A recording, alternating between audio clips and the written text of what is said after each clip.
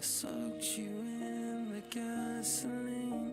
I'll never need an enemy again, again, again, again.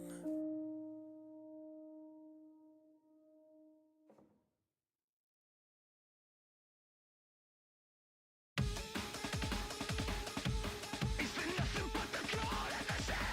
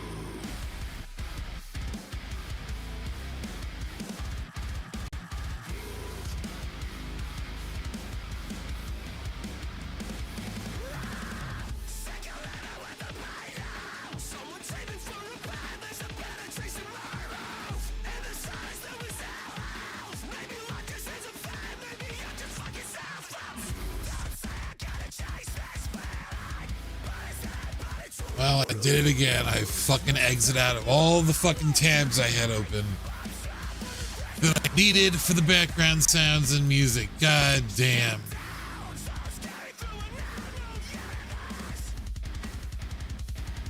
So let me, I need to save them in their own group so I can just fucking open them quickly.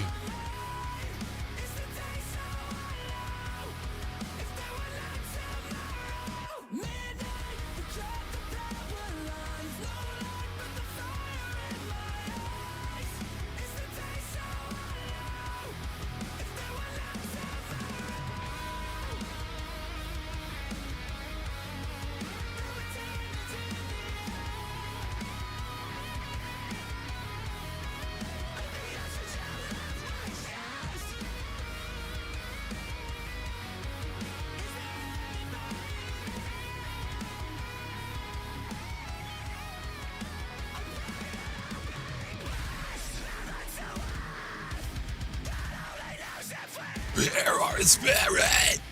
Lower to die. There's nowhere to go and the sky is the limit. Dig it. Nowhere to go.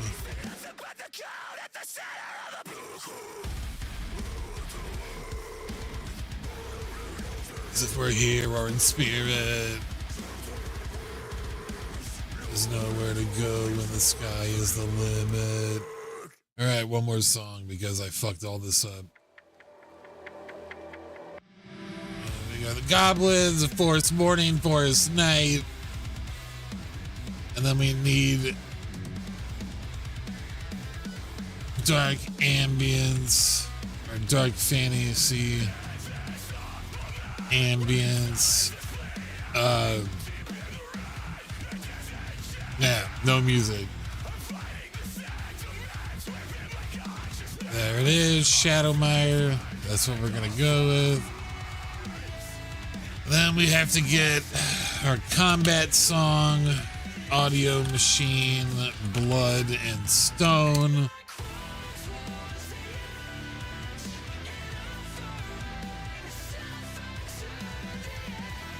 Pause that. Then we need one more. The carriage sounds.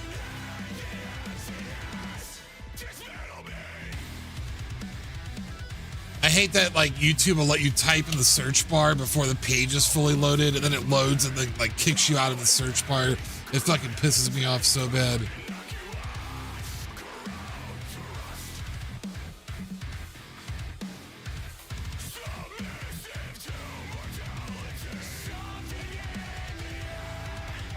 Like, how come you're not famous yet? All right, we're almost ready. How come they show you?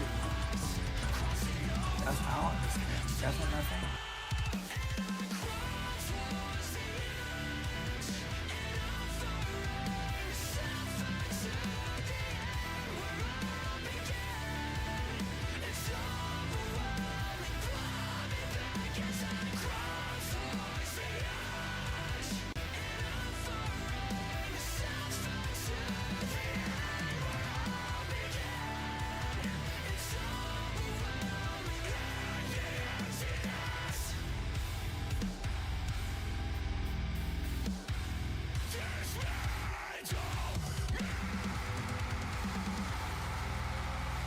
All right, well, we're ready. I'm stopping the music. We're going in, and we're just going to go ahead and get it started. So let me just get to the right song. Everything should be set up. I hope it is, and let's go. And good morning. I'm Joshua Stevens. Whether you're a chatter or lurker, just stopping in, I'm glad to have you here. Today, we're going to continue the edit on Essence of Lizyra, Mirror's Edge Volume 1. I'm right at the stage where I'm about to have the demo printed up, but I wanted to do some last minute edits because I know there's some in there. And there's a few I've already missed, but I'll go back and clean them up from the previous chapters we did last night. So, yep, enjoy. Thank you.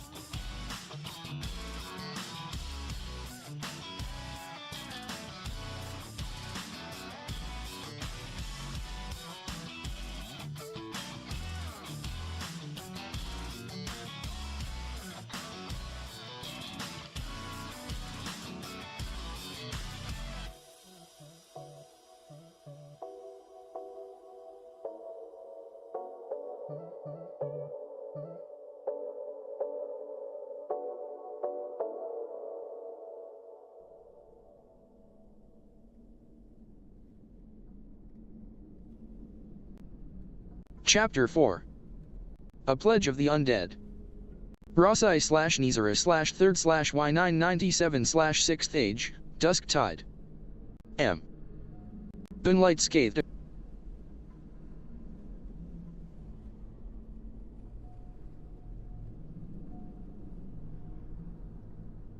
Scathed across the jagged peaks of a crescent-shaped mountain range, casting a foreboding glow over the decayed remnants of a once vast and thriving kingdom, formerly cradled in its protective embrace.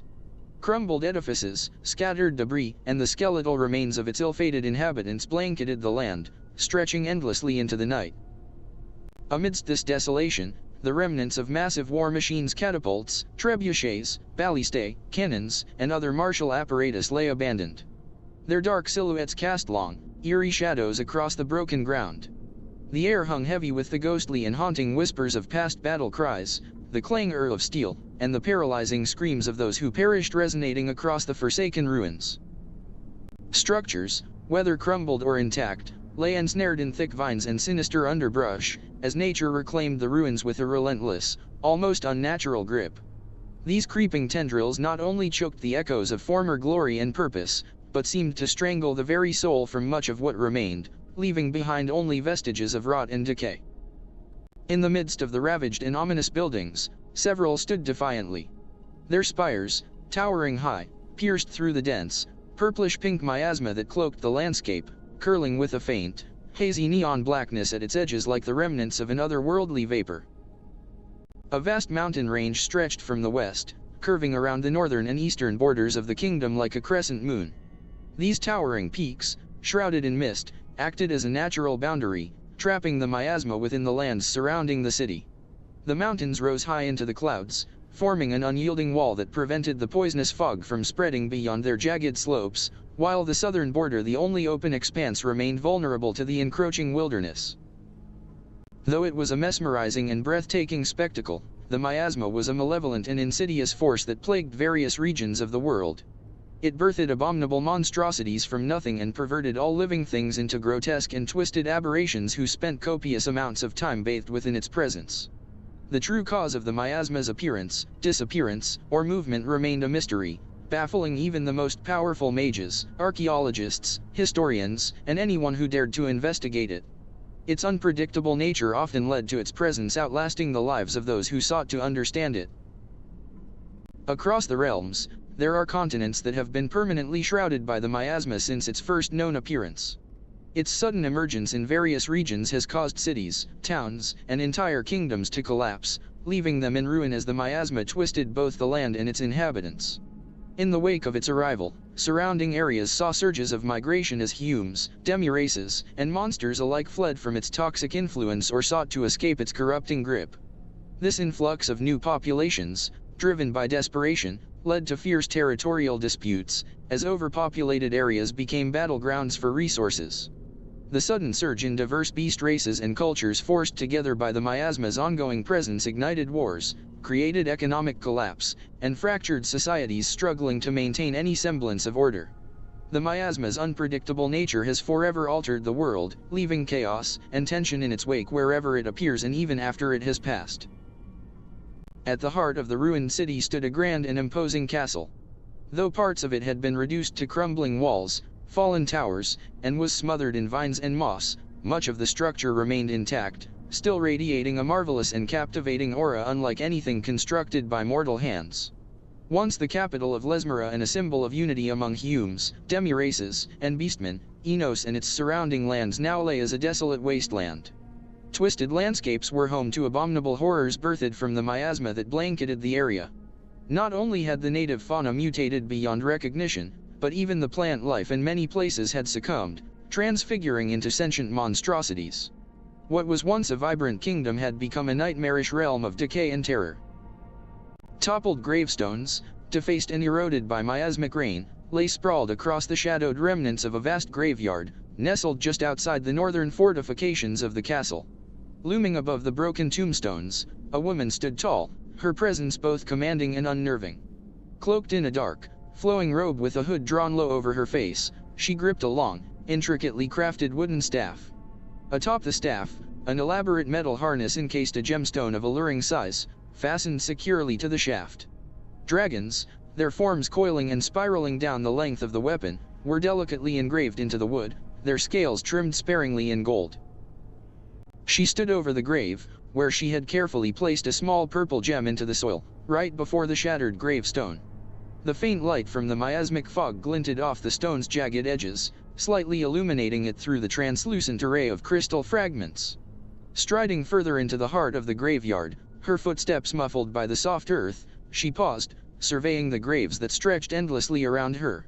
Each plot was marked with a purple gem, half buried in the dirt, the faint glow from each stone flickering like the last remnants of forgotten souls that lay buried beneath. With a decisive motion, she drove her staff into the ground, the gemstone atop it catching the dim light. From beneath her robe, she drew forth a tome, its pages worn and aged, the edges frayed from time. She flipped through the ancient book with practiced ease, finding the passage she sought.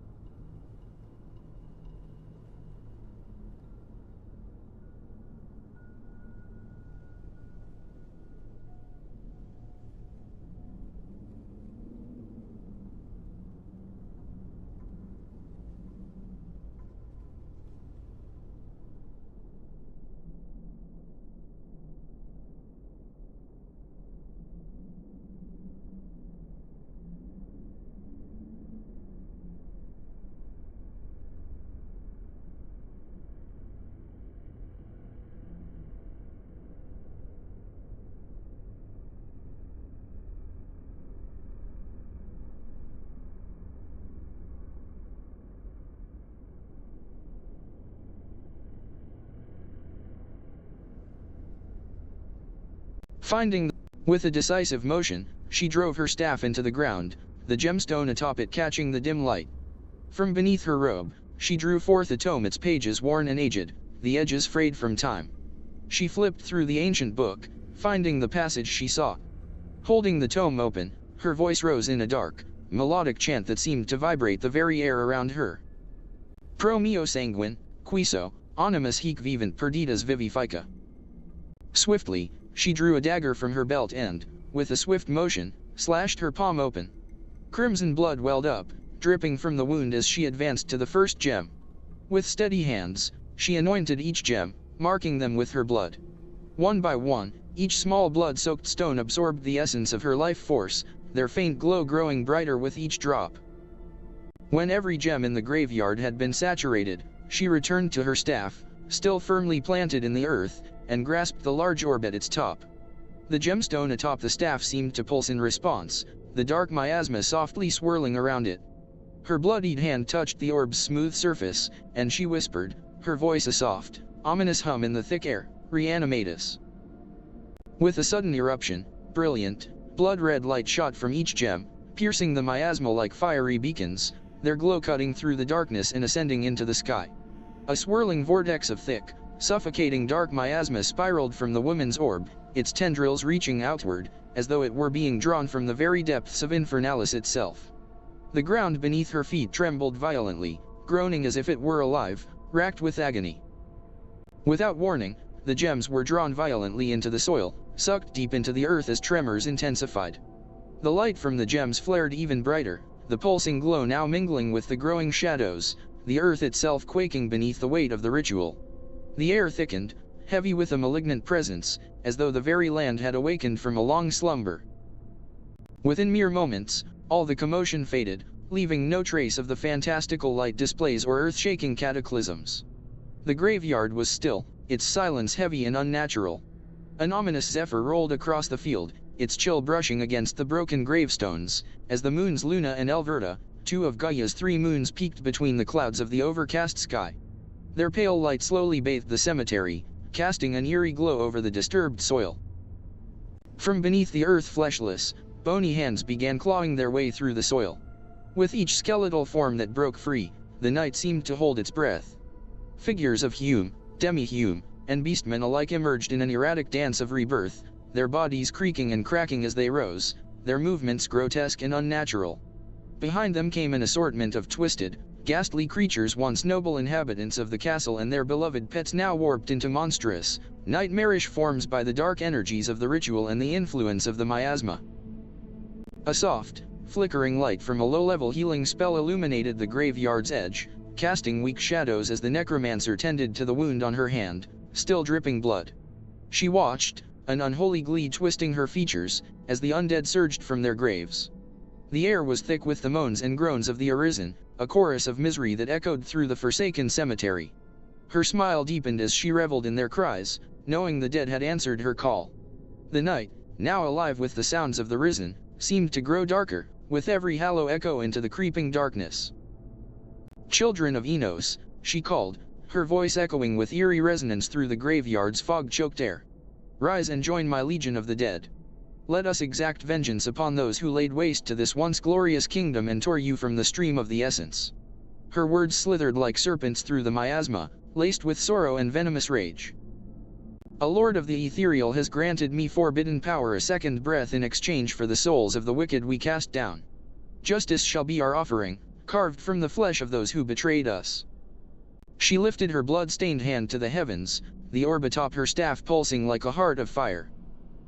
"The dragons who once soared above these skies, and all who dwelled within Enos, were butchered, your songs of peace silenced by cruelty and envy. But no longer. We shall bring ruin upon every kingdom that turned their blades against us.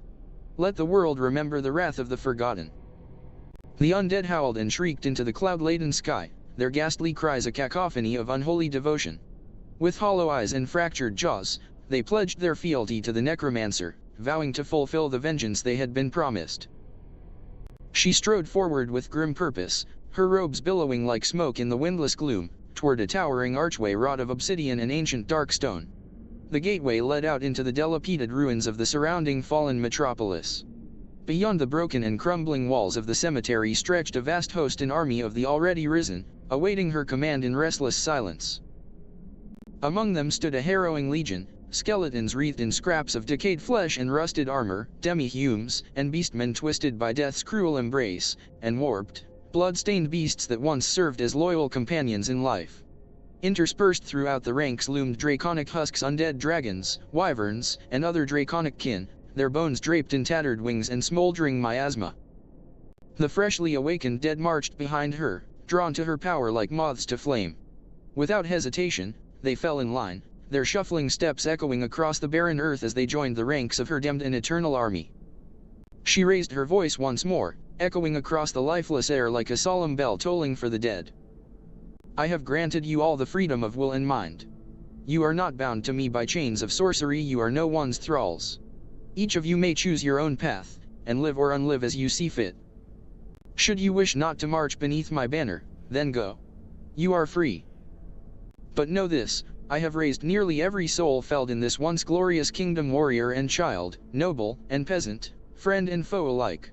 Even those who once stood against us, who perished beneath the banners of false kings and corrupt lords, manipulated by greed and blinded by lies. I have awakened them too. And still, I would be honored to have you beside me, not as servants, but as kindred spirits of vengeance, as flames reborn from ruin. Choose freely, but choose wisely." As she rallied her legion of the dead, the air shimmered like a heat mirage, bending the veil between worlds. From the ether, two figures cloaked in shadow emerged beside her, falling to one knee without a word, an unspoken vow of unwavering fealty. Their long, sable cloaks whispered against the ground, blurring their forms into the midnight gloom. They knelt like sentinels born from the abyss, their presence near identical in eerie symmetry that radiated both mystery and dread. Yet one small detail betrayed their sameness. From beneath the hood of one, a single braid slipped free, a silken lock catching the moonlight like a strand of defiance, a quiet rebellion against the conformity of their grim and identical attire. A voice, rich and resonant, shattered the silence like a clanging bell. "Your Highness," they began, each word steeped in solemnity, "we come bearing grave tidings. From the southern reaches, a vast host of mercenaries advances. It seems the spectacle of lights that pierced the heavens has drawn their curious and covetous gazes. The air hung heavy with the weight of his words, foretelling a gathering storm on the horizon. The necromancer's lips curled into a satisfied smile, her eyes glinting with sinister delight at the news. "Perfect," she murmured, her voice a melodic whisper laced with malice. "Let us see how much devastation our newly acquired brethren can bring." She turned from her informant and faced the gathered dead, the warmth draining from her expression as command settled over her like a mantle. Her posture straightened, her presence sharpening as she raised her voice to carry across the assembled ranks. "I have received word," she proclaimed, "that a company of soldiers dares approach intent on reclaiming our stolen souls. Fools, every last one of them. Let us show them the true face of justice, vengeance reborn in death. And when they fall..." Her smile returned, slow and terrible. "We shall welcome them into our ranks." Within moments, a veil of silence and shadow descended upon them. One by one, the soldiers of the dead vanished from sight, their forms shrouded by an ethereal cloak. The air grew still, and all sound was dulled to a ghostly murmur no louder than whispers drifting from forgotten graves. Moments waned in eerie stillness before the silence was shattered first by the thunder of heavy boots, then by the groaning clatter of wagon wheels grinding stone and bone beneath their crushing weight. The ground trembled as a formidable host of mercenaries emerged from the gloom, their approach heralded by the rhythmic din of disciplined movement and iron resolve.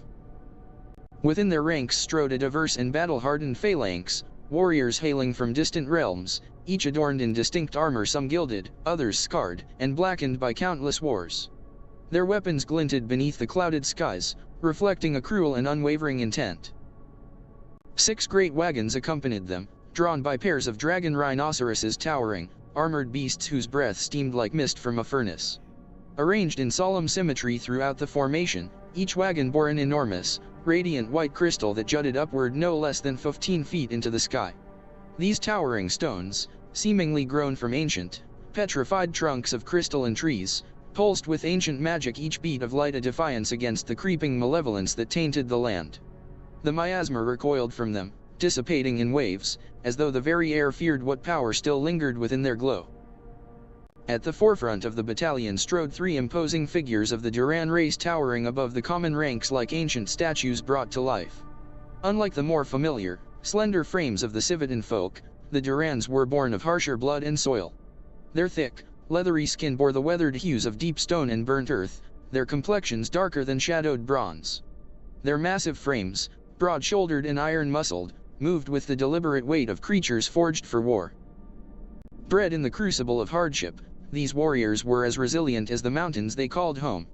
Their presence alone exuded a quiet menace, a reminder that not all strength lies in numbers, some is carved into the bone, and some etched in the soul by generations of endurance and pain. Flanking him on either side were 2 warriors, slightly less encumbered by armor, garbed instead in reinforced leather adorned with glinting metal studs and plates. Though lighter in attire, their presence was no less menacing. Their crimson cloaks matched the commanders, and their weapons were no less imposing. One bore a long, wickedly curved halberd, the other, a spear with a blade far broader and crueler than the standard issue carried by the imperial legions. All 3 bore hair as dark as obsidian, though worn in different lengths, windswept and wild or tightly bound. Etched into their armor, shining like buried fire, was the sigil of a diving golden hawk, the mark of Aurelier, a neutral southern kingdom whose past allegiance once lay with Enos. Though no longer sworn to his banner, the legacy of that loyalty lingered, now tainted and complex, like blood stains that refused to wash away. A disciplined host of mercenary soldiers marched in formation behind the 3 commanding Durans, their numbers nearing 200. Their armor clinked in rhythm, boots crushing stone and soil with each synchronized step. The air hung thick with anticipation, pierced only by the soft growls of 6 great white dire wolves trailing the rear guard. Towering beasts with alabaster fur like moonlit snow, they moved with predatory grace, their eyes glowing faintly.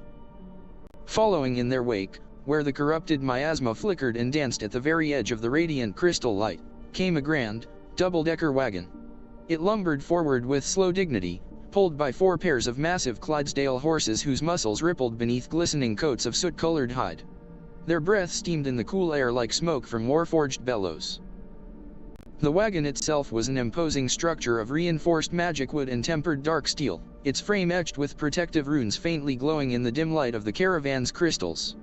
A massive canopy sewn from the cured hide of dragon rhinoceros loomed atop its 2 stories. Within its enclosed walls lay an intricate interior rooms tucked behind carved doors, each connected by a narrow central hallway that stretched the length of both levels. A slender spiral staircase of dark-stained wood rose like a twisting spine between floors. Halfway up the winding stair was a modest corridor leading to the coach's quarters, a forward-facing alcove partially enclosed by the dragon rhinoceros hide canopy, its design reminiscent of the bow of a seafaring vessel. From this vantage, the reins extended out through slits in the structure, granting the driver both control and visibility. Though shielded from the elements, the space was still exposed enough to catch the acrid tang of miasma-laced wind as the caravan creaked ever onward into the heart of the cursed land. Each chamber within the twin floors of the great wagon was dedicated to the art and machinery of war. Along the walls, rows of forged steel weaponry and battle-worn armor gleamed beneath lanterns enchanted with soft, blue ghostly flame. Some rooms were overflowing with sealed crates marked in foreign tongues, brimming with gunpowder cartridges, musket balls, and the alchemical charges of flintlock artillery. Others bore racks of quivers, meticulously arranged by arrow-type barbed, flaming, poisoned, and quarrels of silver-tipped bolts designed for piercing enchanted hide and necrotic bone alike. A few chambers, sealed tighter than the rest, were insulated with thick padding and lined with arcane coils. These were cooled by a network of steam-powered condensers discreetly housed atop the wagon's upper deck, hidden beneath its canopy. These devices hissed softly in ceaseless operation, venting chilled mist into the rooms, which clung to the air like crystallizing ghost breath. Within these icy vaults, racks of butchered meats, elk, boar, fowl, and more exotic fare hung from iron hooks, preserved alongside baskets of rare fruits and carefully packed perishables. At the far end of the second floor's narrow corridor sat a smaller, reinforced chamber built entirely of blackened steel. Inside, a squat but sturdy stove crackled with life, its belly fed with coal and magically dried timber. It was the heart of the wagon's arcane engine, a furnace that powered the cooling units above and the gentle thrumming steam lines that ran through the floorboards. The stove's exhaust was cleverly routed, it climbed through the roof and beneath the canopy, eventually finding its exit through a rusted iron smokestack that jutted at a slant from the wagon's rear. From its crooked maw, a thin, black plume drifted into the sky, reeking of burnt oil and iron. Marching along the desolate edge of the ruined city, the mercenary company cast long shadows beneath the ghostly glow of the twin moons, one blue, the other green, still partially visible through the swirling veil of miasmic overcast. In the distance, the crumbling silhouette of the former Enosian capital's grand royal castle loomed, its spires eclipsing the jagged remains of the once mighty military citadel that lay behind it. As the caravan drew near the decaying graveyard that sprawled beyond the city's western reach, a small detachment of soldiers broke away from the main formation. They approached the cemetery's most dilapidated wall, now little more than shattered stone and creeping ivy. The rest of the company began to fan out, flanking the graveyard's northern perimeter where the walls, though time-worn, still stood firm and towering, impassable for the heavy, crystal-bearing wagons. From the lead wagons, the radiant white glow of the colossal arcane crystals spilled out over the land, bathing the cemetery's border in a spectral light. The glow reached over the stone and obsidian wall, casting an eerie luminescence onto the earth beyond. Under its pale watch, the soldiers entered through a massive arched gateway now cracked and weathered by unrelenting force of time and war. Their boots crunched over jostled gravestones, decayed offerings, and plots of recently disturbed soil. The light from the radiant crystals pierced through the miasma like divine spears, casting away the choking gloom to reveal a grotesque landscape once veiled by shadow. What was once a sanctuary of solemn rest had become a profane garden of corrupted beauty and architectural splendor of Gothic design, now twisted and ravaged by nature's miasmic-influenced rebellion. Towering, mutinous trees spiraled unnaturally high above the cemetery walls, their trunks warped and gnarled like the knotted limbs of forgotten titans. Their bark was cloaked in veils of sinewy, web-like growths that shimmered with an unnatural, luminescent hue, pinks and purples pulsing like diseased veins, forming pustules that throbbed with a life of their own. These flesh-like tendrils slithered across the native fauna, clinging to them as condensation moisture clings to the chilled glass of a freshly drawn mug of ale. At the bases of these abominations, a vile carpet of fungus choked the soil. Heinous mushrooms, bloated and slick with decay, clustered thickly around roots and spilled over the cobblestone pathways like exposed entrails. They twisted unnaturally, some gently pulsating, others gaping open to reveal toothy, spore-ridden maws, exuding an acrid stench that clung to the nostrils like rot. Two men clad in the sacred regalia of Aurelian white knights emerged from behind the crumbling remnants of a wall near the cemetery's easternmost entrance. Their pristine armor, now dulled by ash and time, still bore the proud heraldry of a forgotten order. In one hand, each man held a drawn sword that shimmered faintly beneath the moonlight. In the other, they bore torches not flame-bound, but crowned with radiant white crystals that pulsed like captive stars. These lesser kin to the wagon-mounted monoliths blazed against the encroaching gloom, casting a sanctified glow that forced back the tendrils of lingering miasma clinging stubbornly to the edges of the shadows. A low, continuous, unsettling murmur carried on the air. It echoed like the distant din of a bustling town square, the indistinct chatter of a crowd teeming with life. Yet all around them, the world remained barren. Every direction they turned revealed only desolation, no villagers, no soldiers, no souls. Only the twisted, grotesque terrain met their eyes, pulsating softly in the torchlight like a slumbering wound. One of the men broke the silence. "That's strange, it sounds as though a crowd has gathered not far from here, and yet," he swept his torchlight across the desolate cemetery, "I see no living soul in sight." The other turned, his expression grim behind the glow of his crystal-lit torch. I hear it too. But not so much as a beast or bird have stirred since we arrived. I still cannot fathom that this place, this ruin, was once the great capital of Lizyra." He adjusted the weight of his breastplate and shifted his crimson-lined cloak. "Did you ever come here as a child, before the purge?" The first soldier's tone grew sharp, cold. "Still your tongue. We've no time for memories of what was. These lights, these beacons, we tracked them to this very site, and yet all lies in stillness. No heat, no movement. Only this damnable air." He exhaled slowly, his breath curling into mist beneath the chill of the night. He dropped to one knee, torch held aloft as he brushed a gloved hand across the soil. The ground was freshly disturbed, the graves unsettled not just by time, but by something more recent, something deliberate. As he examined the loose, torn earth, his eyes moved across the rows of tombstones, noting the subtle, repeated signs, overturned soil, fractured headstones, clawed markings upon the stone. From the gloom behind the two white knights, the three Duran commanding soldiers emerged. The two white knights straightened instantly, standing at attention as the armored titans approached.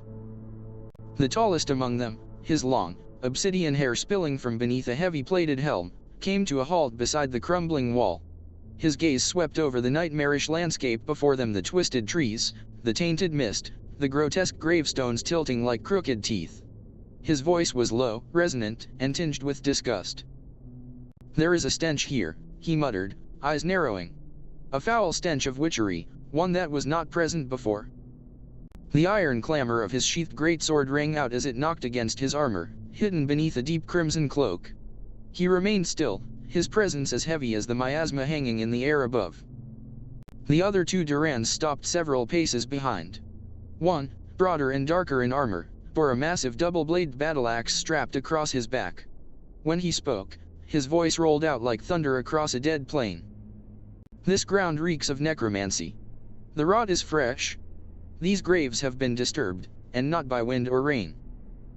The third Duran, regal and imposing in her own right, carried a formidable staff-spear hybrid, its long wooden shaft carved with runes, and crowned where blade met wood by a gleaming, embedded crystal that pulsed faintly with arcane energy. She turned with measured grace, her cloak fluttering as she signaled to the two white knights.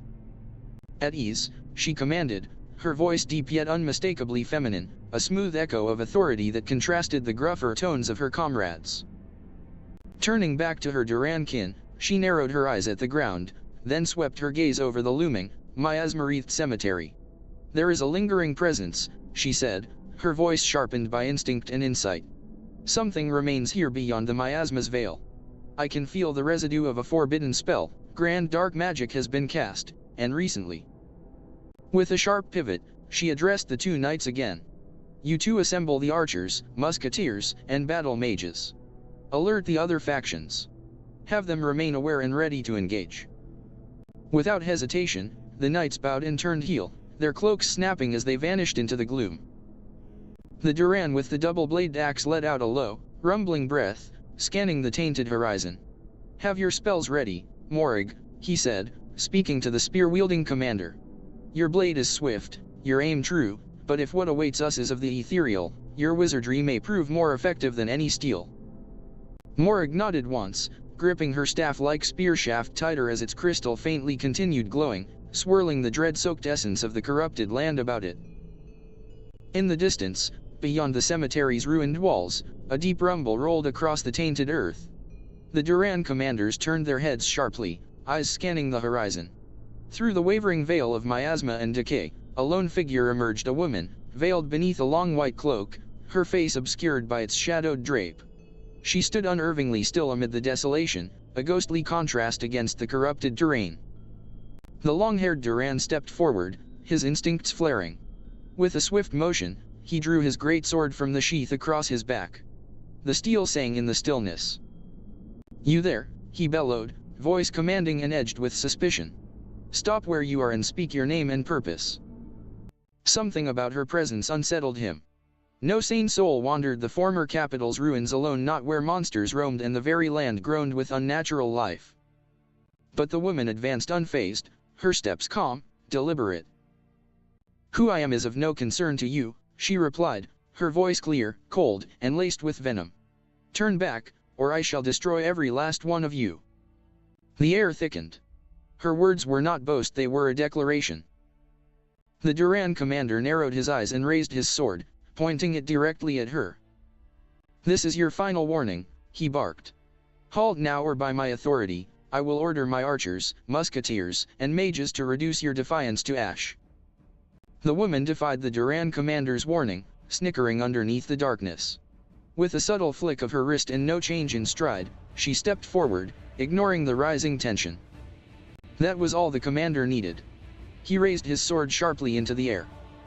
"Send," he shouted. A deafening wave of release echoed as every archer and rifleman unleashed their volley. Steel-tipped arrows and musket balls screamed through the cold night air toward their lone target.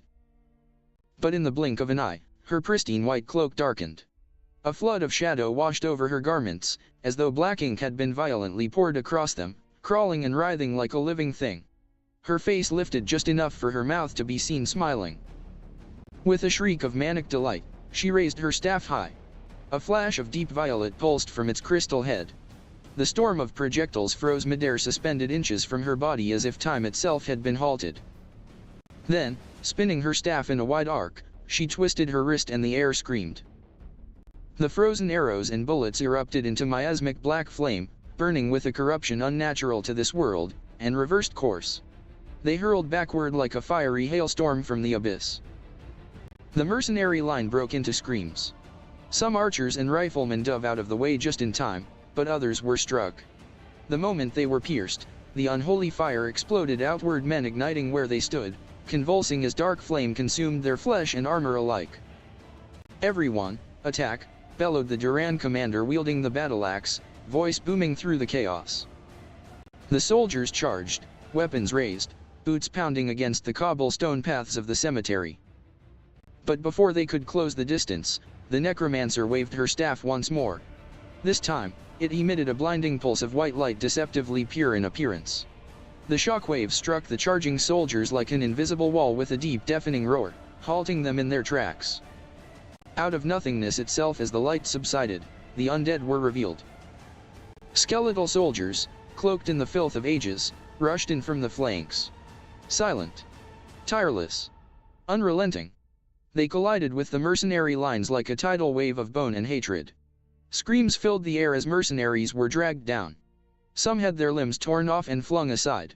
Others were pinned, their throats slit with jagged rusted blades, or their bodies mutilated by ancient skeletal claws.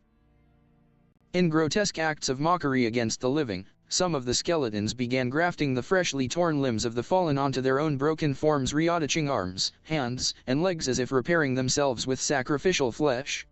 Others stretched strips of skin and muscle across their barren bones, as though trying to mimic life, slapping the wet tissue onto their exposed rib cages and hollow sockets. The battlefield had become a grotesque theater of undeath. The mercenaries' formation shattered, overrun by the grotesque surge of dark magic and cannibalized bodies. Men screamed as the earth trembled beneath the thunderous steps of monstrous undead. Towering over the battlefield, colossal orcs and trolls resurrected from the annals of ancient wars smashed through the mercenary ranks. Their bloated, rotting flesh clung to cracked bone like wet parchment.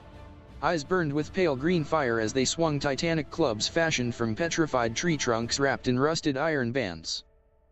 Each swing shattered bodies like insects. Blood sprayed in arcs across the carnage. Shields crumpled while bones snapped and twisted in agony. "What the fuck is happening?" one soldier shrieked, his voice cracking into madness as chaos. "What the fuck is happening?" one soldier shrieked, his voice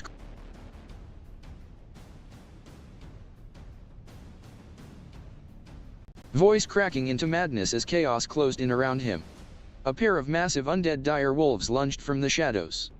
Their jaws, filled with yellowed fangs, clamped down with brutal precision, one taking his legs, the other his upper half. The man's cry ended in a wet gurgle as the beasts tore him in two. They didn't pause. They fed. The sound of crunching bone and tearing meat blended with the cacophony of the battle.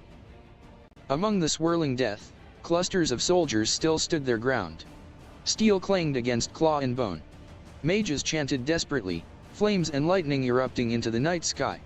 Arrows pierced the air, sometimes finding their marks. The long-haired Duran roared as he drove his great sword deep into the throat of a massive undead orc, the beast still dripping with the gore of the soldier it had just crushed beneath its ancient granite maul. The orc staggered, choking on its own black ichor before collapsing to its knees only to erupt into a plume of fiery ash as a blazing fireball ripped through its back, cast by Morag's gleaming spear mid-twirl.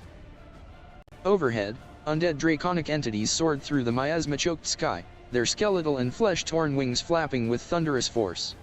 From their twisted maws spewed a thick and bubbling miasmic black magma, thick and bubbling, raining down upon the caravan's remaining wagons.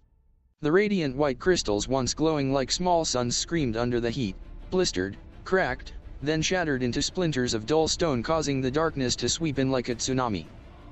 With the crystals destroyed, the protective light that had repelled the miasma vanished. A suffocating shadow fell across the battlefield while the undead ravished the living. The long-haired Duran turned with urgency in his eyes, his voice rising above the chaos. "I don't know where all these undead came from, but if we don't retreat now we'll be annihilated." With a burst of speed, he charged forward, cleaving through one of the colossal trolls. His blade arced cleanly through the beast's throat, severing its head mid-roar. He leapt off the falling corpse's shoulder, landing in a roll behind another, slashing both tendons with practiced precision.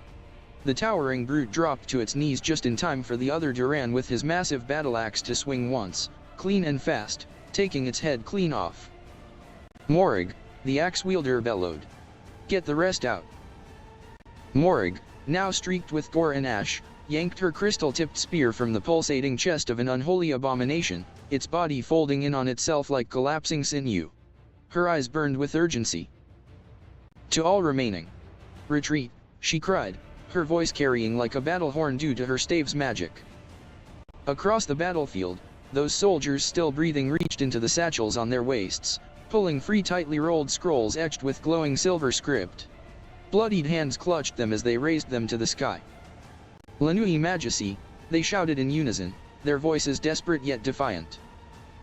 The scrolls burned away in their grasp, curling into embers as a radiant blue light burst around each soldier. One by one, in flashes of magic and light, they vanished from the battlefield, escaping into the ether. The Duran trio stood their ground for only a moment more, covering the retreat. Then, as more abominations closed in, they too each withdrew a scroll. Morag the last to speak the incantation, her spear raised defiantly as the skeletal remnants of the undead horde surged forward. "La Nuit Majesty," her voice rang out as only ember and ash remained blowing away with the wind.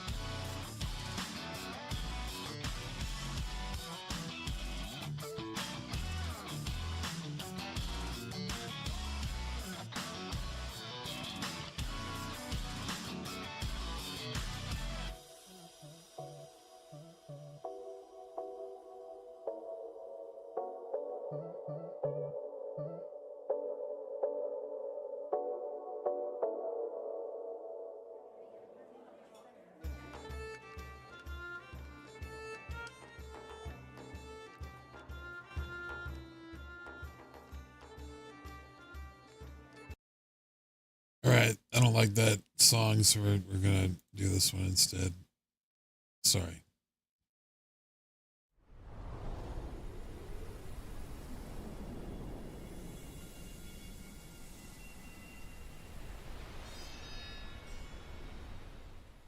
Chapter 5.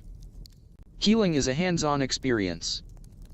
Looney/Lizyra/6/Y997/6th age, Midsol. S. Unlight poured in through the wooden shutters, bathing the room in soft golden warmth. Lizyra slowly opened her eyes, blinking away the haze of sleep. She sat up, instinctively glancing down at herself only to find she was entirely unclothed, save for a meticulous wrapping of white bandage cloths that ran from the base of her neck to her ankles. At her feet, Isaac sat in a wooden chair and lay sound asleep, his head resting just shy of her toes. Next to him, Gwen had similarly passed out, curled with her head near Lizyra's shins like a napping cat. The room they were in was cozy and remarkably well kept, with the scent of fresh linens and herbal salves lingering in the air. Plush rugs and carved wooden furniture filled the space, and warm sunlight danced lazily across the walls. In the corner, seated in a high-backed chair with his arms crossed and eyes half-lidded, was Osiris. Onyx was sprawled out on the adjacent bed beside him, snoring softly. Perched atop Osiris' head, a high-pitched, chipper voice chirped, "You're awake. Thank the stars, Osira." Esmeralda, the ever-bubbly fairy companion of Gwen, fluttered down and settled gently into Osira's lap. Her translucent wings twitched as she added, "We were starting to worry. Kitsune said you spoke to her right after her healing spells, but after we found you in the woods and brought you back, you've been out cold for nearly 2 full days." Osira blinked again and slowly wiggled her toes. Then she tested her arms, including the one that had been fractured. To her surprise, everything moved smoothly without pain or resistance. "Huh," she muttered. "Seems like Kitsune's magic worked wonders, and maybe I just needed a ridiculously long nap." She stretched her arms high over her head, letting out a yawn that echoed through the room. Oddly, no one else stirred.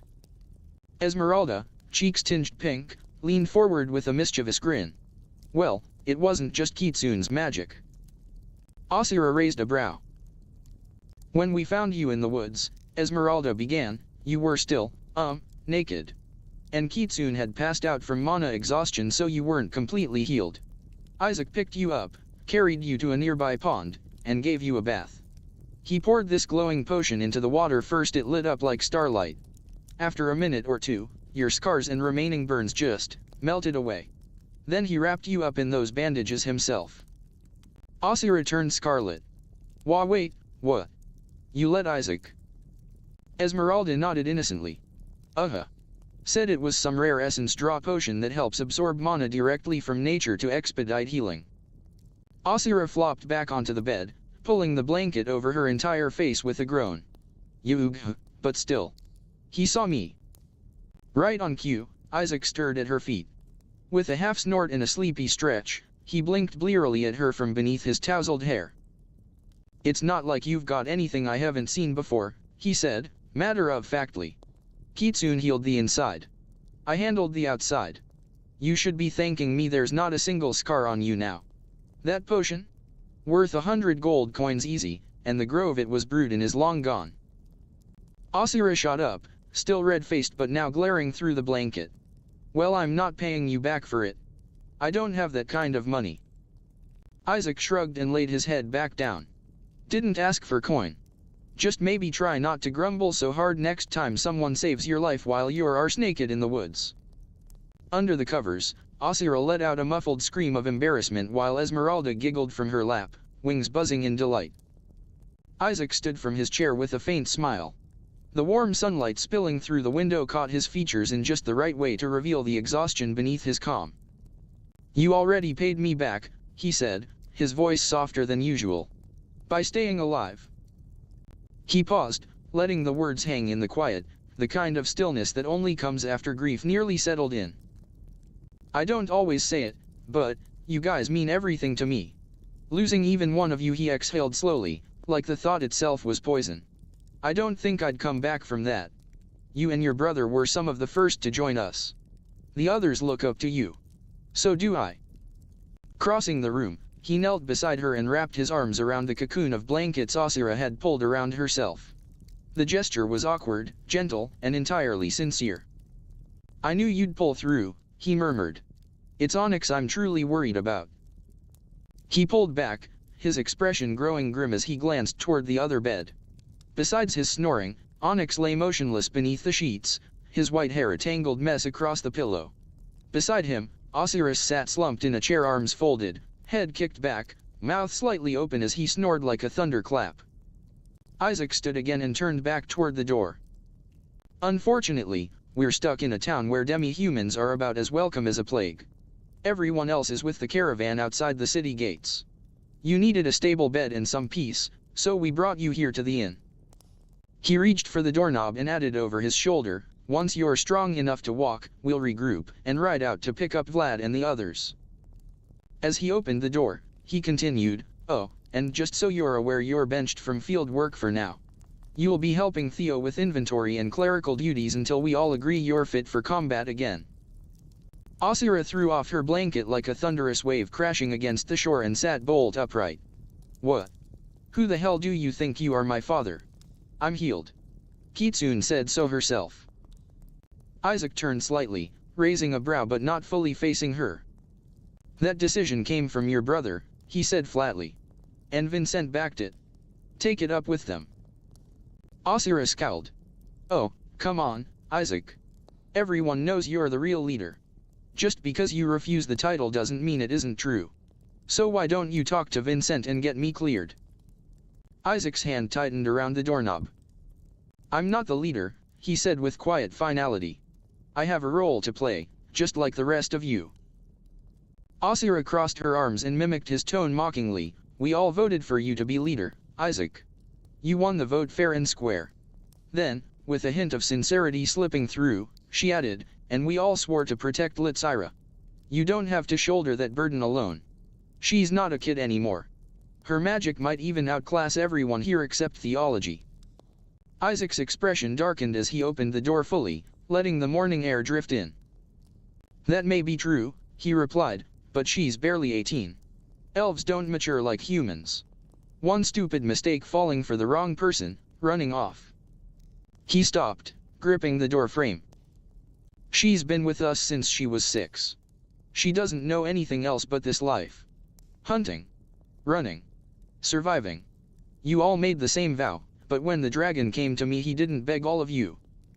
His voice dropped, heavy with guilt and memory. "He begged me. A dragon. Asking a human to protect his child and Lizyra." Isaac looked back just once, his eyes far away. "What kind of world have we built, when a dragon begs a man for anything?" And with that, he stepped through the door and closed it softly behind him. The room fell still, heavy with the weight of things unsaid. Then something warm wrapped tightly around Lizyra's ankles. She looked down to find Gwen coiled around her feet like a kitten, eyes still closed but voice muffled by sleepy contentment. "I'm so glad you're okay, Lizyra," she mumbled. "I would have been so sad if you didn't pull through." Her eyes fluttered open just enough to look up at her. "Even though Kitsune's healing is strong, you took a beating. Broken bones, deep burns. You scared us." Lizyra sighed and leaned down, brushing a hand across Gwen's tangled hair. "Sorry to worry you," she whispered. "Guess I'm not as indestructible as I thought." Lizyra beamed and stretched her arms high above her head. "Looks like everything's turning out just fine on my end. So there's absolutely nothing to worry about." She leaned forward mischievously, her eyes glinting with a childish spark, and reached out to grab Gwen's cheeks with both hands, squishing and stretching them playfully. The young elf squirmed and kicked softly beneath the blankets, trying to wriggle away. "Stop that. Cut it out," Gwen squeaked. Lizyra laughed and teased, "What a beautiful little elf girl you are, worrying about little old me." Just then, the door creaked open. Isaac stepped in, arms full with a bundle of neatly folded fabric. He crossed the room without a word and held the clothing out to Lizyra. "Here," he said. "I salvaged what was left of your tunic and cloak. Added some extra fabric, reinforced the seams, and patched up the damage." Lizyra took the bundle, her eyes going wide as she unfolded the garments. Her once all-green cloak and tunic were now masterfully reworked into a stylish blend of forest green and deep black. The stitching was seamless, the layering elegant, an adventurer's ensemble with purpose and pride. Isaac nodded toward the fabric. Theo enchanted it. You've got some extra resistance to explosions now. Might save you next time you go playing with arcane toys again. Asira's lip quivered as her eyes welled up. Without warning, she sprang up from the bed, her blanket slipping down and bandages unraveling dangerously as she launched herself into Isaac's arms. "Oh, Isaac. Why don't you just marry me already?" she squealed. "You've already seen me naked. And even though I'm twice your age, I want you to make my clothes forever." She spun wildly in place, arms around his neck, laughing like a madwoman in pure delight. Isaac, utterly unfazed, gave a flat, quiet response. Falling in love with someone only makes it harder when they die or leave. A beat passed, the moment hanging in the air. Then, from across the room, Esmeralda fluttered down from the windowsill, landing atop Gwen's head with a tiny sigh. "Could you two save your tragic love story for another time?" she groaned. "Vincent is heading down the street right now with a stranger, probably a healer for Onyx. And I'm pretty sure no one in this town wants to hear about a forbidden romance between a full-blooded elf and a full-blooded human." She crossed her arms. "If the townsfolk think you're making halfling babies, we're going to have more than a bar tab to settle, we'll have a mob." Unbothered, Isaac reached into his coat and pulled out a tiny, palm-sized bundle. "I almost forgot," he said, turning toward Esmeralda. "Here. I made something for you too." He held out a minuscule tunic and cloak hand-stitched from the scraps of Asira's original outfit. The tailoring was as refined as any dollmaker's finest craft, and the colors mirrored Asira's new garb. Tiny enchanted threads shimmered subtly under the sunlight sneaking through the window. Isaac's handiwork was stitched into every seam. "Theo enchanted it too," Isaac said. "Same wards. Around the waist are snappable belt loops, you can clip your rings there so they won't slide off during flight." Esmeralda's mouth dropped open slightly as she hovered in the air, stunned. In a blur of motion, she zipped around in a flurry of wings and color before ducking behind Gwen's head to change. Her tiny old clothes fluttered to the ground like discarded leaves. When she landed back atop Gwen's head, she twirled once with a proud little curtsy. The cloak swirled behind her like a noble lady's train. Isaac gave a faint smile. "It suits you." Esmeralda looked up at him, tears threatening the corners of her bright eyes. Her voice was smaller than usual. Why would you do that for me? I thought you didn't even like me." Isaac crouched a bit and met her eyes squarely. "I never said I didn't like you.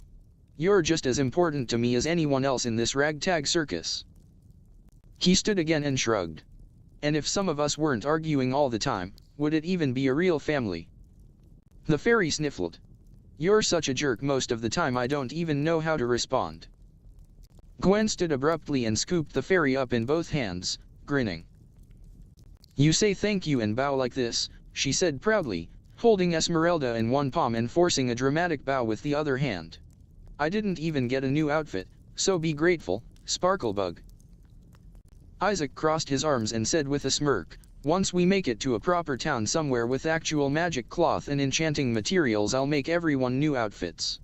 Let's be honest, we've got enough people now, we might as well start looking like an actual regiment. Especially with Theo learning some enchantments that are actually useful for once."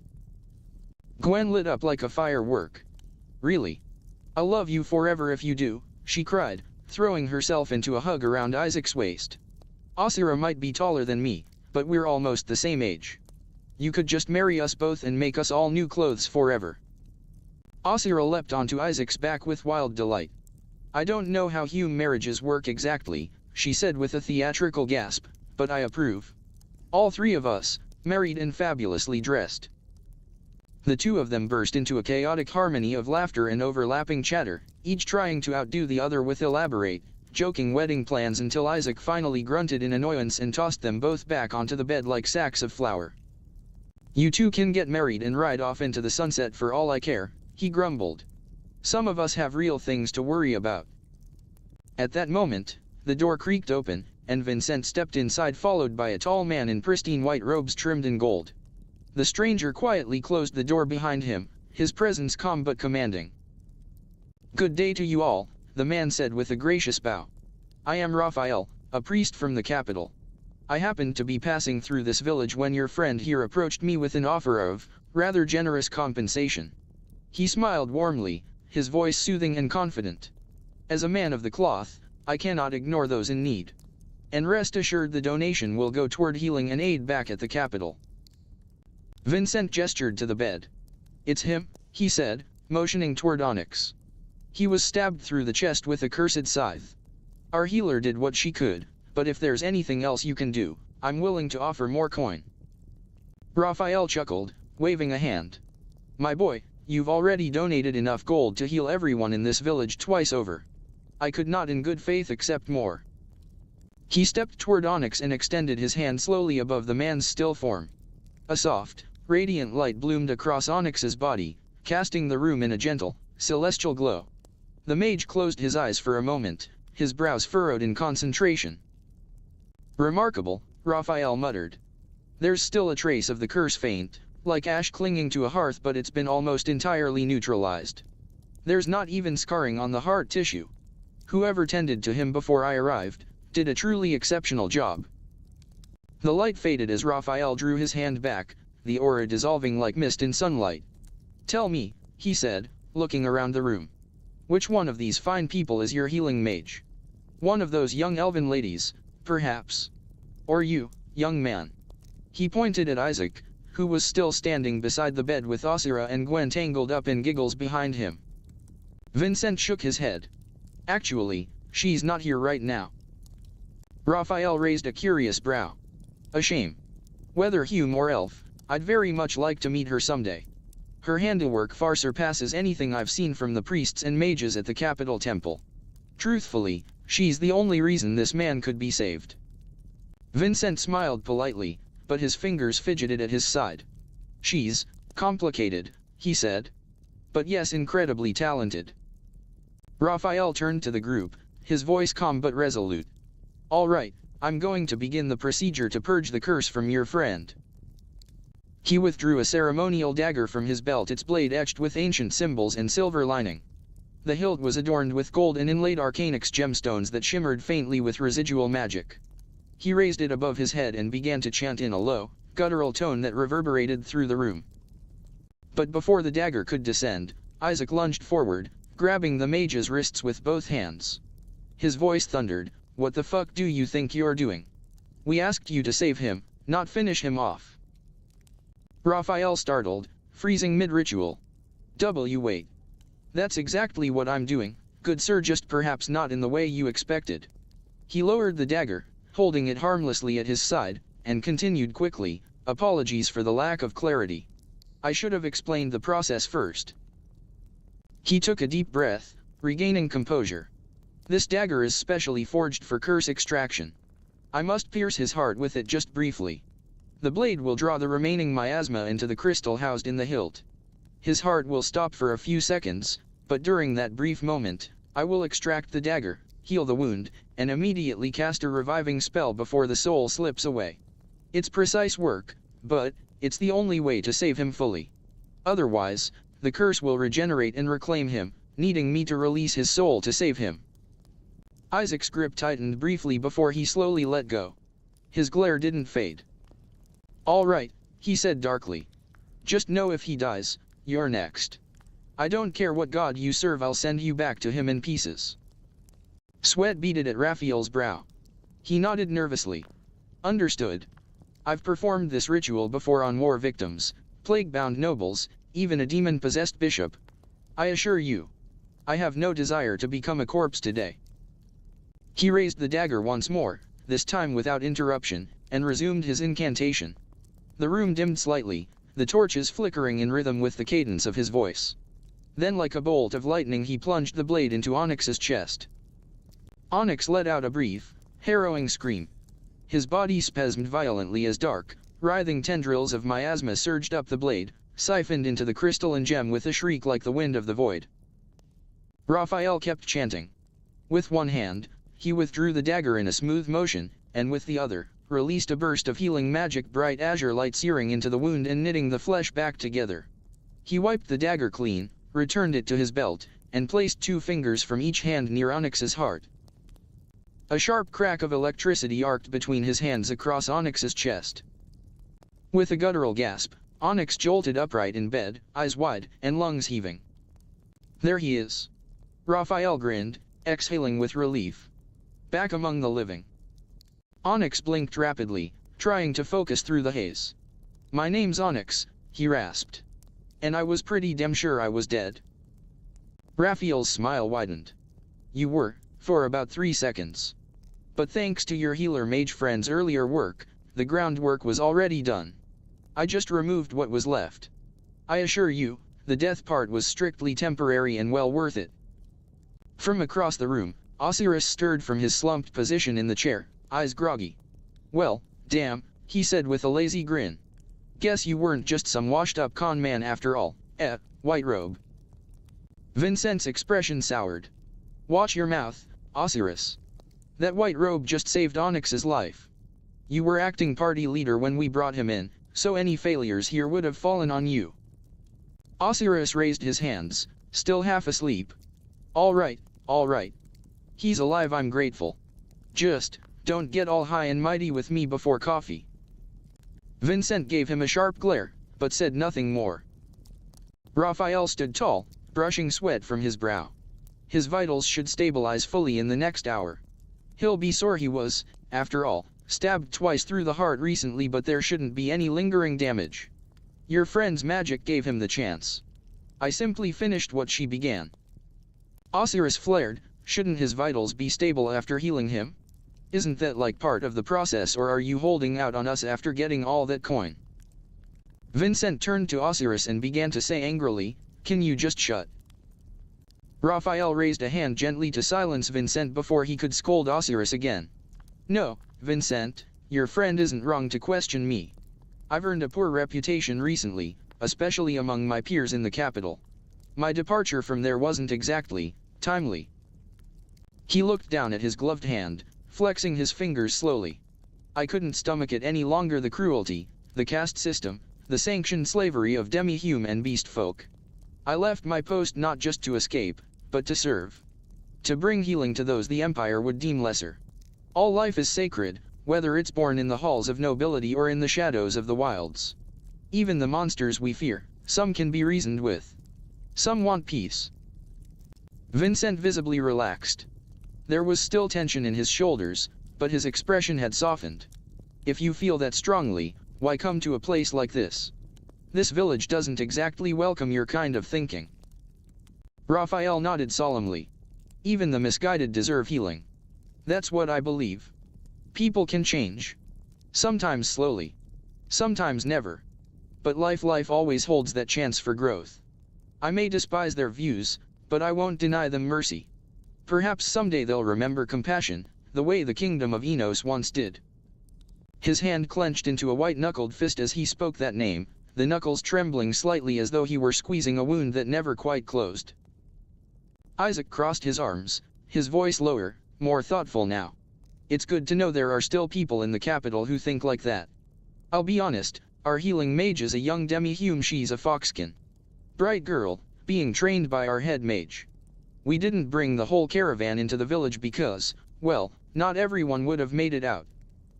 He hesitated, then offered a rare, sincere nod. I was skeptical earlier. Of your methods. Of you. But I misjudged you. I apologize. Raphael returned the gesture with a small bow. There's nothing to apologize for. You were only protecting your people. That's an honor I respect. Then, more quietly, he added, I did lie about one thing, though. Vincent's brow lifted, but he didn't speak. I said I was going to send that payment back to the capital to be donated. But I'm not. If I did, it'd vanish into the Emperor's treasury, never to be seen again. I'll use it instead to make salves, medicine, healing kits. The villages out here need those more than the Imperial coffers do. Vincent gave a small chuckle, shaking his head. Use it however you see fit. You saved our friend. That's all that matters. While the conversation continued, none of them noticed Osiris quietly dressing in the corner. Now fully changed into the new outfit Isaac had made her a striking blend of dark forest green and obsidian black, she approached the sleeping onyx and looked down at him, snoring peacefully beneath the covers. I can just go ahead and delete that, because that was already stated earlier. Even though this description's a little bit better. I'll just go back and change that later. Where it was stated the first time. So where was this? While the conversation continued, let me find that.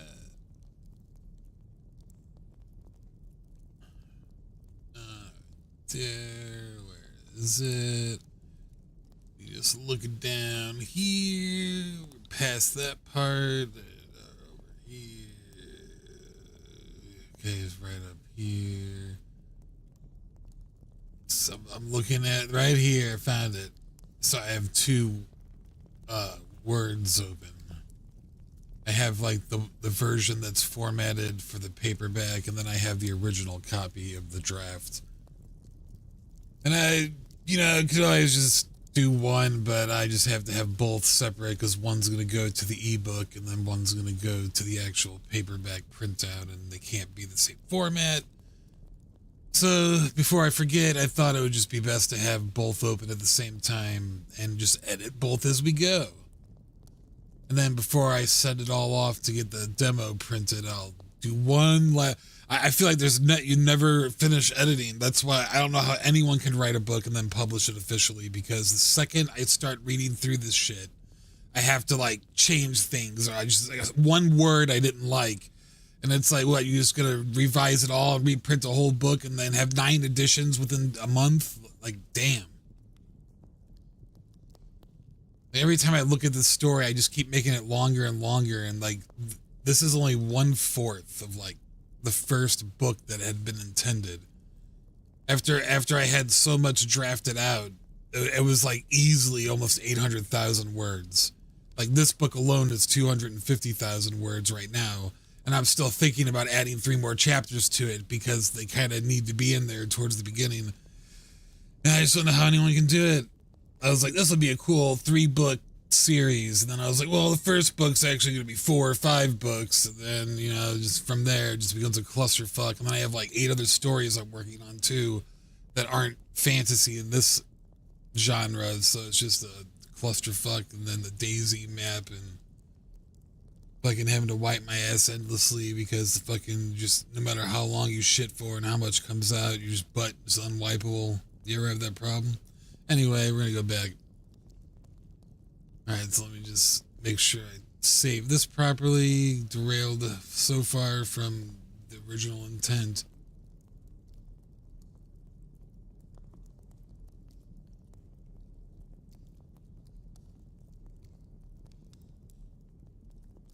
Gotta put a comma right there.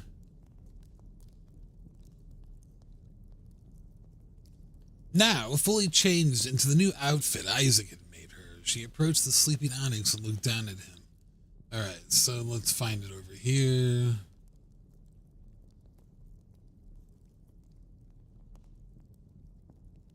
There's a comma. I think that's good. Saved on both sides. She approached the sleeping onyx and looked down. While the conversation continued, none of them noticed Lizyra quietly dressing in the corner. Now fully changed into the new outfit Isaac had made her, she approached the sleeping onyx and looked down at him, snoring peacefully beneath the covers. She glanced over at Isaac, then back at Onyx. I still can't believe he's alive after what happened, it was horrifying. Before the mood could settle too deeply, Vincent gestured toward Lizyra and turned to Raphael again. She took some damage, too. Would you mind giving her a quick pass over with healing? Just to be sure everything's truly mended. Of course, Raphael said kindly. He raised a hand, murmuring a gentle incantation as his palm filled with glowing, sapphire light.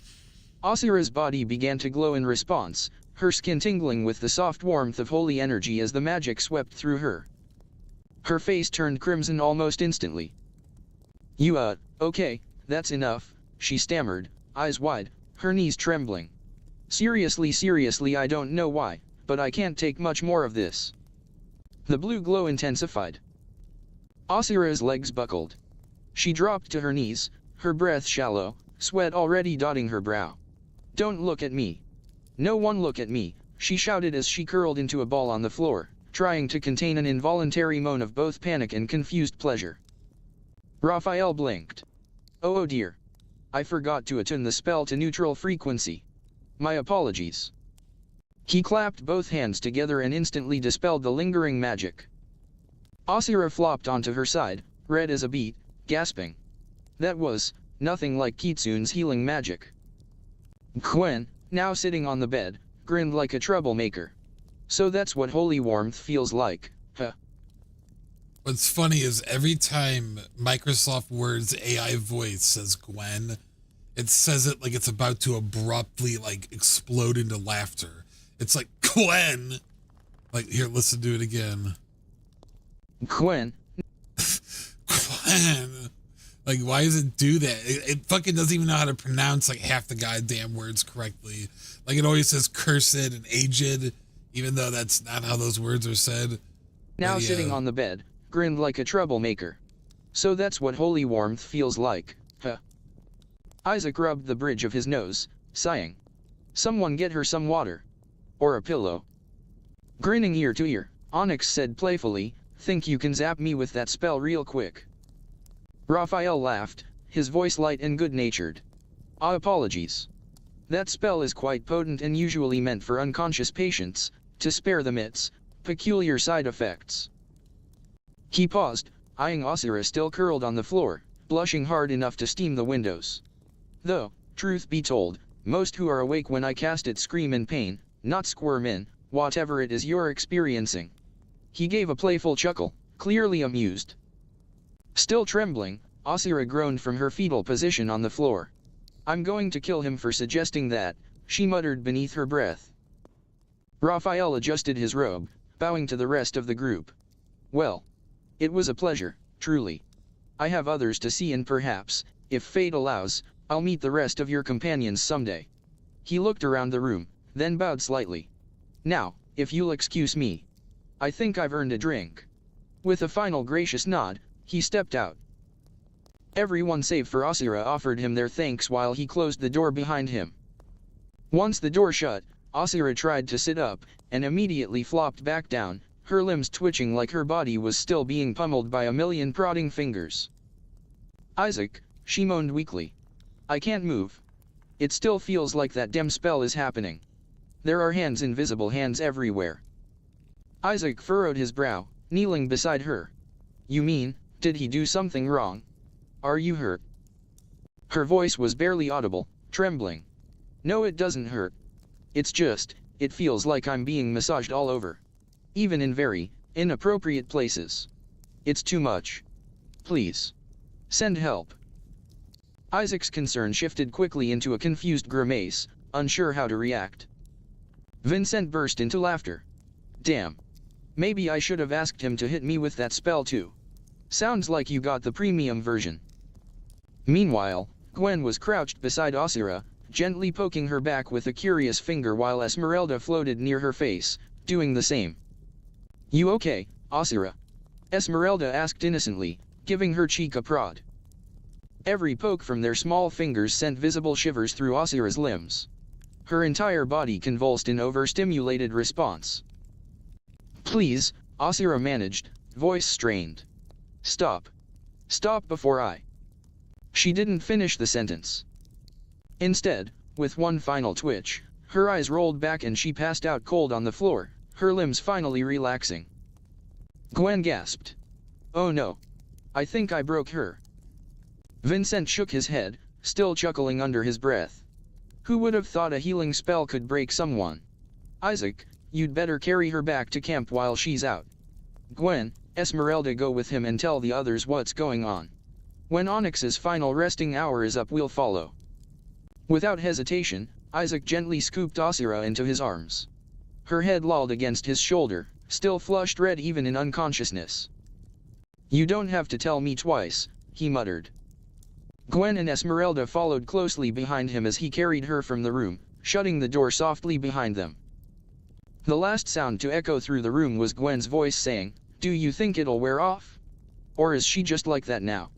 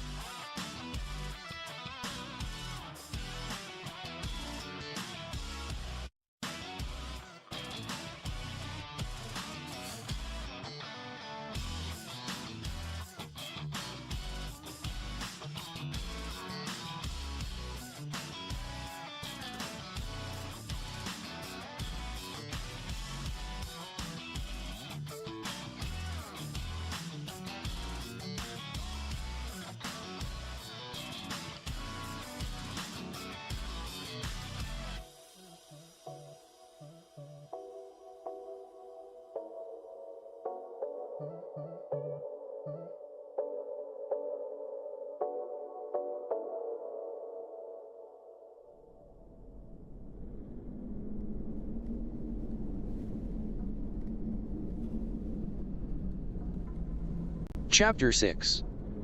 Forged in Sorrow. Looney/Nizera/6th/Y997/6th age, Dusk Tide. Van's face was ground into the dirt as Imperial soldiers hurled torches through the windows of his and his neighbors' homes. The blaze ignited the night with a furious, hellish glow, turning the tranquil village of Karthsworth into a canvas of flame and despair. Rage was the only thing left to embrace his soul as he lay restrained, forced to witness the horror, soldiers holding doors shut, trapping screaming families inside while the fire consumed them alive. Behind him, on a creaking wagon, a small black dragon lay curled in a cage, shivering beneath its wing.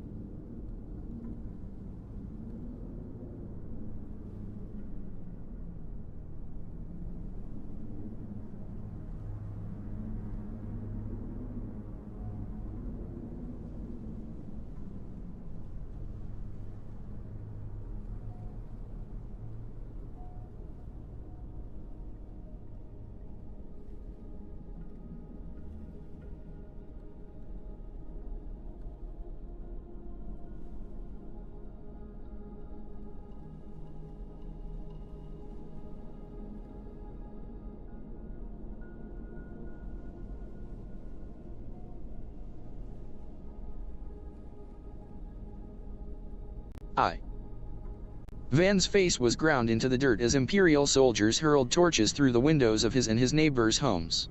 The blaze ignited the night with a furious, hellish glow, turning the tranquil village of Karthsworth into a canvas of flame and despair. Rage was the only thing left to embrace his soul as he lay restrained, forced to witness the horror of soldiers holding doors shut, trapping screaming families inside while the fire consumed them alive. Behind him, on a creaking wagon, a small black dragon lay curled in a cage, shivering beneath its wings, its body trembling with helpless terror. The reflected inferno danced across its scales like molten gold on obsidian. "Should have thought twice before hiding a dragon from the Empire, son," growled the soldier, pinning Ivan down. His breath reeked of tobacco and bile. "Your reputation don't excuse you from following the law." He spat in the dirt beside Ivan's cheek. Ivan was tall, broad-shouldered, with dark eyes and unkempt hair that fell to his brows. His leather-plated armor, once proud and polished, was caked in mud and slick with blood from the beating they'd given him. As the last homes in the immediate vicinity crumbled into collapsing pyres, the soldier eased the weight from the back of Ivan's skull. But before Ivan could even draw a breath of relief, cold steel slid between his ribs, low and cruel. "You've no one to blame but yourself," the man sneered, twisting the blade. "These peasants? Their fates were sealed the moment you chose silence."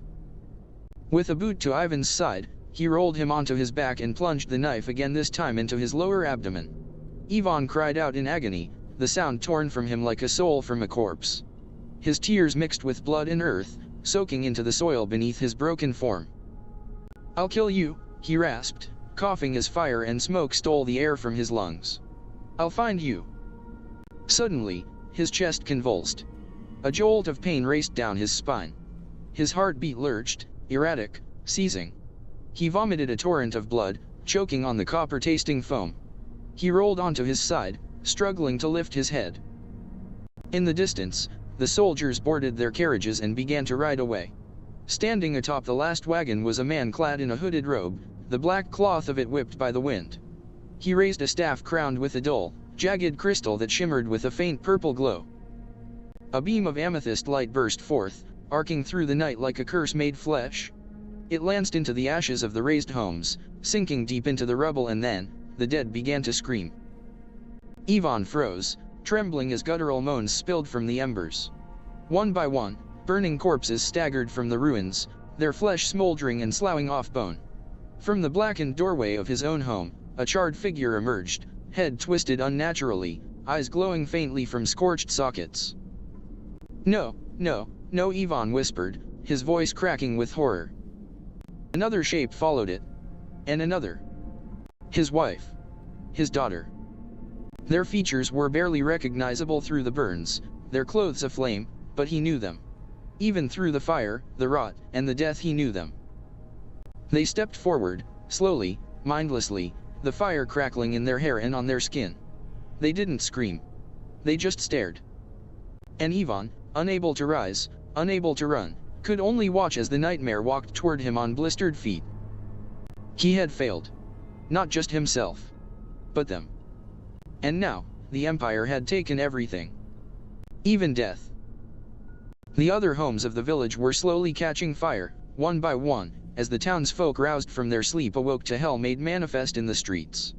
Ivan, barely clinging to consciousness, watched as another flaming corpse stumbled into a nearby house not yet engulfed in flame. Moments later, the screams of the living pierced the night air high, terrified, and fleeting as the dead descended upon them. The dead had no mercy. Ivan's fingers twitched as he noticed the glint of steel at his feet. The knife. His own blade, the one the soldier had taken when they'd detained him. Now blood-slicked and abandoned.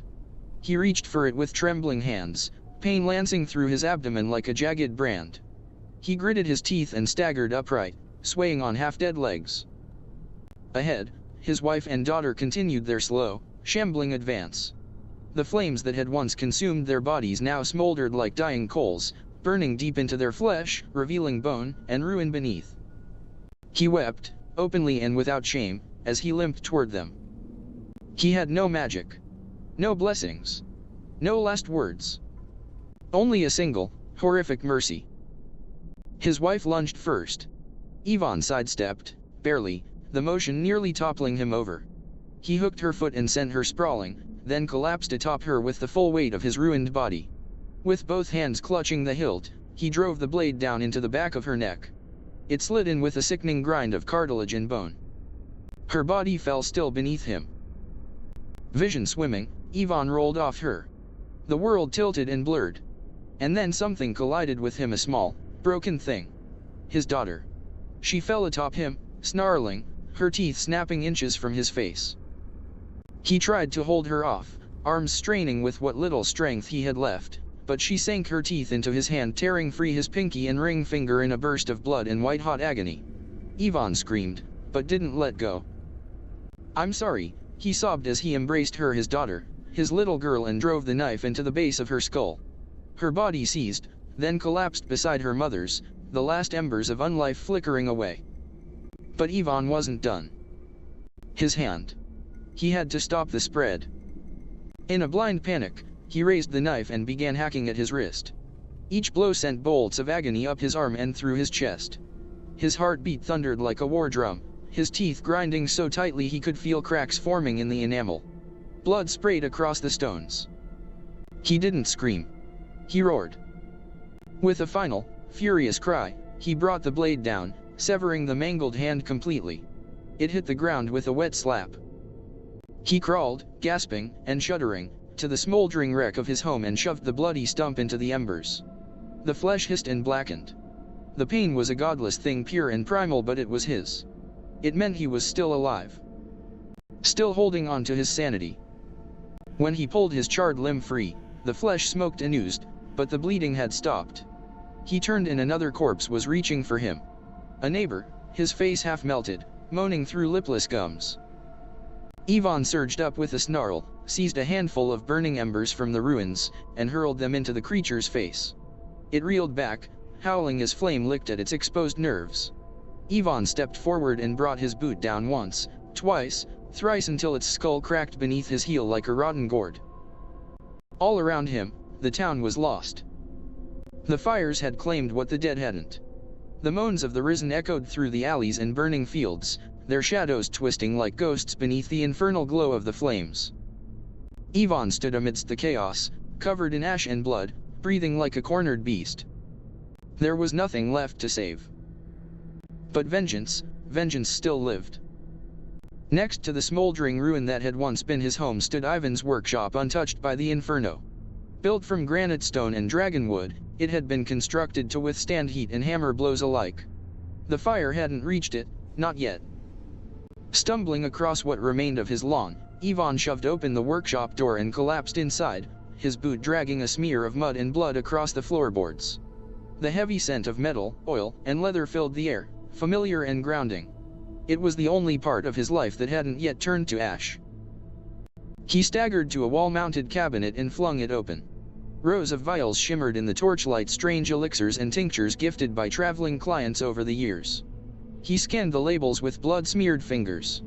No miracle potion would regrow a severed hand, but among the collection were several anti-curse brews, each more volatile than the last.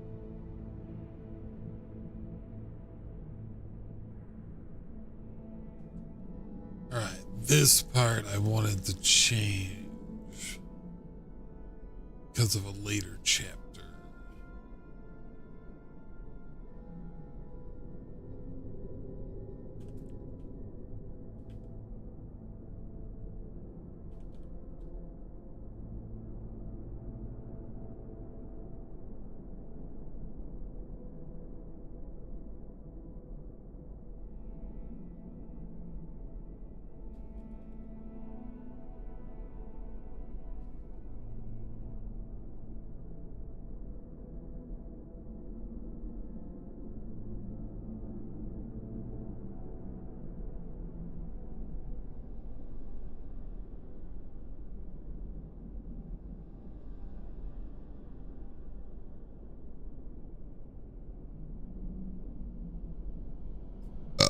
Excuse me.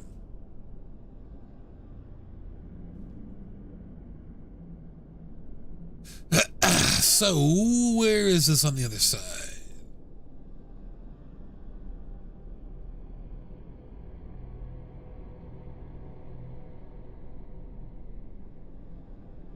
Alright, so right there.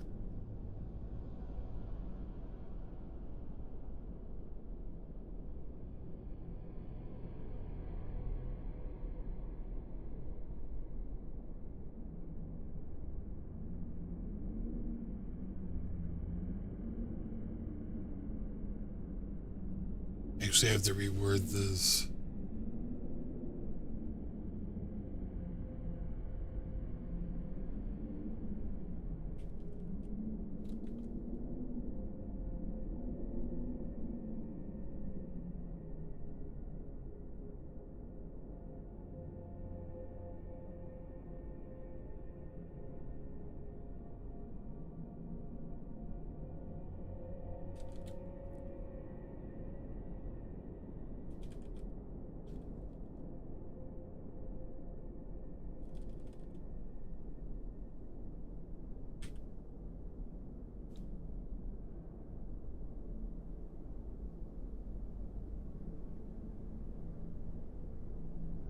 Arcane or divine brew that could regrow a severed limb is not something he possessed, but among the collection were several antique. Okay, that sounds good.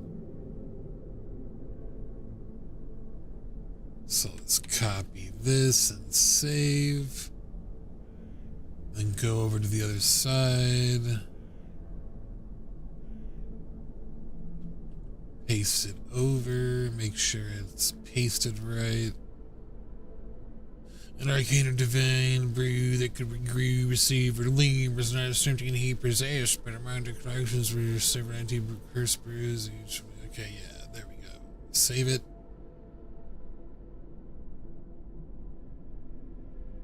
And on this side,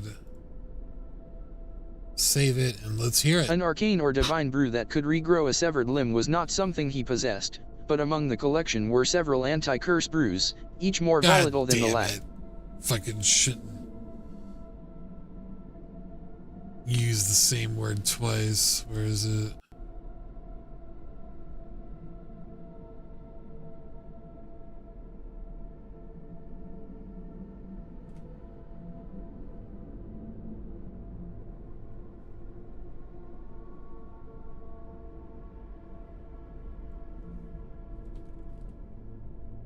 Let's change it to that. That way we're not using the word brew twice.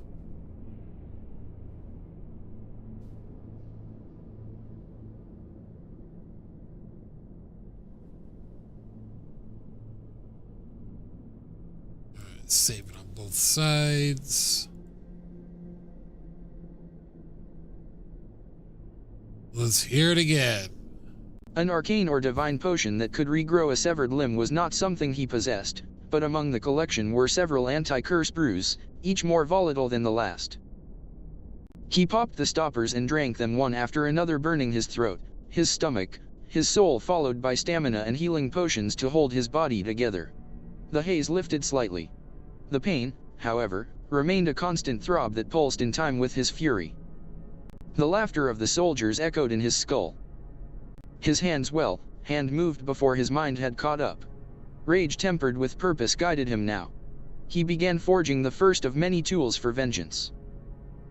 A leather harness, strapped tight around his ruined forearm, locked into place with a metal shield he affixed using a dwarven locking mechanism. Where his hand had once been, he engineered a concealed retractable short blade, a hidden dagger that slid free from under the shield with a flick of his wrist. On the shelf behind his workbench rested a blade meant for royalty. Forged in dwarven fire, etched with filigree meant for kings, the ceremonial sword he had been preparing for the first prince's ascension. Ivan picked it up, stared into its gleaming edge, and snarled. Not anymore. He uncorked a vial of cursed ichor, thick, tar black, and hissing, and poured it down the center groove of the blade. The metal shimmered, hissed, and darkened. Then, from his remaining hand, he bit his thumb and let droplets of his blood mingle with the curse, searing the bond between blade and wielder. Lastly, he retrieved a small, chalk-white gem from a drawer and pressed it into the socket at the sword's hilt. It clicked, locked into place, and the blade pulsed once with pale light, hungry and awake. He turned toward the armor stand near the door, a suit of fine, lightweight combat armor, reinforced with enchanted dragon scale mail and burnished plates. It had never been worn. Until now. Piece by piece, he donned the armor, wincing as each buckle closed over bruises and blood. The pain became part of the ritual, proof that he was still alive. And then it hit him. A jolt of searing heat tore through his chest, knocking the breath from his lungs. His mind went blank for a moment, overtaken by a psychic scream. Vex. His dragon. Frantic, he whipped around the workshop, ears straining for another sound. But the cry had ceased. Silence loomed. The only thing louder than his heartbeat was the scream frozen in his memory. Anxiety clenched like a vice around his lungs. Panic ignited in his gut and churned into something uglier. A laugh began to bubble from his throat, raw, unholy, and rising like bile. He began to cackle, loud and deranged, his eyes wide and wild as the trauma overtook him. It felt like something inside him had broken free. Snapped. The world had taken everything. But it hadn't taken his revenge. Still laughing, Ivan staggered to a wooden box near the hearth. He flung open the lid and pulled out a stack of scrolls. Teleportation seals. Faintly glowing. Marked with the sigils of nearby towns. He stuffed several into his bag, along with every potion, blade, and tool he could carry. He had one chance, one shot to catch them before they reached the protection of the capital. If they'd stopped in the neighboring village to rest, he could reach them. And they would die. Just as his hysteria reached its peak, a loud bang echoed through the walls of the workshop. Someone or something was outside. Ivan froze, the laughter dying in his throat, replaced with cold fire behind his eyes. The door to Ivan's workshop burst from its hinges with a thunderous crash as he kicked it open, stepping into the frigid night like a shadow cast from the inferno that lay before him. His laugh, twisted and raw, echoed into the night, a ragged howl of vengeance born from grief. The flame-lit haze danced across his blackened armor and scorched flesh, painting him as something half man, half nightmare. A sickening choir of groans rose through the flames. From every alley, every home, every corpse-littered yard they came, drawn by the sound of his prior laughter, drawn by the scent of living blood. Dozens of undead staggered forward, some still partially aflame, their charred flesh peeling and dripping from bones like melted wax. Some crawled, others ran, all shrieking in a symphony of hunger and damnation. Ivan stood tall in the moonlight's cold gaze, blood still dripping from the bandaged stump of his severed, partially healed hand. With a guttural yell, he surged forward. His shield crashed into the nearest corpse, caving its skull inward with a splatter of brains and bone. Spinning on his heel, he brought his short sword down in a savage arc, cleaving through another's rotted spine. Come on then, he roared. Let's dance in the fucking ashes. One by one. Alright, that's not supposed to be a short sword. Where is it?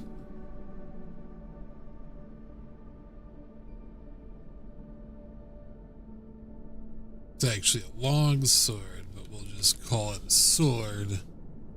Leave it up to the imagination.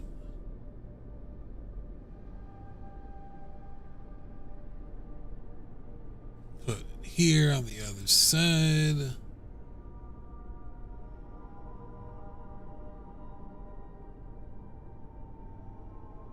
And a save here, and a save there, and a play Sword down in a here. Ivan stood tall in the moonlight's cold gaze, blood still dripping from the bandaged stump of his severed, partially healed hand. With a guttural yell, he surged forward. His shield crashed into the nearest corpse, caving its skull inward with a splatter of brains and bone. Spinning on his heel, he brought his sword down in a savage arc, cleaving through another's rotted spine. Come on then, he roared. Let's dance in the fucking ashes. One by one, he cut them down. Rage lent strength to his limbs, adrenaline numbed the pain. Each strike was fueled by the screams of his wife and daughter, by the vision of his home burning, by the soldier's voice in his ears. Should have thought twice before hiding a dragon. But rage can't last forever. He stumbled after dispatching the last of them, his blade slick with blood, knees buckling as the toll of blood loss began to creep in again. The world tilted slightly until the sky itself seemed to whisper. A howl unlike any he'd heard rang through the night. A shrill, echoing cackle that seemed to twist the air with its malice. Ivan turned. Atop a crumbled rooftop across the street stood a figure cloaked in ragged robes of bleached bone. Its face was a skull, elongated and inhuman, eyes aglow with violet flame. A foul mockery of man, hunchbacked and slouched over, chattering its teeth as if it were keeping a specific rhythm. The skeletal necromancer raised a hand, and from the ashes of the slain, something shifted.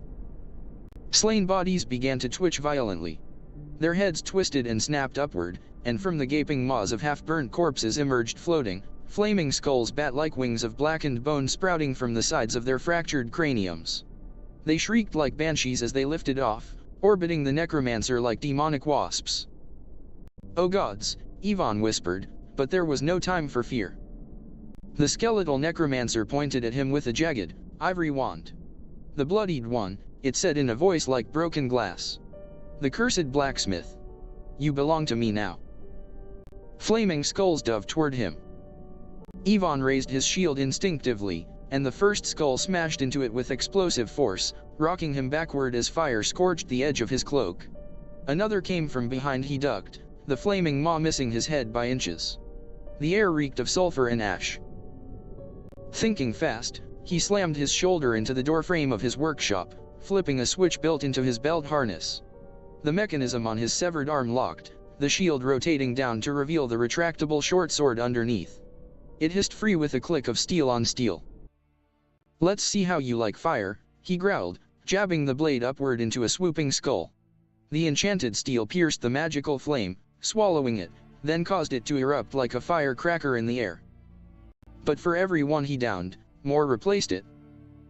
The necromancer had stepped down from its perch, approaching through the ash-covered street with a slow, deliberate gait. The bone wand in its hand pulsed with miasmic energy, feeding off the death around them. "You cannot win," it hissed. "This town, your family, belongs to me now." Ivan charged. The skeletal creature raised its wand, and tendrils of dark energy lashed forward like vipers. Ivan barely dodged one, the other grazing his armor and leaving a trail of necrotic rot.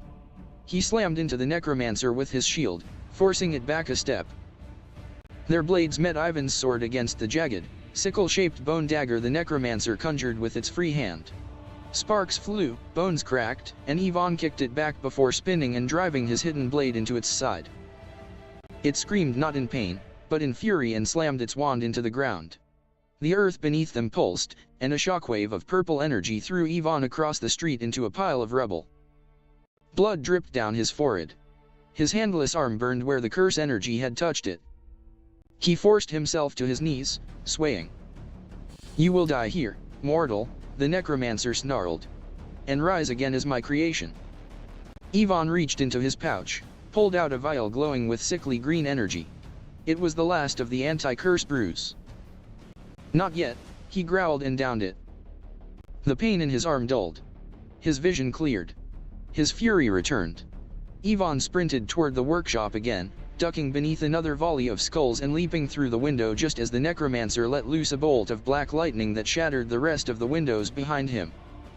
Inside, he reached for another box of different spell scrolls. But then he heard it. The cry. From outside, through the ringing of battle and fire, the dragon. His dragon. It was alive. The same pained, sorrowful cry from earlier, only now, it was desperate, calling him. But it was getting further. There wasn't much time. Ivan's heart surged as he turned back to the open door frame. He couldn't leave, not yet. Not without killing that thing. He couldn't let it raise his family and neighbors for its evil pleasures. Outside, the necromancer raised both hands. Enough, it roared. Let this town howl with the damned. More corpses exploded into motion. The street became a battlefield of flaming skulls, mutated limbs, and half-dead monstrosities crawling from the embers. The very air warped under the necromancer's curse. Dumping the weathered wooden box of scrolls onto the soot-covered floor, Ivan fell to one knee, panting, his chest still burning with effort and rage. He began rifling through them with the flat edge of his retractable blade, his severed arm's harness grinding faintly as gears rotated and clicked with each motion. Dozens of arcane seals scrawled in golden and red ink rolled out before him, each humming with slumbering power. His lips curled into a grimace as he sorted them with a soldier's discipline. One by one, he read the incantations inscribed upon them aloud in a hoarse whisper. Fulgur velum. The first scroll crumbled into ash, releasing a wave of electricity that danced across his armor and weapons in violent arcs of blue lightning. Sparks crawled across the ground around him, snapping hungrily at the air. Ignis Sanctus. The second scroll vanished in a burst of flame. Golden fire crawled from his chest down to his boots, wreathing him in a sacred blaze that glowed like the sun, yet did not burn. Refrigerium Tactus. The final scroll dissolved into a soft, cool breeze, a rejuvenating aura swirling around his battered form. His muscles steadied, the fog in his mind lifted, and his breath returned to him like water to the dying. Ivan rose to his feet once more, the ragged edges of his cloak snapping in the chaos of wind, lightning, and fire. His armor glinted like blood-soaked bronze beneath the layers of energy now swirling around him. He was no longer a grieving man. He was a storm made flesh.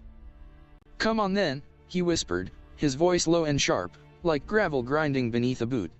One more dance. With a roar of defiance, he plunged back through the shattered doorway into the fray. What had once been a chaotic brawl became something mythic. His shield crashed into the nearest undead, sending it spiraling into flaming timbers. He spun in a violent arc, his blade catching another zombie mid-lunge, electricity crackling from his blade and leather-lined chainmail into the corpse's chest, freezing it in midair.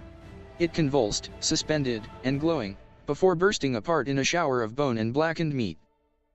Holy fire scorched every step he took, branding the undead with searing sigils as they lunged at him. Each slash ignited them, and every kick turned their rotted flesh to cinders. Lightning leapt from his strikes into the flaming skulls, short-circuiting their unnatural flight and sending them plummeting to the ground, where his blade made short, merciless work of them. For a moment, he was divine. A living vengeance cloaked in light and fury. But then, one of the flaming skulls exploded inches from his head. The force launched him sideways through the smoky air, slamming his body into the cobblestone street with a crunch that cracked the stone and rattled his lungs. His vision blurred and the enchantments began to fade. The golden fire winked out. The electricity dimmed. The breeze that had soothed his breath vanished like a departing spirit. Ivan groaned, struggling to move. The necromancer loomed over him once more, its skeletal frame blackened and cracked but still standing. It raised its bone-carved sickle-like dagger, to deliver the final blow. But Ivan had one trick left.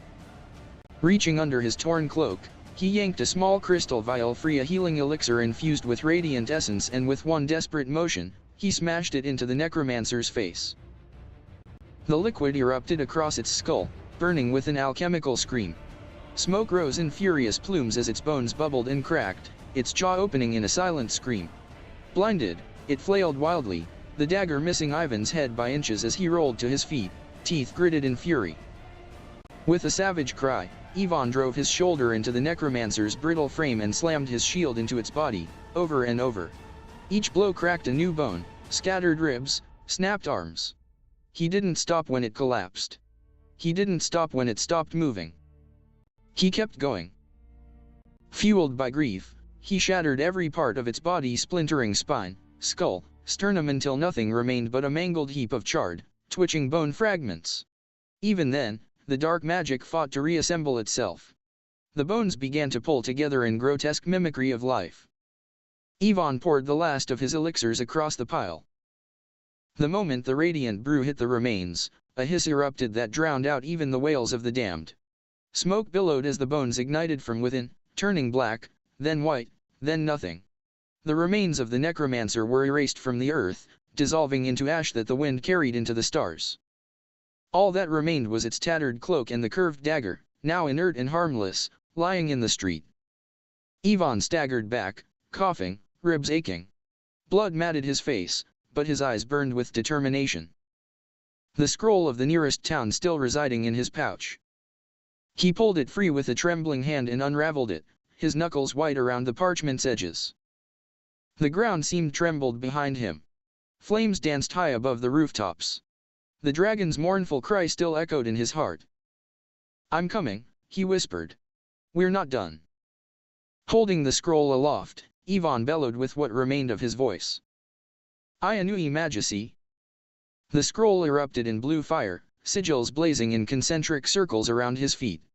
A column of radiant energy surged upward, encasing his entire body in glowing runes.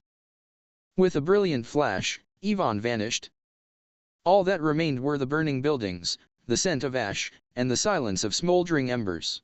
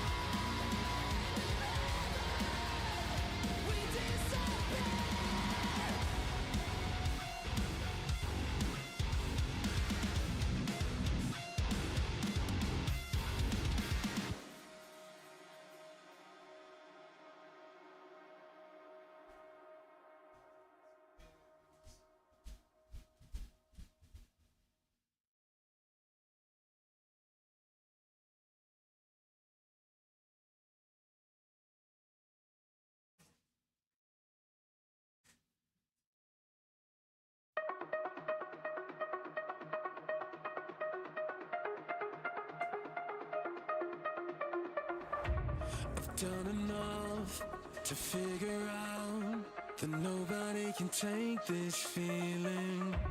I'm looking out, it's clear now. I suffered but it gave me meaning. You had me burnt at the stake, but I'm alive, I'm awake, living without you. I took the fire to the roof, 'cause I gave you all a part of me. I found you at the murder scene. You questioned my integrity again. But I rose above the gravity, the sky, the earth, and all between. You've written out my energy again.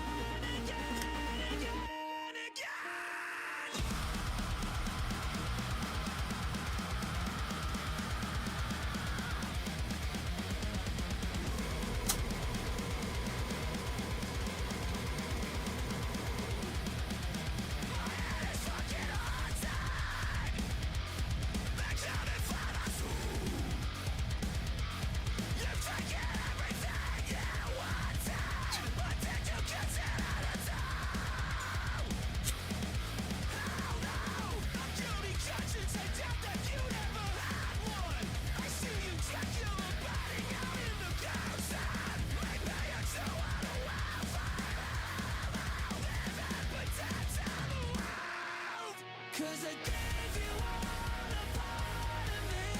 I found you at the murder scene. You questioned my integrity again. But I rose above the gravity, the sky, the earth, and all between. You've written out my energy again.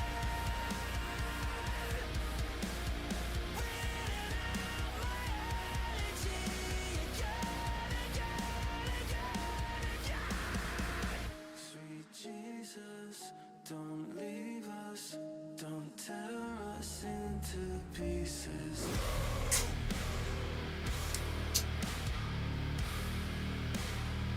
You set the fire my food.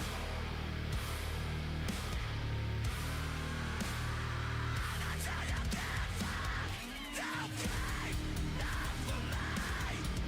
Set free, nothing of the record. Spare me the fact to cry. Will break every spell that you throw. Never hear the end of me. I soaked you in the gasoline. I'll never need an enemy again.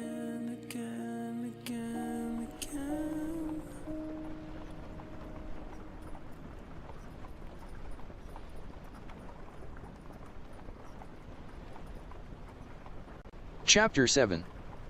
Darkness Beyond the Horizon. SND/Nizra/8/Y997/6th Age, Dusk Tide. He wheels of Theo's caravan rumbled across the endless stretch of the great open plains, nestled between the scorched ruins of Enos and the towering trees of the Darkwooge. Above them, the sky was a vast shroud of grey clouds, thick, heavy, and smothering the stars as if even they dared not bear witness to the darkness of the land below. The air tasted dry and metallic. Thin. Lifeless. Theo sat perched at the reins, his sharp eyes ever watchful as the horses and dragon rhinoceros galloped tirelessly beneath him. His posture was steady, hands calloused from a lifetime of swordplay, gripping the leather reins with controlled tension. Each hoofbeat echoed like a warning drum against the hard-packed earth.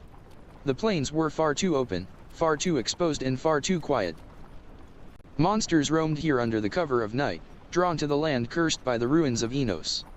The corrupted soil still pulsed with echoes of a recent cataclysm, its miasma infamous for spawning horrors that defied even the worst fevered dreams of mortal men. Sometimes, if one were to linger too long in the mists, they wouldn't die. They'd change. Become something unnatural. Something cursed. Tonight, Theo saw no mist. No unnatural glow creeping across the horizon. No tendrils of corruption slithering through the earth. Yet, something gnawed at the back of his thoughts. Something unseen. Felt.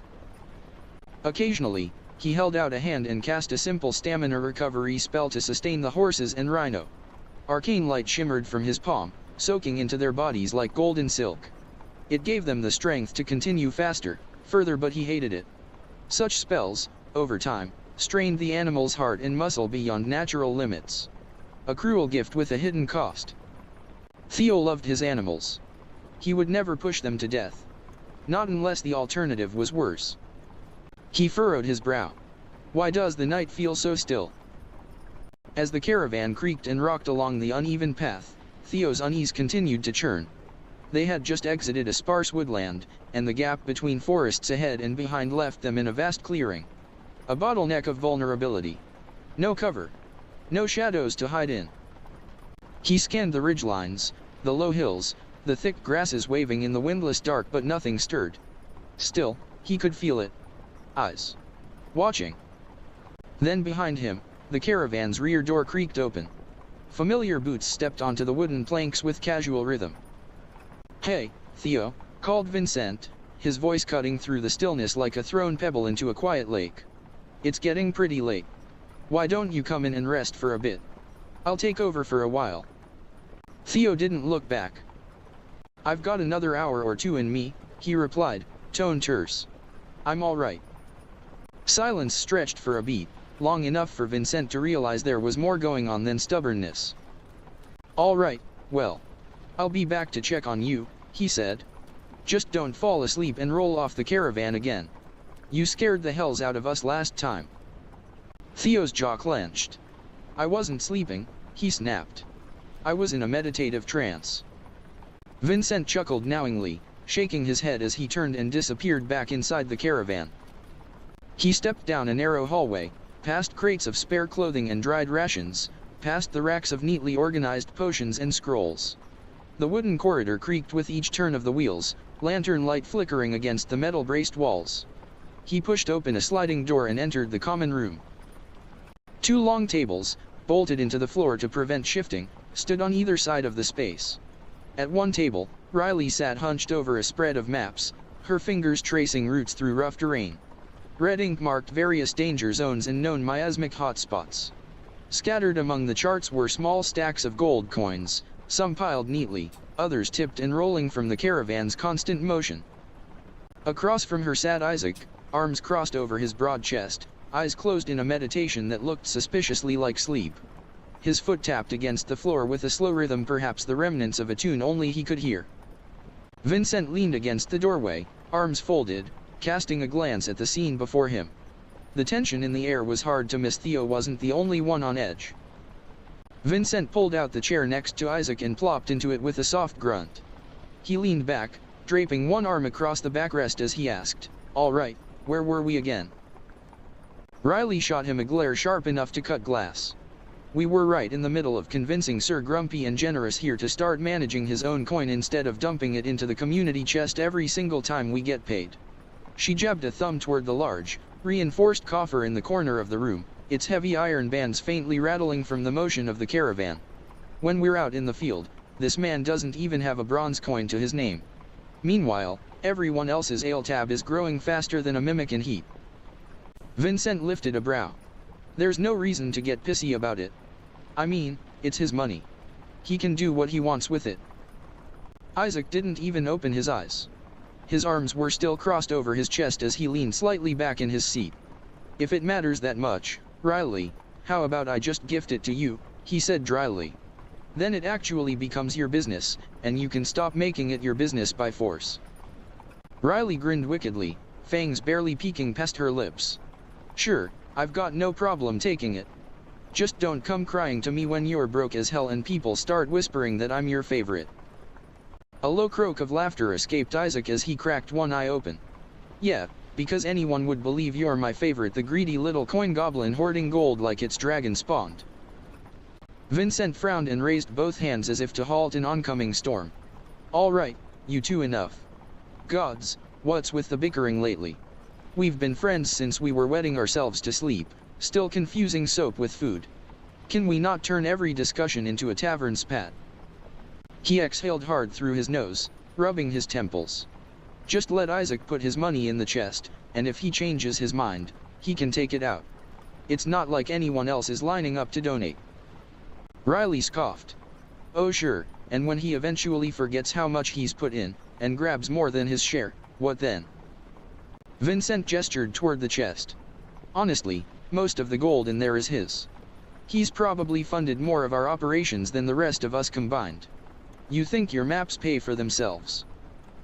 Isaac stood up, pushing his chair back with a faint scrape. I drop coin in there because I hate carrying it. It jingles, rattles, and it gets in the way when I'm out in the field. Ever try sneaking through bandit territory with 100 coins singing a lullaby in your coat? I've lost more purses than I've kept. And if I stash it in my room, it clutters everything. It's a pain. He walked toward the door, one hand brushing his hair back. Besides, we forge most of our own weapons and armor. I've got nothing to buy. Not unless someone's selling time or less stress. As he reached the doorway, Riley stood and shouted after him. You are one of the most logical, tactical thinkers I know, and this is the dumbest shit I've ever heard come out of your mouth. Her voice cracked, her cheeks flushed with frustration. Are you doing this just to piss me off? And then, without warning, her rage boiling over, Riley blurted out, meow.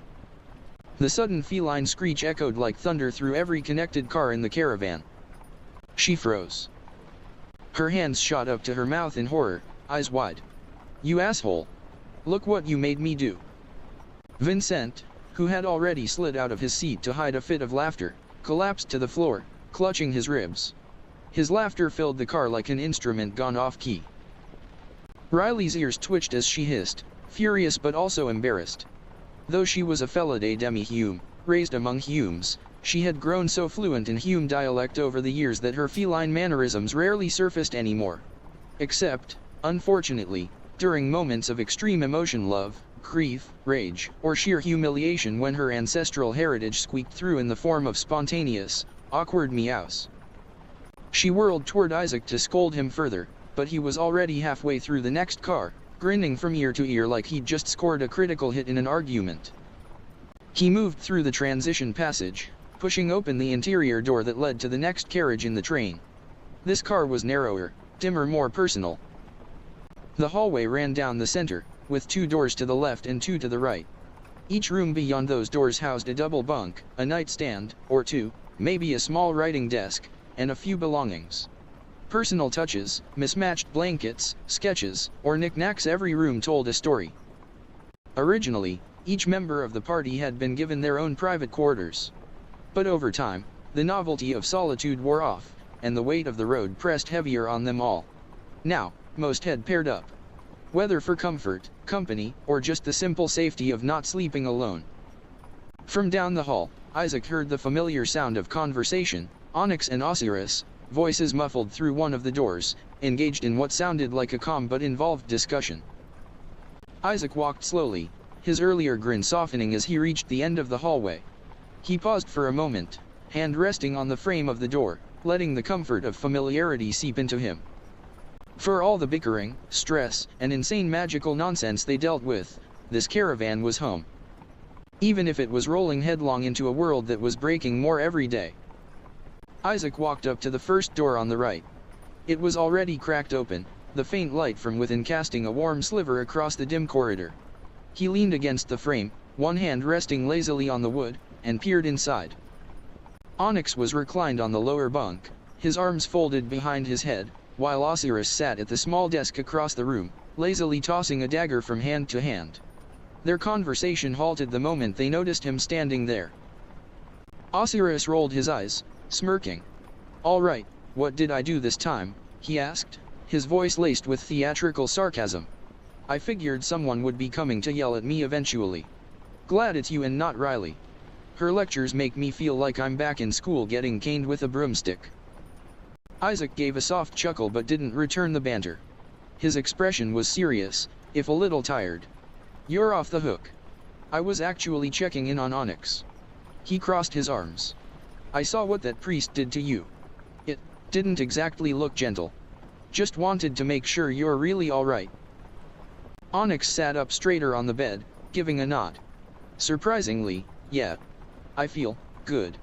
Better than I should. He ran a hand over his chest as if expecting to find a wound still there. Feels like I should be dead, honestly. I remember the Wraith's scythe, and the way it felt when it cut into me. Not just pain cold. Like my soul was being carved out of my body. He shook his head, a trace of disbelief in his voice. Almost felt like a dream. But it was real. I know it was. Isaac's lips twitched into a faint, grateful smile. Good.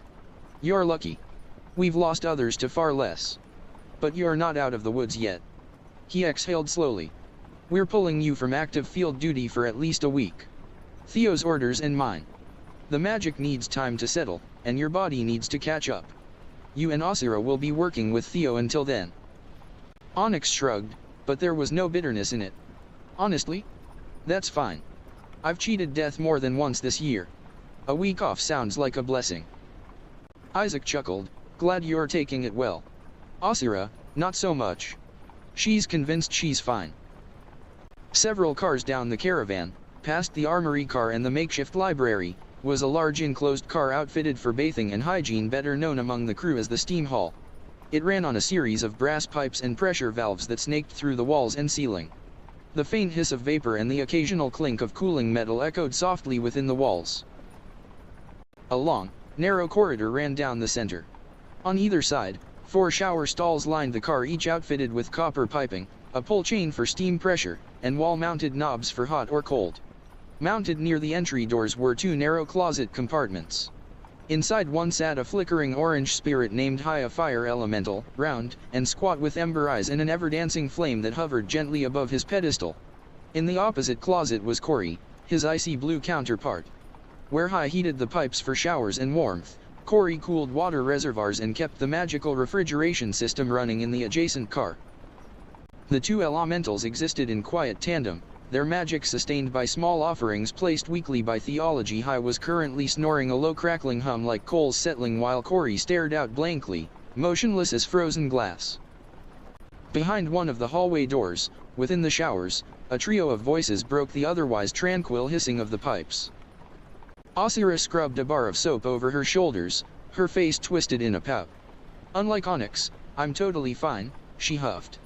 There was no reason to pull me from the field. Kitsune's magic already fixed everything that needed fixing. The sound of splashing water accented her annoyance. And don't even get me started on that creepy priest, she added, scrubbing harder as if trying to erase the memory. His weird old man spell embarrassed me in front of everyone. I still can't walk straight without flinching every time the caravan rocks back and forth.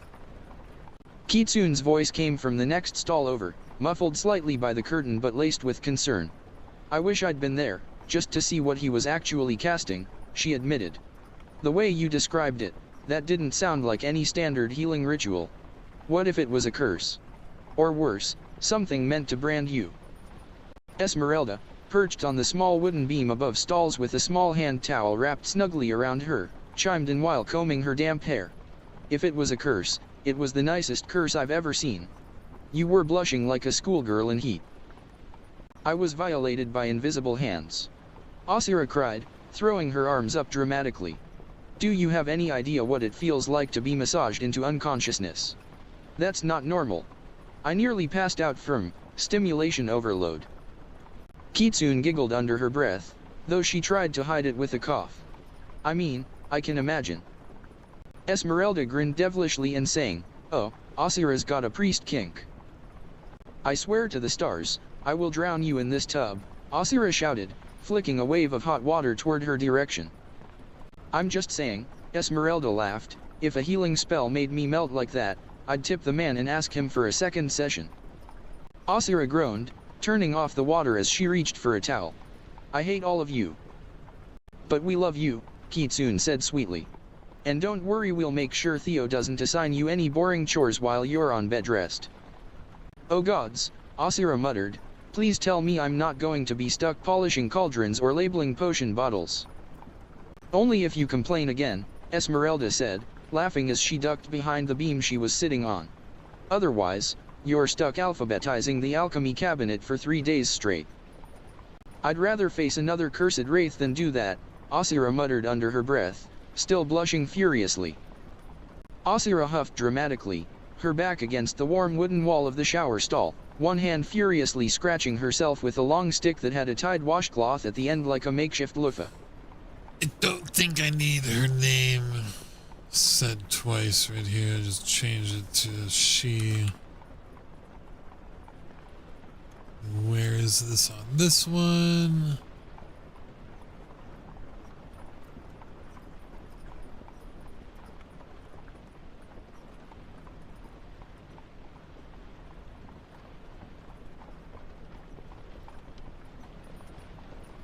Where is it?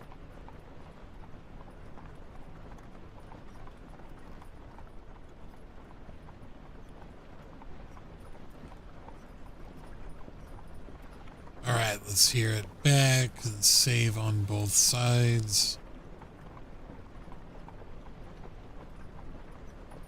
I'd rather face another cursed wraith than do that, Lizyra muttered under her breath, still blushing furiously. She huffed dramatically, her back against the warm wooden wall of the shower stall, one hand furiously scratching herself with a long stick that had a tied washcloth at the end like a makeshift loofah. He probably did curse me, she groaned. Ever since that creepy tingly spell wore off, my body's been insanely itchy. The rhythmic scrubbing of her scratching echoed across the stalls. From the far end of the shower car, Ifer's voice chimed through the mist. Well, at least you're alive. That's more than most can say after getting exploded with magic. From the year or two I've been here, this is like, a pause, followed by faint mumbling as she counted on her fingers. The fourth? No, fifth time you've blown yourself up with that wand. Have you ever considered, oh, I don't know, not using it? Esmeralda, now seated regally atop Gwen's damp hair like it was a royal perch, flicked droplets of water off her wings and offered, I've got plenty of enchanted rings Isaac has given me over the years. You could use those instead of flirting with explosive death every mission. Lizyra, still mid-scratch, scoffed and puffed up her chest. Haven't you all figured it out yet? I've got incredible luck. I mean, seriously, I should be dead. Multiple times. But I'm not. I survive every time, because she raised the stick like a sword and struck a dramatic pose, her silhouette barely visible behind the curtain. I, Lizyra, am the queen of luck. Bow before my improbable survival skills. Laughter erupted from every stall except Gwen's. Her voice cut through the mirth, calm but firm. Are you an idiot, Lizyra? The laughter quieted at once. Gwen turned off her water, wrapping herself in a towel with a practiced flick of her arms. That wand has nearly killed you every time you've used it. If you bring it into the field,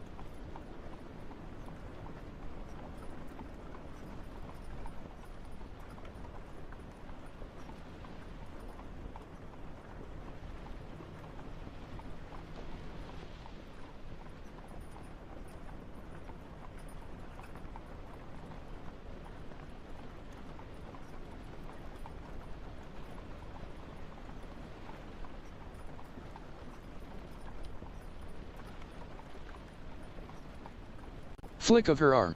Gwen turned off her water, wrapping herself in a towel with a flick of her arms. That wand has nearly killed you every time you've used it.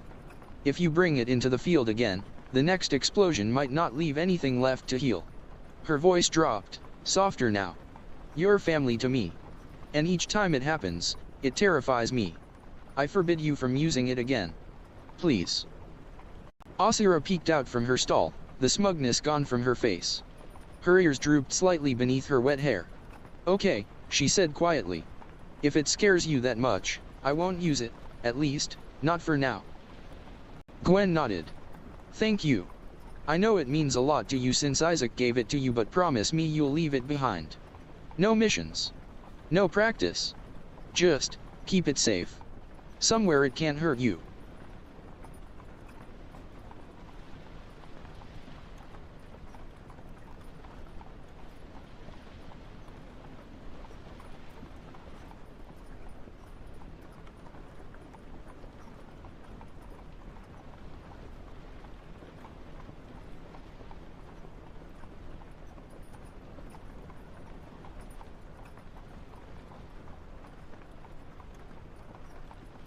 Since Isaac gave it, Gwen nodded.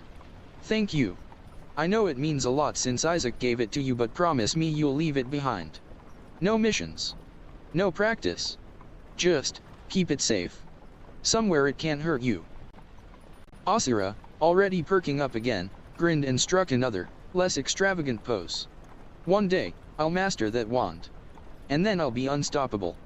Boom, free and fabulous. That got the laughter going again, everyone except Gwen chuckling softly. To master it, you'd have to use it, Gwen said dryly, wrapping a second towel around her head, maneuvering it around her antlers. Which defeats the purpose of promising not to. She sighed and turned toward the hallway, her sandals slapping lightly against the floorboards. I'm going back to my room to change. You guys can keep laughing without me. Esmeralda, already wrapped in different doll-sized hand towel that barely covered her petite form, fluttered up from Gwen's head and gave a playful salute. I'm with her. Good night, ladies. She zipped after Gwen, the door creaking open as they exited into the corridor. A brief silence followed before Eifer spoke. Gwen's not usually that serious. That must have really freaked her out. She's right to be worried, Kitsune said softly. If I'd been more useful, maybe you and Onyx wouldn't have gotten hurt. Lizyra's response came in a flash, loud, passionate, unfiltered. No. Her voice echoed off the tiles. You are one of the most important people in our group. The only reason Onyx and I are even alive is because of your magic. You held the line while we panicked. You saved our lives. Don't you dare put yourself down because I made a stupid decision. Her shout filled the entire car with emotional gravity, silencing the steady drip of the water for just a heartbeat. A brief, heavy pause followed. Then, the creak of the car's exterior door opening in the hallway. Lizyra perked up again, poking her head out of the curtain with narrowed eyes. I know that's you, Isaac. Don't you dare even think about opening any of these doors. I'll blast you through the wall. Isaac's voice echoed lazily down the corridor. Relax. I don't know who's in there, but I'm not about to spy on a bunch of ancient elven grannies washing behind their ears. You insufferable hume-licking weed. Eifer bellowed from the end stall, her succubus-like tail grasping the shower curtain and slamming it closed the rest of the way. Watch your mouth, you hairy ape. Lizyra shouted. Kitsune, still quietly toweling her hair, laughed freely. Glad I'm not an elf right now. As the trio of voices shouted obscenities down the hall at Isaac, he could be heard chuckling to himself as the door creaked open and shut again, leading him into the next car. The sound of pipes hissing returned, the tension slowly dissipating with the warmth of the room.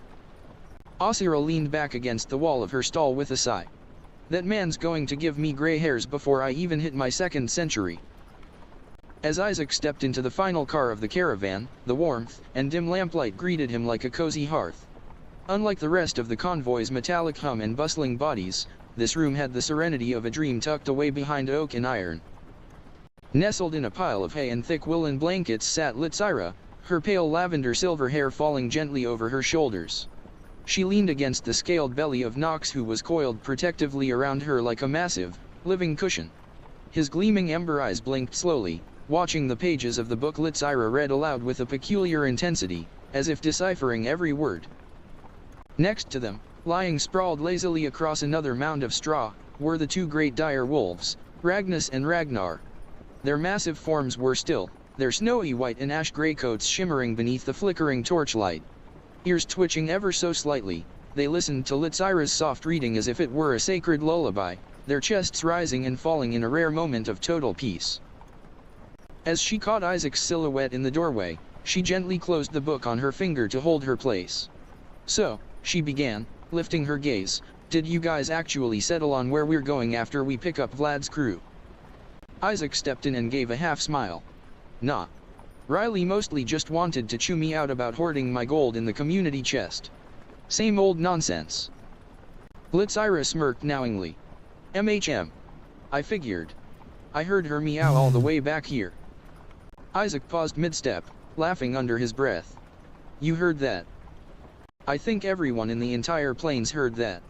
You must have really ruffled her tail. She was giving me grief, and I might have compared her to a coin-hungry goblin. Lizyra grinned and shook her head. You're lucky she didn't claw your face off. Isaac shrugged and looked over at Knox, who had lifted his head slightly to examine him now that they were sharing the room. Their eyes locked, and for a moment, there was a peculiar sense of understanding between them, one beast to another. "You get him talking yet with all that reading?" Isaac asked, nodding toward the dragon. Lizyra let her book fall to her lap and sighed. "Nope. Not a word. But I'm not sure he can. I mean, I remember when my father would take us to the royal castle to visit the king and queen, and some of the dragons that came to the royal court could speak with fluency, powerful, ancient voices like thunder in your chest. But others, they were silent. Still intelligent.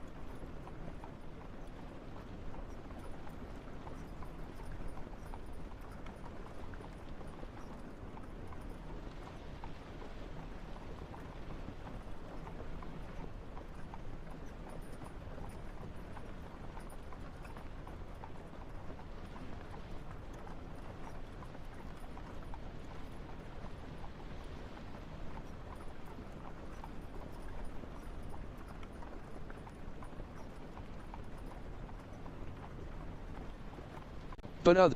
Lizyra let her book fall to her lap and sighed. Excuse me. "Nope. Not a word. But I'm not sure he can.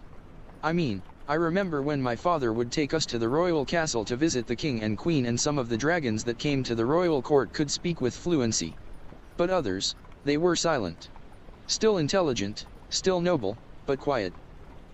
She glanced at Knox, who responded by gently nudging her cheek with the tip of his snout. "He understands everything though," she continued. "Every word, every mood, every feeling. I just don't know if he wants to speak. Or maybe he simply can't."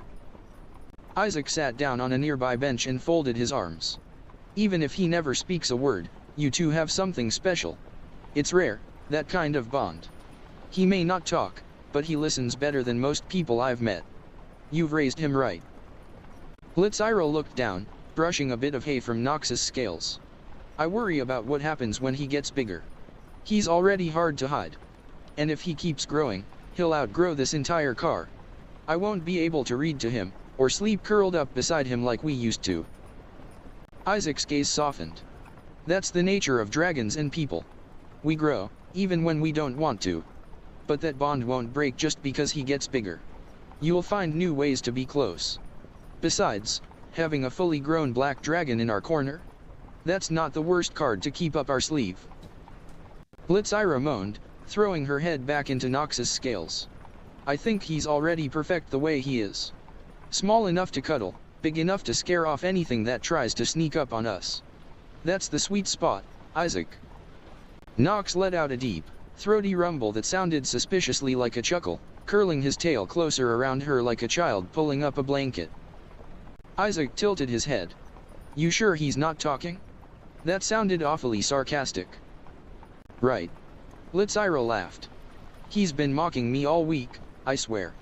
Especially when I try to practice spells and end up accidentally setting something on fire. Sounds like you two deserve each other." Lizyra nudged him with her foot. "Careful. I might make you my next practice dummy." Before Isaac could retort, the light inside the car flickered. Every member of the caravan heard Theo's voice in their minds, calm, focused, and unshakably urgent. His telepathic message echoed through the runes embedded throughout the caravan. It rang through their heads like a blade being drawn. I don't know how I fucked that word up. I mean, I know that's one word. I just be stupid. Throughout the caravan. It rang through their heads like a blade being drawn. "Everyone up front now. We have something incoming." Isaac's eyes sharpened instantly, the levity draining from his face as he stood. Lizyra stood too, her book forgotten, as Knox uncoiled from around her with a hiss like steam off stone. No more warmth. No more comfort.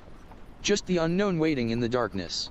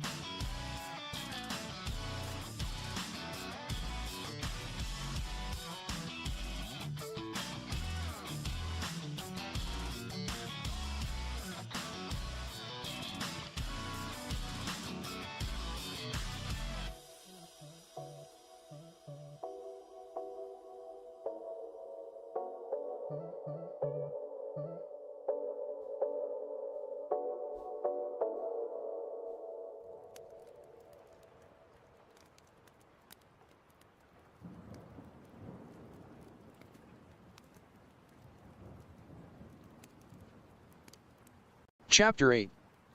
Where are your gods now? SND/Lizyra/8/Y997/6th age, dusk tide. R. Anne poured steadily from the murky heavens, washing the cobbled roads and wooden rooftops of a small tavern and inn nestled along the western edge of the city known as Darkwell, a settlement famed throughout the region for its vast merchant districts and thriving trade. The city sat at the crossroads of two great highways, one that led north to the capital, the other stretching southward toward the border town of Blue Wyvern. Despite the downpour, the torches outside the tavern burned furiously, as though defiant of the storm, their flames casting flickering halos of orange and gold across the soaked stone and splintered planks.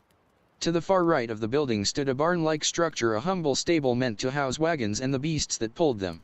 Yet it was woefully insufficient for the convoy that had arrived. A caravan of soldiers from the capital had taken up most of the surrounding grounds. Their heavy, iron-clad wagons stood parked in disorganized clusters. Horses, dragon rhinos, and other exotic pack beasts snorted and huffed as they were led through.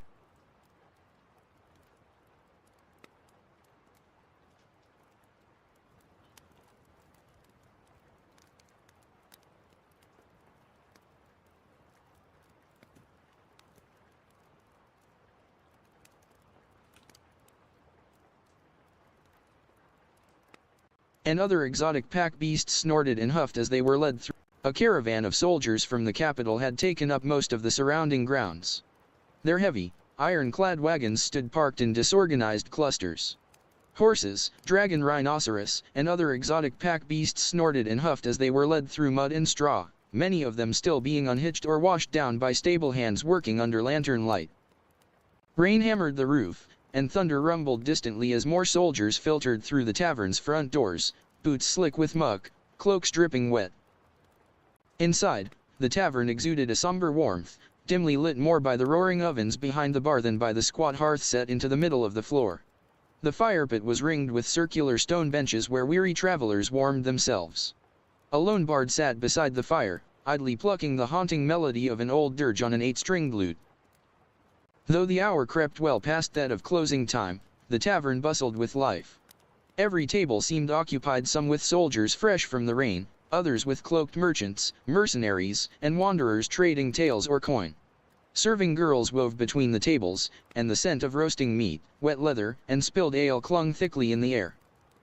Even the stable yard outside remained alive with motion. A crew of 9 stable hands scrambled beneath the storm, washing mud from thick-legged horses and glistening scaled dragon rhinos. Their strained voices, barked. Oh my God.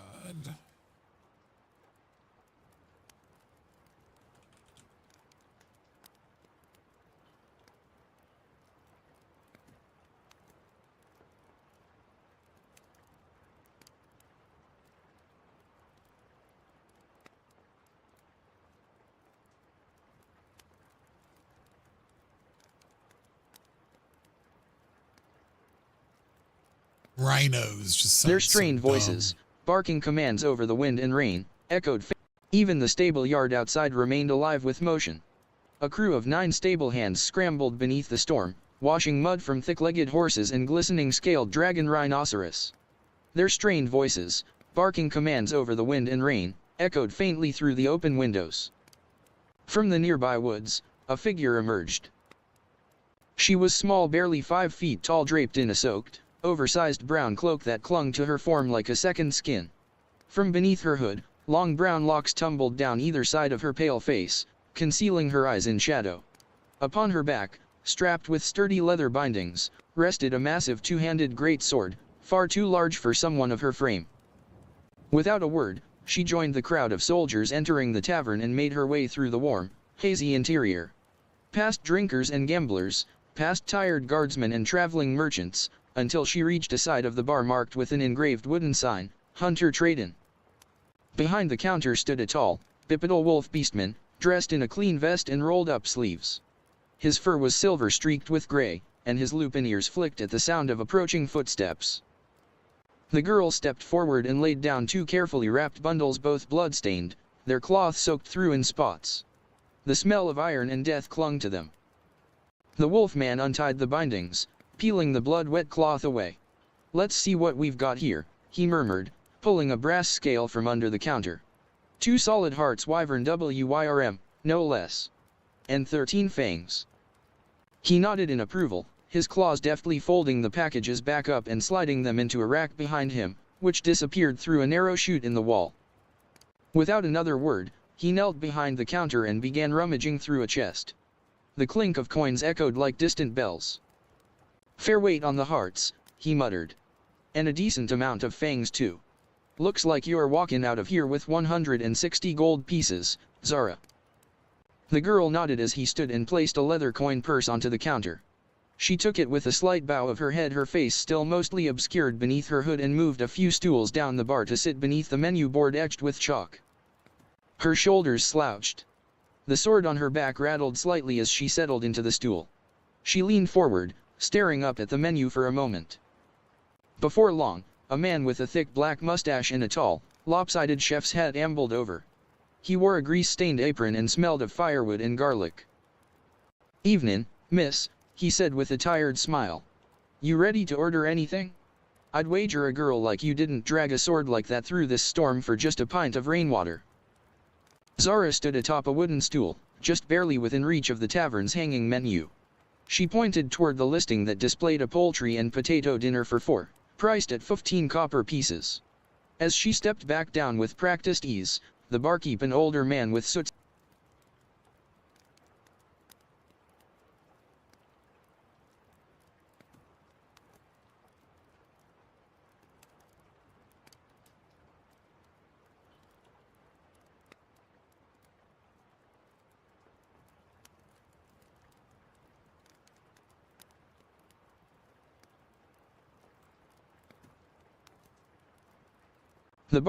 Zara stood atop a wooden stool, just barely within reach of the tavern's hanging menu.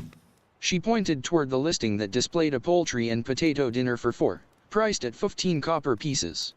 As she stepped back down, the barkeep, an older man with soot-stained sleeves and an ever-watchful eye, gave a slight chuckle. "I see you're going with your usual tonight," he said warmly. Zara responded with a subtle nod, her chin dipping ever so slightly, wordless as always. With a smile, the barkeep turned to head toward the kitchen but paused halfway. "Would you like me to have a room prepared for the night as well?" Another small nod. Silent, deliberate.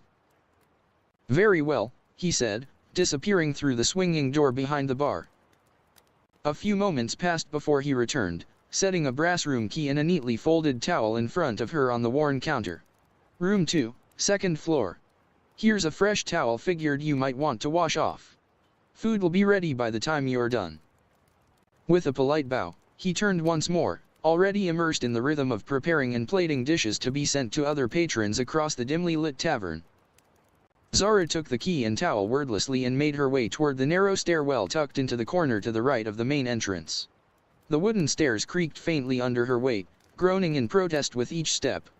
As she ascended, muffled voices echoed faintly from down the hall above. "All to hide a dragon," said one gruff soldier. "The whole town went up in flames." "Yeah," replied another. "They said they weren't stopping with us. Heading straight back to the capital to turn in the bounty before sunrise. We'll be paid once we return." "Humph, was wondering about that," the first muttered. Zara reached her room and slid the key into the iron lock with a click. She slipped inside and shut the door behind her, cutting off the soldiers' voices completely. The silence inside was immediate, peaceful, but heavy. From beneath the folds of Zara's hood, a blur of movement erupted as a tiny fairy no more than 6 or 8 inches tall darted into the air. She zipped about the room like a spark of yellow and black laced lightning before perching herself atop the dresser, where a change of clothes had been neatly folded. "Would it kill you to order steak once in a while?" the fairy complained, her voice small but sharp. "Chicken, chicken, chicken. That's all we ever eat. I'm sick of it." She turned toward the rain-speckled window, her small face scrunched in exaggerated disapproval. Behind her, Zara removed her soaked cloak, revealing a form-fitting tunic beneath in matching black and brown. She turned toward the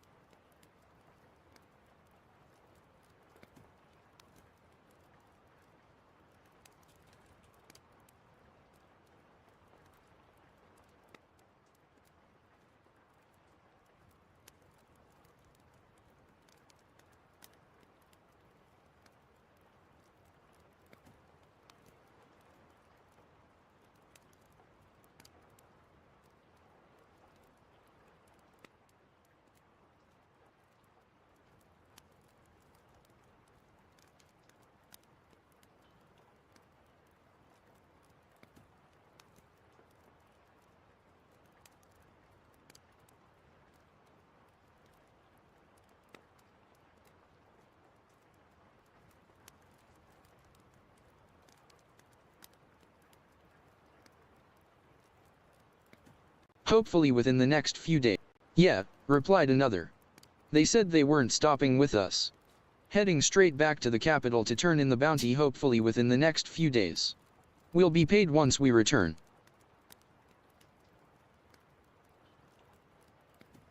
Okay. Return.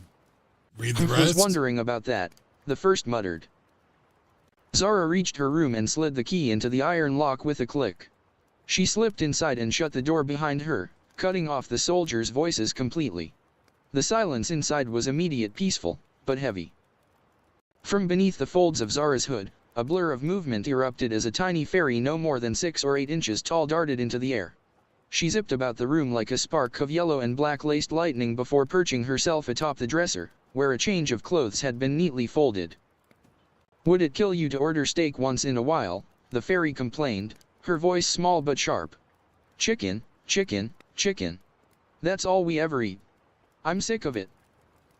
She turned toward the rain-speckled window, her small face scrunched in exaggerated disapproval.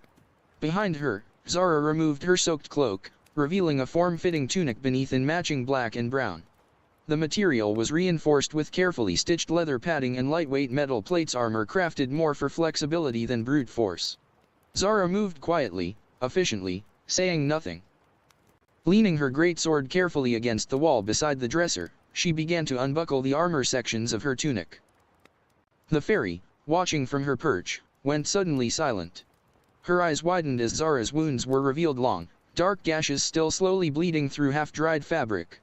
Deep red smeared against her pale skin, and the jagged wounds glistened under the room's dim lantern light. You should have told me you were still bleeding, the fairy snapped, her wings twitching with indignation. Those cuts are deep, Zara. Gods, you really push it sometimes. Zara said nothing as she finished disrobing. She moved with the calm detachment of someone used to pain, to wounds that would fell lesser warriors. Her bare skin was marked not just with fresh wounds, but the scars of a life spent in battle, some thin as knife slits, others old and ragged. The room's private bath was built into the far corner, a rare luxury for an inn of such modest appearance. A carved wooden chain hung from the ceiling. Zara gave it a firm tug. From within the walls, a soft hiss of pressurized magic groaned to life. Water poured from the faucet, steaming as it filled the large tub with startling speed. The scent of lavender and warm stone filled the air, mingling with the rising mist. Zara stepped into the bath, her breath catching slightly as the heat stung her open wounds. Then without complaint she lowered herself into the water. The fairy fluttered down from the dresser, landing gently on Zara's head like a crown. I swear, one of these days you're going to collapse before I can even start healing you, the fairy muttered, closing her eyes and beginning a quiet incantation. Green light pulsed faintly from her small hands, flowing down into Zara's wounds. The light shimmered over her body, soothing the angry red slashes, closing the flesh stitch by invisible stitch. Most faded entirely, leaving only damp skin behind. A few, too deep for clean recovery, would remain as faint scars, reminders etched into her back and thigh. The fairy continued chanting, voice steady now, her irritation melting into weary affection. Zara closed her eyes, her expression neutral, but her voice low and quiet broke the silence at last. Thank you, Zaid. Zaid opened one eye and gave her a tired smile. You're welcome, Zara. Just, next time, let me know before you're half dead. Zara said nothing. She didn't need to. The steam continued to rise, and the night's silence fell around them like a warm shroud, sheltering 2 war-weary souls from the storm outside. The fairy looked genuinely surprised, her ruby-red eyes blinking wide. Wow, she said, floating backward in mock amazement, that's the most I've heard you say all week. Maybe next time, you could repay me for all the healing I do by ordering some red meat for dinner. Zara reclined slightly, her back sinking deeper into the steaming bathwater, the soft golden glow of the lanterns casting gentle ripples along the wooden walls. Zaid continued, hovering lazily above her. Also, you should really take a day off. We've got over 1,000 gold stashed between all our mixed coins. One day won't kill us. Might even do you some good to rest for once. Without warning, Zara took a deep breath and abruptly plunged beneath the surface of the hot water, taking Zaid down with her. The water churned violently for a heartbeat or two, silence filling the room but for the occasional crackle of firewood. Then, Zara erupted from the water with a gasp, strands of dark brown hair clinging to her face and shoulders. At the same time, a sputtering, indignant voice echoed out. "What the hell's, Zara?" Zaid shrieked, shooting up from the bath like a soaked arrow. "A little warning next time. I'm still fully clothed." Grumbling, the tiny fairy zipped from Zara's head into the main room, droplets flying off her like mist. In one rapid, dazzling spin midair, she peeled off her small clothes and flung them onto the chair where Zara had already laid her tunic and cloak. She raised her hands, and a gentle gust of wind swirled into being from her palms. The warm breeze intensified as she hovered over the chair, using her wind magic to dry both their garments with practiced precision. Beneath the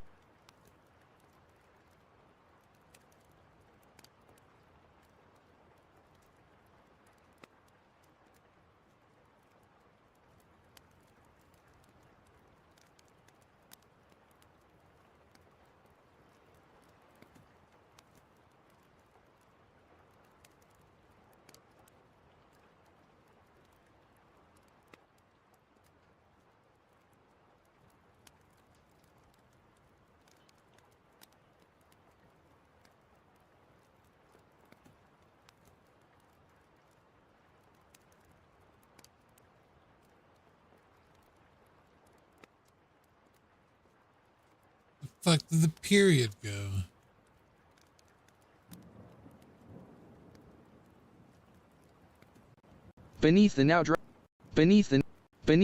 She raised her hands, and a gentle gust of wind swirled into being from her palms. The warm breeze intensified as she hovered over the chair, using her wind magic to dry both their garments. Beneath the now drying tunic and cloak sat some of Zara's essential gear, two sleek, gauntlet-like wrist devices capable of firing a thin, diamond-woven grappling wire, a large coin purse filled with various currencies, a second pouch heavier still, clinking softly with rare ores and glittering gems, and a compact leather backpack filled with supplies. Inside the bag, a small, one-handed pistol crossbow equipped with silver-tipped bolts, a flintlock pistol, a neatly packed medical kit stocked with potions, bandages, and antidotes, and a reinforced scroll case filled with paper talismans and magical parchment. Resting on the floor were Zara's high leather boots, worn nearly to her knees. Each had hunting knives seamlessly integrated into their side stitching. The right boot also bore a discreet wand sheath, which cradled a slender wand made of aged magic wood, embedded with glimmering stones amethyst, sapphire, and jade worked into the hilt. By the time their clothes had dried, Zara stepped out from the washroom wrapped in a plain white towel. Her dark eyes scanned the room methodically. She approached the chair and began the ritual of dressing, adjusting her armor.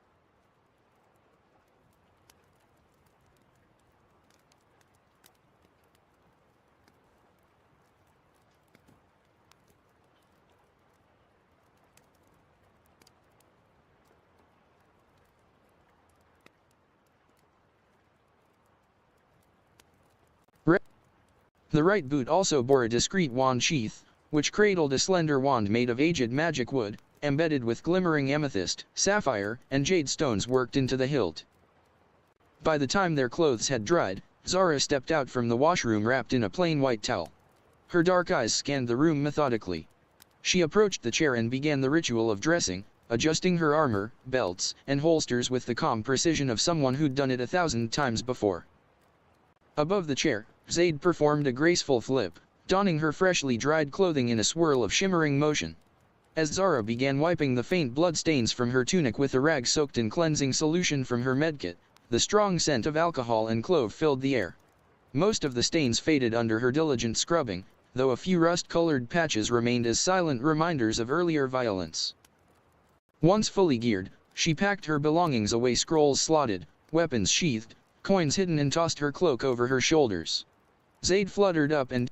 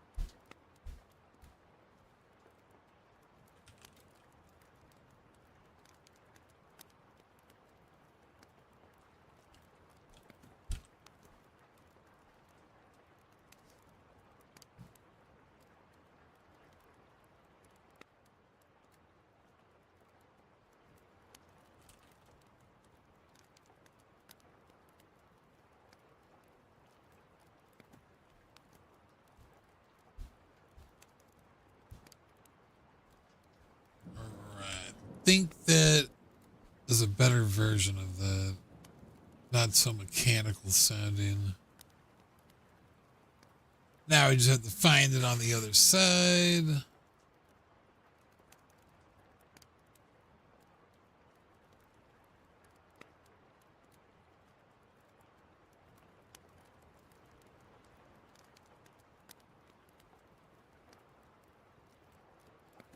Now let's hear it. once fully geared, she packed her belongings away, slotting her scrolls, sheathing her weapons, tucking the purse of coins beneath her tunic, and tossed her cloak over her shoulders. Zaid fluttered up and disappeared into the shadowed folds of Zara's hood. They exited the room quietly. The guards who had been stationed in the hallway were gone, their absence explained by the raucous noises of laughter, grunting, and moaning leaking from the nearby room. Zara passed it with her usual stoic expression, unfazed as a woman shrieked with theatrical delight inside. The door rattled slightly with each bump of the bed against the wall.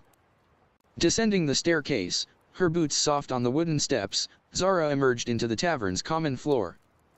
It was even more crowded than before. The scent of spiced mead, sweat, smoke, and roasted meats thickened the air. More soldiers.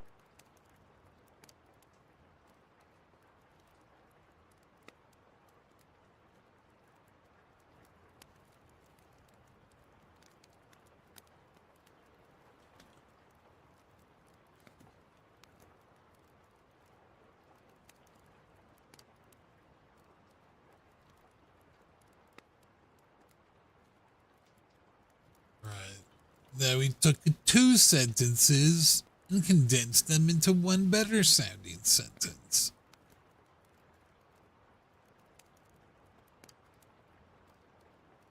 Now let me fix it on the original draft.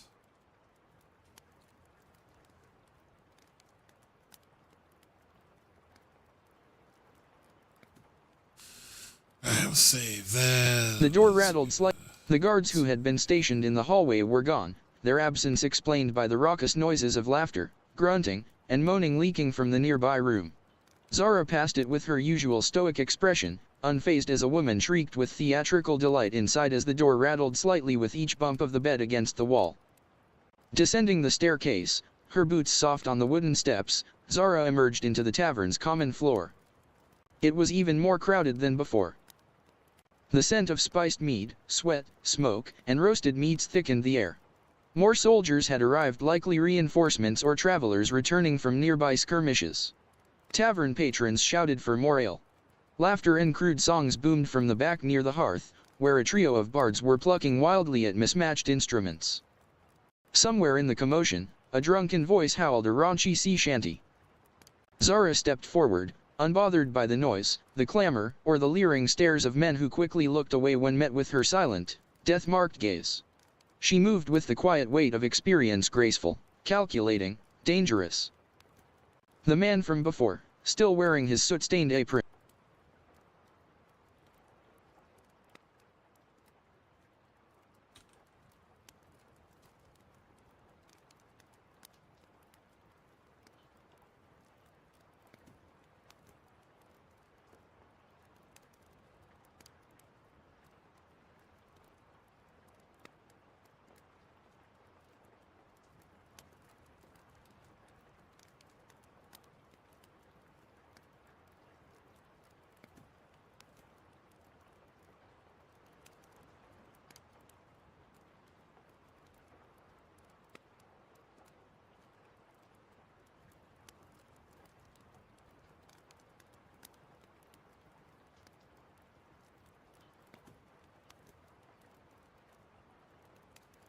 I really need to angle my keyboard more properly. I'm like typing at like a 45-degree angle as on my body's like hitched at a opposite 30-degree angle, looking at a monitor that's not even sitting directly in front of me. Let's make sure I got this right.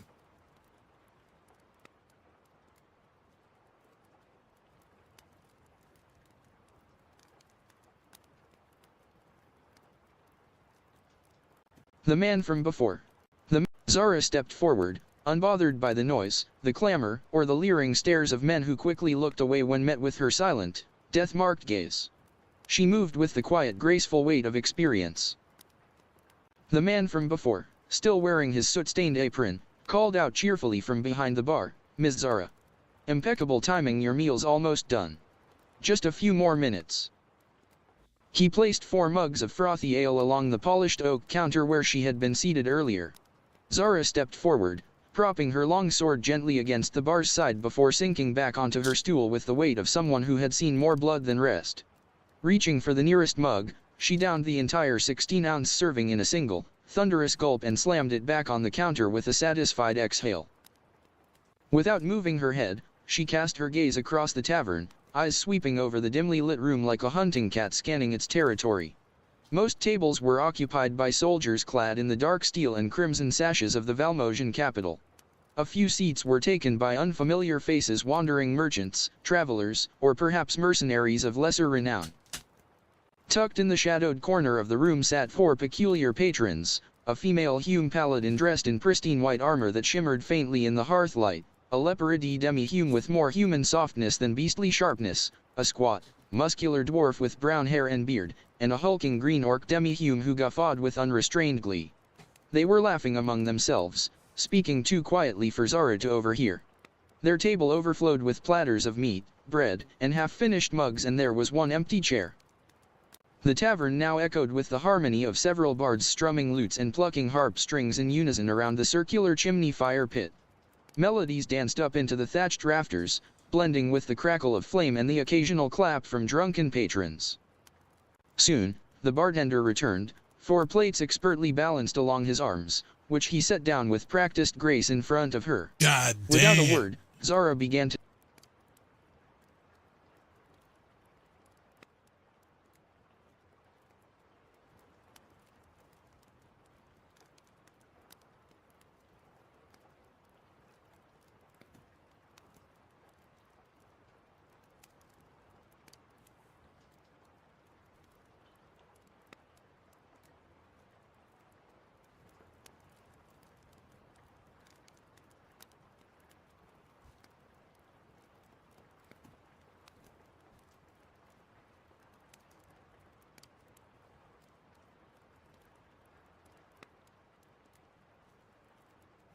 God, I'm fucking starving. Need to go get the food, but gotta in front finish of her. the chapter. Without a word, soon, the bartender returned, 4 plates expertly balanced along his arms, which he set down in front of her. Without a word, Zara began to devour her meal with startling speed, tearing into each dish with the kind of fervor that left no doubt she'd been starving for hours. Zara nonchalantly held small bits of food near her neck every so often. Hidden in the folds of her hood, the diminutive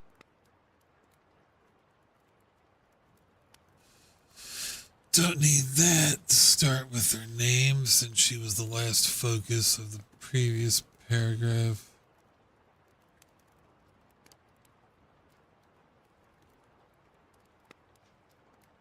Wow, this chapter needed more work than I thought. Soon, the bartender returned, 4 plates expertly balanced along his arms, which he set down in front of her. Without a word, Zara began to devour her meal with startling speed, tearing into each dish with the kind of fervor that left no doubt she'd been starving for hours. She nonchalantly held small bits of food near her neck every so often. Hidden in the folds of her hood, the diminutive fairy's aide plucked them away with careful hands and nibbled in the privacy the hood provided. As she ate, her gaze slid back toward the corner table, the group still laughing, the paladin now gesturing animatedly. Still too far to hear. Zara reached into the folds of her cloak, withdrawing a few gleaming gold coins, and placed them beside one untouched plate on the counter. You really know how to put that away, don't you? Came a voice from a few stools down, casual and amused. Zara glanced sideways with a mouth full of roasted potatoes, eyes locking onto a shorter man dressed in all black. A red bandana tied around his forehead gave his otherwise grim ensemble a flash of color. He sipped casually from his mug of ale, posture relaxed. She looked back to her food, chewing deliberately. Before the man could speak again, a quiet voice, one that seemed to be Zara's, said,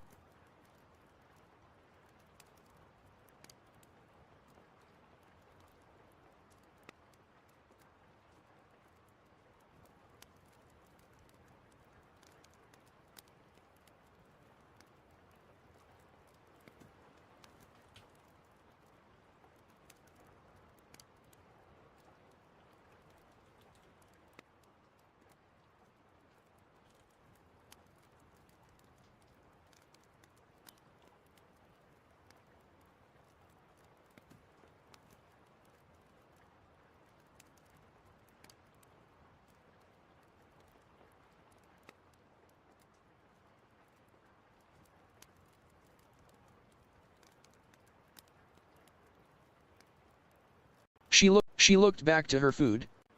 Zara glanced sideways with a mouth full of roasted potatoes, eyes locking onto a shorter man dressed in all black. A red bandana tied around his forehead gave his otherwise grim ensemble a flash of color. He sipped casually from his mug of ale, posture relaxed. She looked back to her food, still chewing, and deliberately ignoring him. I don't know why it stopped right there when I didn't tell it to. Before the man could speak again, a quiet voice, one that seemed to be Zara's, said between bites, I don't know if that's supposed to be some kind of compliment, but piss off, please. I'm eating. Unfazed, the man raised his mug slightly in mock salute. Name's Vlad, he said, still smiling faintly. Nice to meet you too. He turned to face forward again, the light from the hearth casting half his face in shadow. Despite the grin, his eyes carried a weary flicker, like someone too used to being unwelcome. His black cloak fell in elegant folds behind him, and two long daggers hung sheathed at opposite hips, well maintained and clearly well used. Zaid, still perched on Zara's shoulder and nestled deep within the cover of the hood, chewed with her mouth open and muttered dryly, I wasn't trying to be rude. I'm just hungry. And not in a talkative mood. Vlad's expression softened into something more genuine. It's all good. Late night. Storm outside. Hunger takes precedence, I get it. He gave a small shrug. Just figured I'd try my luck chatting with a pretty lady. Zaid snapped back without hesitation, I'm not one of your tavern wenches, if that's what you're implying. Vlad stood slowly, downed the last of his ale in a practiced tilt, and placed a few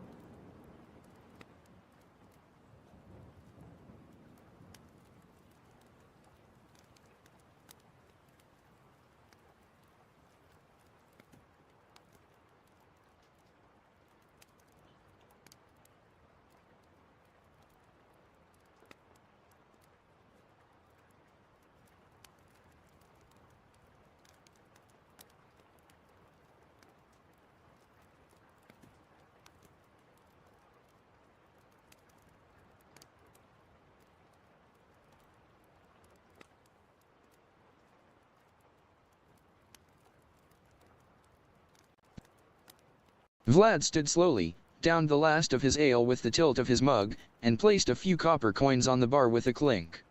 Didn't say you were. He stepped closer, just close.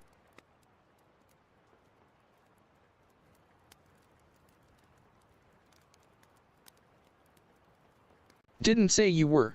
He stepped closer, just close enough that his voice dropped to a whisper as he leaned towards Zara's hood. Next time, he said, a sly glint in his eye, maybe let you do the talking instead of your little friend. With that, he turned and walked across the room, boots thudding lightly against the tavern floor. He approached the peculiar party in the corner and slid effortlessly into the vacant chair, the others greeting him with familiar nods and casual smiles. Zara said nothing. Her eyes lingered on the group as she picked up one of her untouched plates and pulled it closer. A long silence passed as she chewed slowly, her thoughts drifting to the strange man and stranger company he kept. Zaid, after a few moments, leaned closer to Zara's ear and whispered with her mouth full, "He smelled like trouble." Zara didn't respond. She just kept chewing. And watched. As he sat down, everyone at the table erupted with laughter as the dwarf shouted, "Turned down again." The table continued to roar while Vlad sat with a look of humiliation painted across his face. Across the room at the bar, Zara and Zaid exchanged the same look of surprise, shocked that Vlad could see straight through their charade. Zaid muttered through a mouthful of food, "Only way he could have known I was here is if he's either a peeping Tom and looked through your window while you were bathing, or a stalker. Or both." Zara's face flushed bright red. Abruptly, she stood and stormed over to where Vlad sat. He looked up at her in surprise, and before he could utter a word, Zara slapped him clean across the face. In a low, monotone voice, she hissed, "Pervert. Stalker." Then, without another glance, she turned on her heel, walked back to the bar, sat down, and continued eating as if nothing had happened. The orc and the dwarf burst into more laughter, cheering, while the other two women at the table remained dead silent, staring with wide-eyed expressions of disbelief. The dwarf cried out, "Vlad really has a way with the ladies, doesn't he?" Vlad groaned, rubbing the side of his face. "It's like a never-ending curse." The leopard demi-human girl grinned. "Maybe you should try going after some males for once. Might be your cup of tea." Vlad replied, clearly irritated, "Shut up. If I felt that way about another man, I'd have gone that route already." The orc chimed in with a gravelly chuckle, "Looks like another lonely night of pounding your pecker till you pass out." Vlad fired back instantly, "Shut up, Torgan. Like you won't be doing the same thing." Torgan smirked.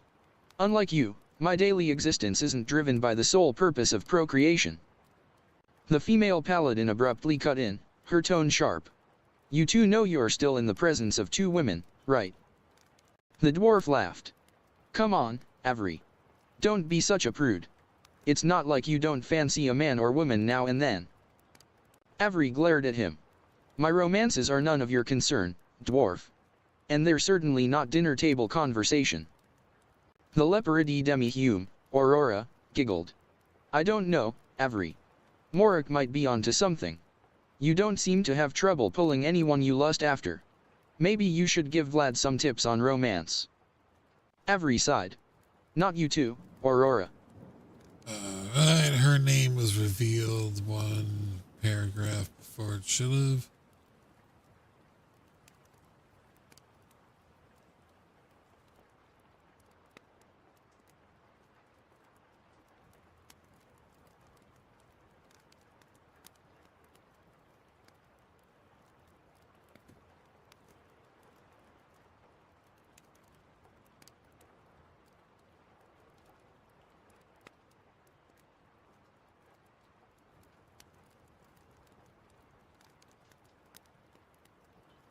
How is it already fixed in this version?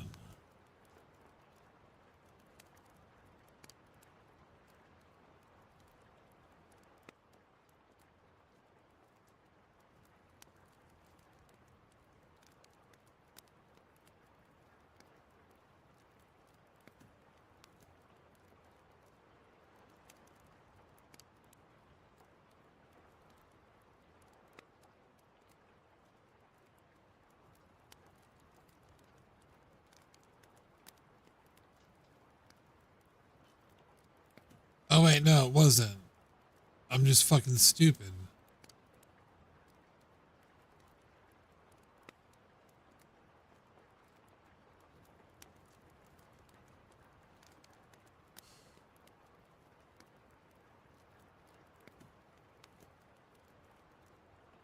Giggled.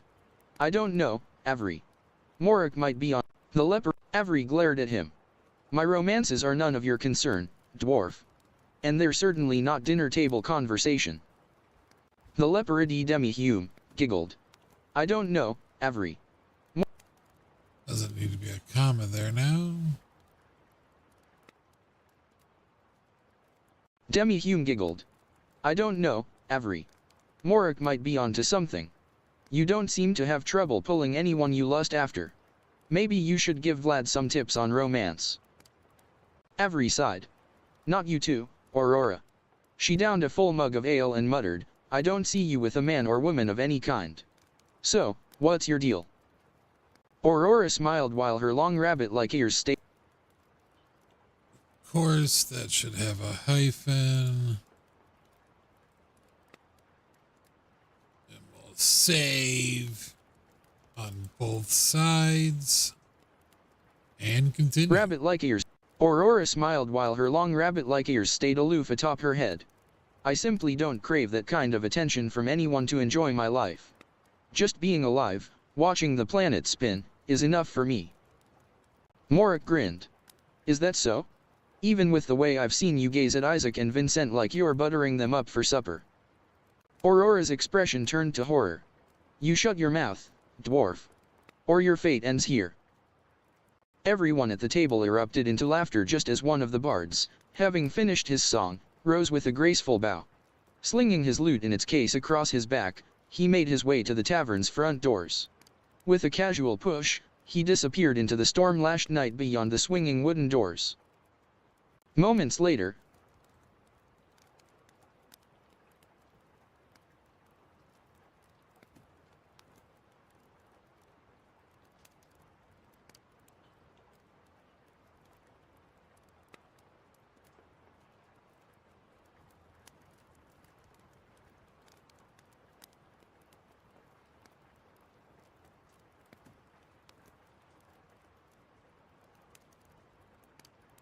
this chapter just, out of all the chapters we've heard so far, this one I just fucking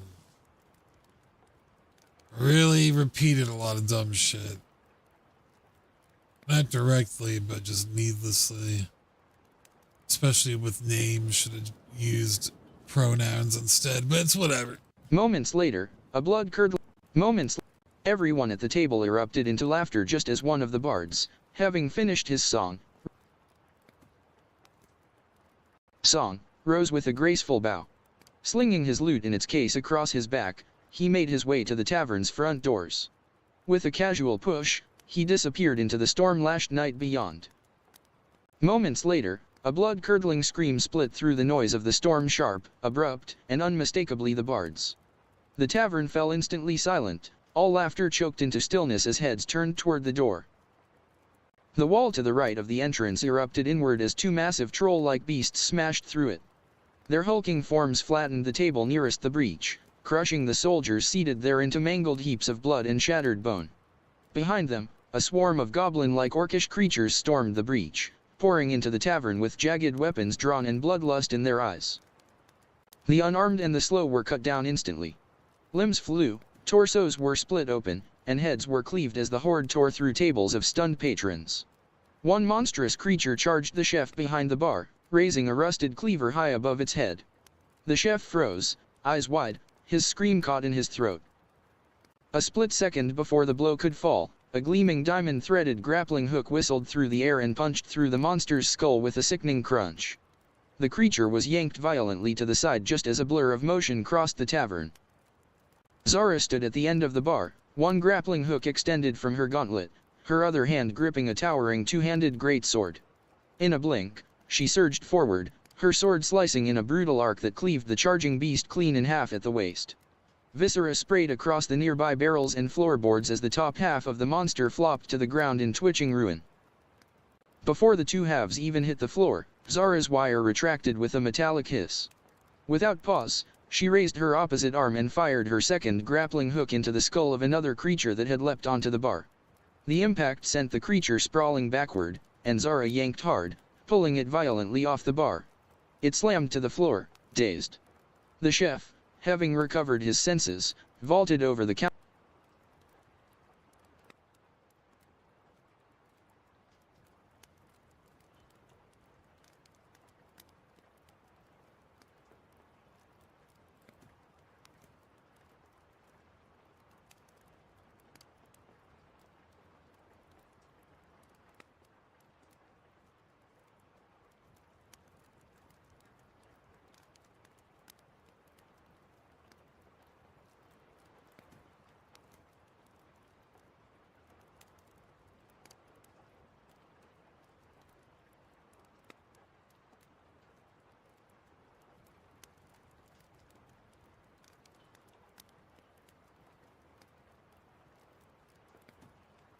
off its fat, off its feet.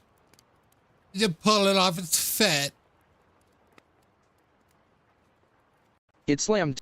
Before the two halves even hit the floor, Zara's wire retracted with a metallic hiss. Without pause, she raised her opposite arm and fired her second grappling hook into the skull of another creature that had leapt onto the bar.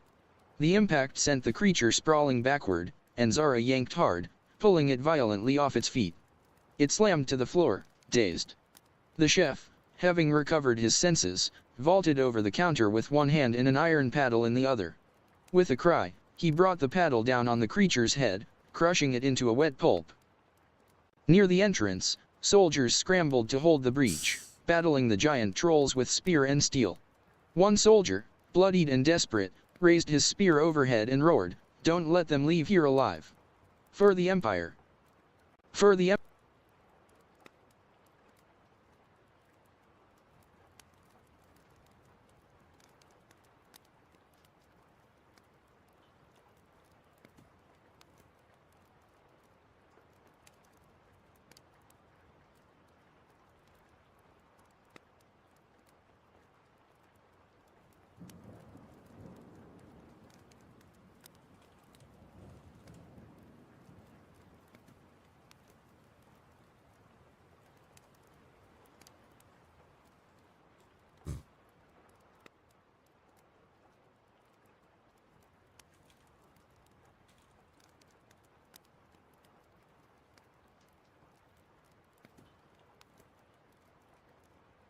Steel. Near the entrance, soldiers scrambled to hold the breach, battling the giant trolls with determination and steel. One soldier, bloodied and desperate, raised his spear overhead and roared, "Don't let them leave here alive. For the Empire! For the Empire!" The remaining soldiers echoed in thunderous unison. One of the trolls swung its massive club and crushed a soldier into the tavern wall with a sound like a melon being stomped. Another soldier retaliated, plunging a spear into the beast's wrist, severing tendons, and causing the brute to drop its weapon.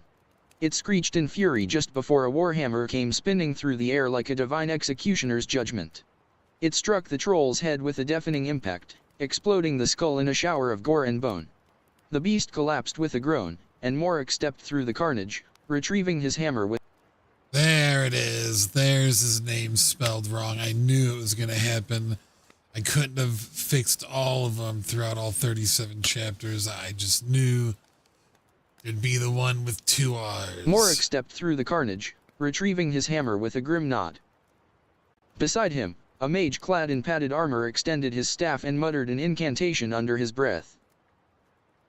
Actually, hold on.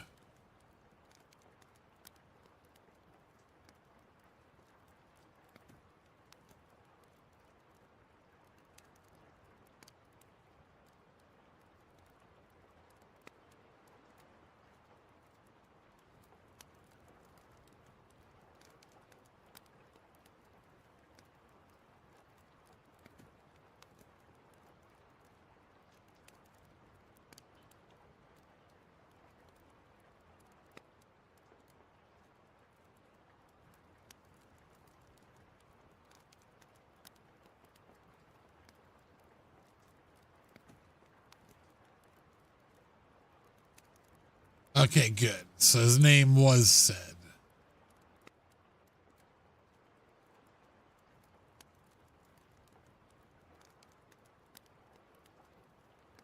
Morik and Torgon braced themselves.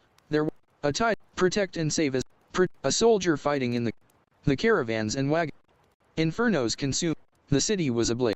What they exploded. Zara stood. Silence fell from above. Another squad of all around them. That unholy rage. Zara, for her part, what the hell pissed across? The creature never had a surge of electric. Zara turned her eyes. Zara, a massive troll like. The creatures weren't formidable. The tavern floor, the attack, beside him, a mage clad in padded armor. One of the trolls. Where the fuck did I click on? The remaining soldier. Near the entrance, finally. Soldiers scrambled to hold the breach, battling the giant trolls with determination and steel. One soldier, bloodied and desperate, raised his spear overhead and roared, "Don't let them leave here alive. For the Empire! For the Empire, the remaining soldiers echoed in thunderous unison. One of the trolls swung its massive club and crushed a soldier into the tavern wall with a sound like a melon being stomped. Another soldier retaliated, plunging a spear into the beast's wrist, severing tendons, and causing the brute to drop its weapon. It screeched in fury just before a warhammer came spinning through the air like a divine executioner's judgment. It struck the troll's head with a deafening impact, exploding the skull in a shower of gore and bone.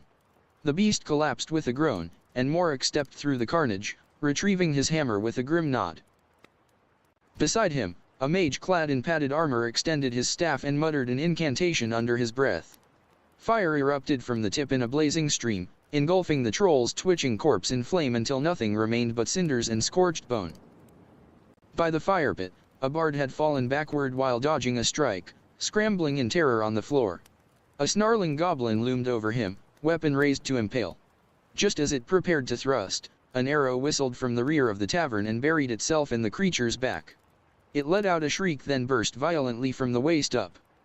Blood, organs, and sinew painted the hearth, dousing every nearby table in a 5-meter radius with steaming viscera. Atop one of the few untouched tables, Aurora stood tall, her bow humming with magical energy.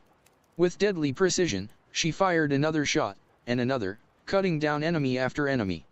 Her enchanted arrows struck with terrifying force, each one detonating with a flash of arcane power.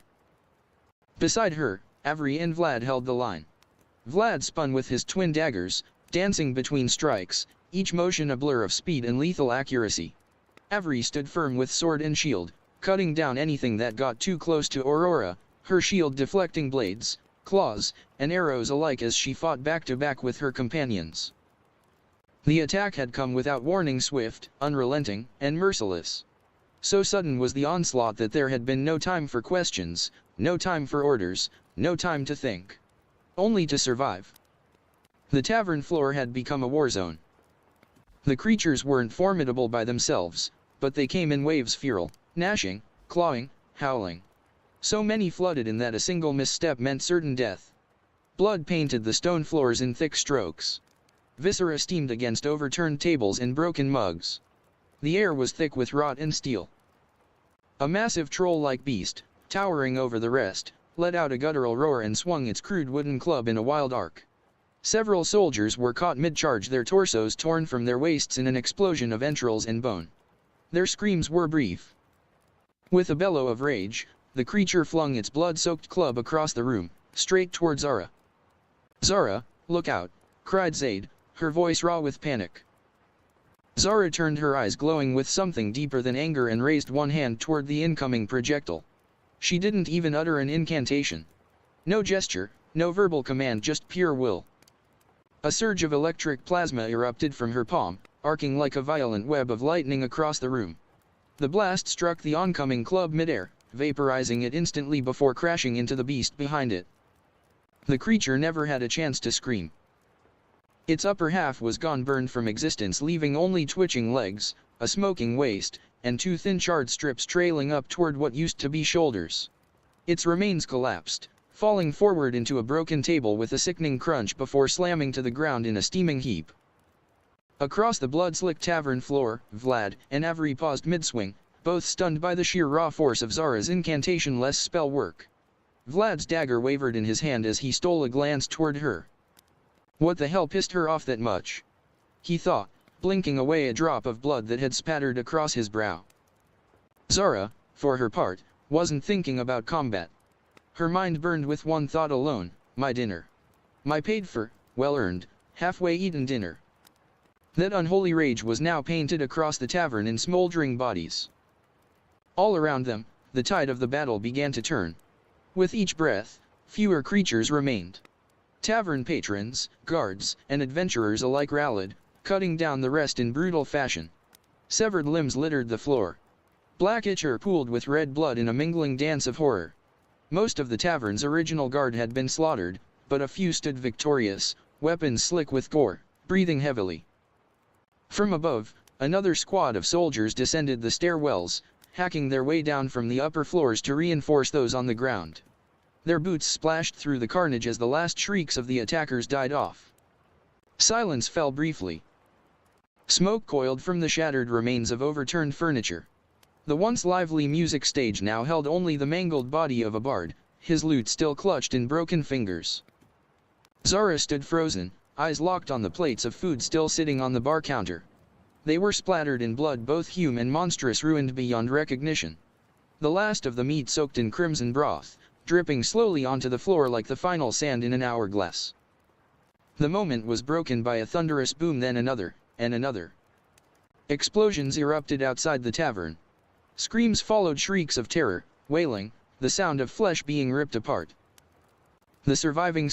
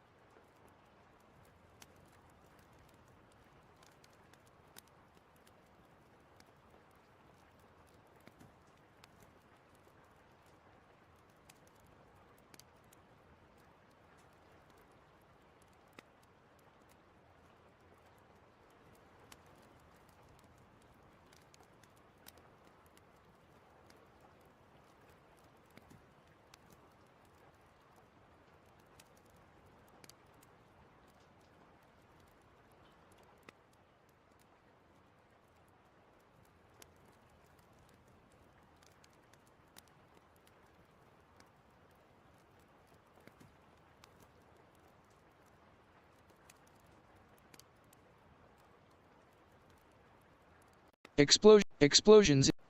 Zara stood frozen, eyes locked on the plates of food still sitting on the bar counter. They were splattered in blood, both human and monstrous, ruined beyond recognition. The last of the meat soaked in crimson broth, dripping slowly onto the floor like the final sand in an hourglass. The moment was broken by a thunderous boom, then another, and another. Explosions erupted outside the tavern. Shrieks of terror resonated beyond its walls, accompanied by the sound of flesh being torn from bone.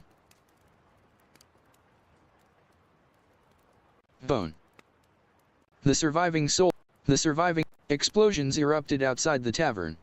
Shrieks of terror resonated beyond its walls, accompanied by the sound of flesh being torn from bone. The surviving soldiers, eyes wide, surged toward the ragged hole in the tavern's wall, the one the beasts had burst through when the nightmare began. Zara and the others followed, blood-stained and weary, weapons still gripped in white-knuckled hands. What they saw turned their veins to ice. The city was ablaze. Infernos consumed entire rows of buildings. Smoke rose like funeral pyres into the black sky. Flames licked up the sides of homes, casting flickering shadows of horror. In the firelight, unholy things moved, beasts not born of any natural world. Twisted creatures of flesh and bone, gnarled claws and open maws. Hulking, wretched horrors dragged civilians from their homes, tearing them apart in the streets. Some creatures feasted on bodies, half-eaten children, headless parents, townsfolk whose screams still echoed even after they had died. The caravans and wagons parked near the tavern were obliterated, crushed under monstrous feet, set alight, or overturned. The animals? Dead. Ripped apart. Their handlers lay beside them, eyes wide and glassy, throats torn open. A soldier fighting in the chaos outside turned and shouted toward the tavern survivors. "Protect and save as many townsfolk as you can." A tide of twisted creatures surged toward the tavern's patrons, many of whom were still frozen in stunned disbelief as chaos overtook the city streets. Without hesitation, Morik and Torgon braced themselves, their war hammers raised high. With brutish strength and precise fury, they smashed in skulls and shattered limbs, their strikes turning bone to dust and sending viscera splattering against the blood-slick cobblestone. Panic erupted as patrons scrambled toward the tavern's front doors. They spilled into the street, only to find the perimeter overrun. The night was alive with shrieking abominations and monstrous silhouettes lurching from alleys and ruins alike. In an almost defeated tone, Vlad muttered, "How could this have all happened without us hearing it, until now?" The city had become a slaughterhouse. Hulking, unrecognizable beasts trampled through once familiar streets, leaving ruin in their wake. The last of the town's soldiers desperately tried to shepherd any remaining civilians to safety, but it was a losing battle. With grim certainty, Avery replied, "I hate to say it, but this city is beyond saving." Her grip tightened on her sword and shield, as her snow-white hair danced barely past her chin.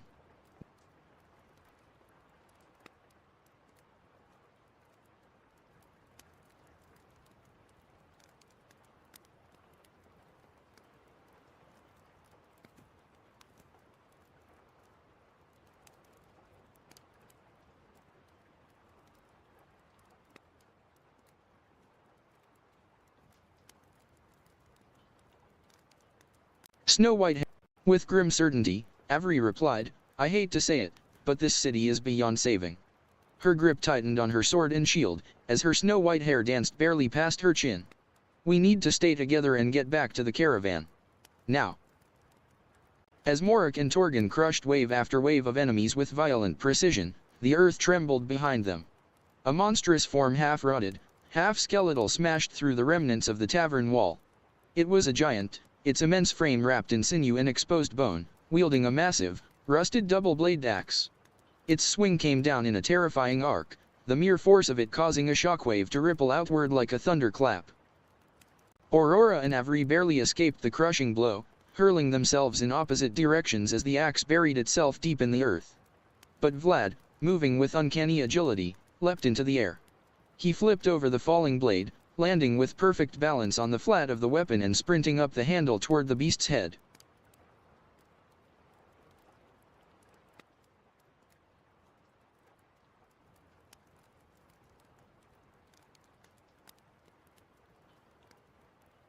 Real quick, I have to put something in the dryer. I'll be right back.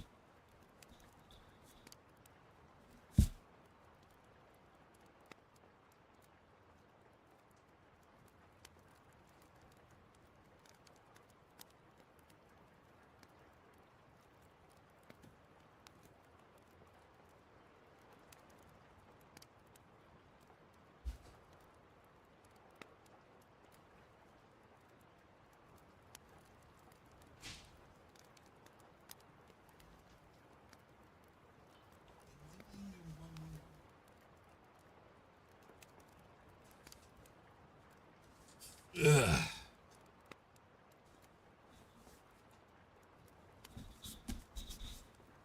Sorry, some of my clothes and my blankets and pillows and bed sheets were in the dryer last night, but when they were done, they weren't fully dried, so I went to bed with no blanket or anything. I just covered myself in pillows like a poor kid at a rich kid's sleepover and fucking just went to bed. But I never turned the dryer back on, so I had to just turn that back on and finish it. Okay, yeah, but anyway, thank you. The giant roared in fury, trying to wrench its axe free, but Vlad was too quick. He jammed one dagger deep into the creature's eye, twisting violently as blackened pus spilled out.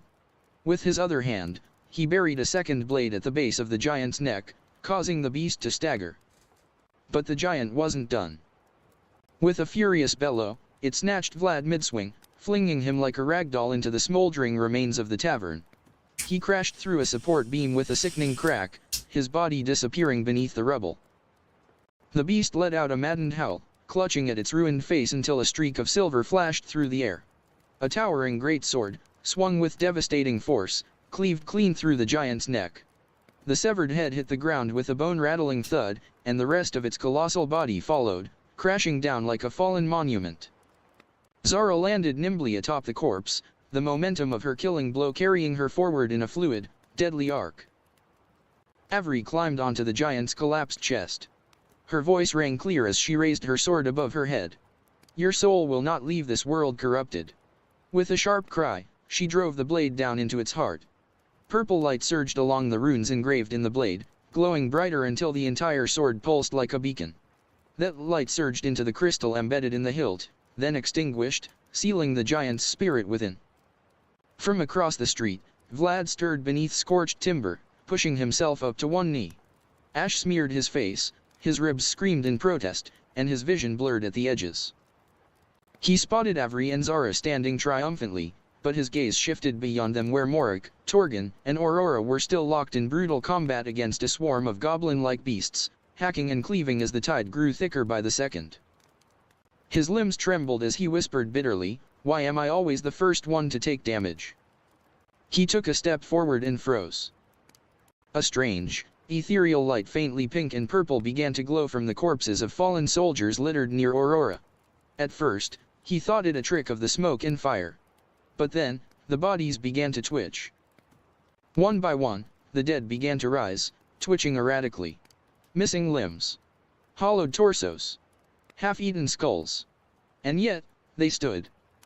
The strange light faded, leaving behind only the stench of decay and the glint of lifeless eyes. Vlad opened his mouth to scream a warning, but nothing came out. His breath caught in his throat, his body too battered, too broken to muster a shout. Then, thwump. An arrow whistled past his ear and detonated behind him, splattering gore across the nearby wall. A soldier's corpse, now missing most of its torso, collapsed beside him in a wet, crumpled heap. His eyes snapped back toward Aurora. Her voice reached him in fragments, muffled by the ringing in his ears. She was screaming desperately, trying to reach him. He could just make out the shape of her lips. "You need to move." He turned, heart dropping into his gut. A towering troll-like creature, nearly 3 stories tall, was mid-swing, its grotesque, jagged blade dripping with blood as it arced downward toward him. Its eyes gleamed with malice, its maw twitching into a grin as the weapon fell toward him like the hand of a vengeful god. In his peripheral vision, he saw Zara again. She was mid-flight, her grappling hook buried in the beast's flesh, pulling herself upward with incredible speed. But even as she surged toward them, he knew she wouldn't reach him in time. Without warning, Avery crashed into Vlad, tackling him violently out of the path of death. In the same breath, the creature's towering blade came cleaving downward. It tore through her shield like wet parchment, then raked across her upper chest. It didn't stop. It sheared through skin, sinew, and bone, slicing from beneath her left shoulder, crossing diagonally through her ribcage, and exiting by her right hip. The scream that rose in her throat died before it could escape. Her body didn't just fall, it spilled apart. Her shield arm hit the ground first, severed cleanly at the bicep. A heartbeat later, her body dropped in 2 grotesque halves, one collapsing sideways, the other flopping forward like a butchered carcass. Her entrails uncoiled from the split torso and splayed across the soaked cobblestones like glistening ropes of glazed red and violet, steaming in the cold rain. The world around them froze. Everyone stood in stunned silence, eyes wide, mouths agape as they stared at the broken remains of their comrade. The storm above raged on, thunder echoing the horror below. Zara's grappling hook hissed through the air as she propelled herself forward. Her eyes held no emotion, just frigid purpose. From her boot, she withdrew her wand, flicking it up with a snap of her wrist. "Die," she said, her voice as calm and dead as winter wind. At the tip of the wand, a red and black talisman flickered into view, pulsing like a heartbeat. One of the crystals embedded in its hilt shattered to dust, and then a pulse.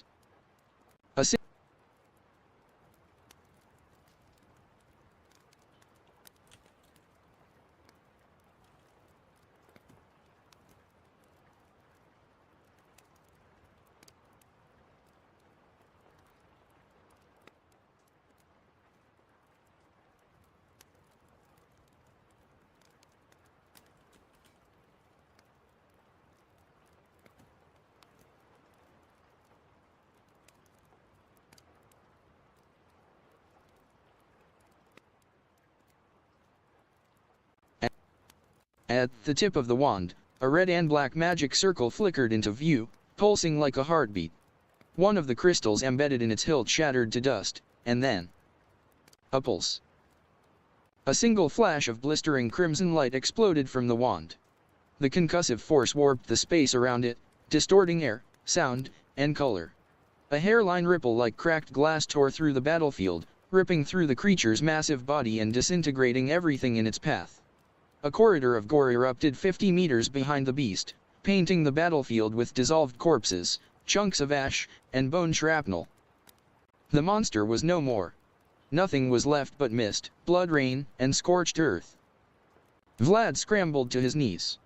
His face was soaked not just with the rain, but with the blood of the woman who had just saved him. Tears welled in his eyes as he croaked, "Avery." His voice trembled, full of dread. "What just happened?" Zara slid her wand back into its boot holster, her lips pressed into a flat line. She muttered her crystal count under her breath. "Far left." Vlad's sobs cut through the silence like a knife. "Fuck," he screamed,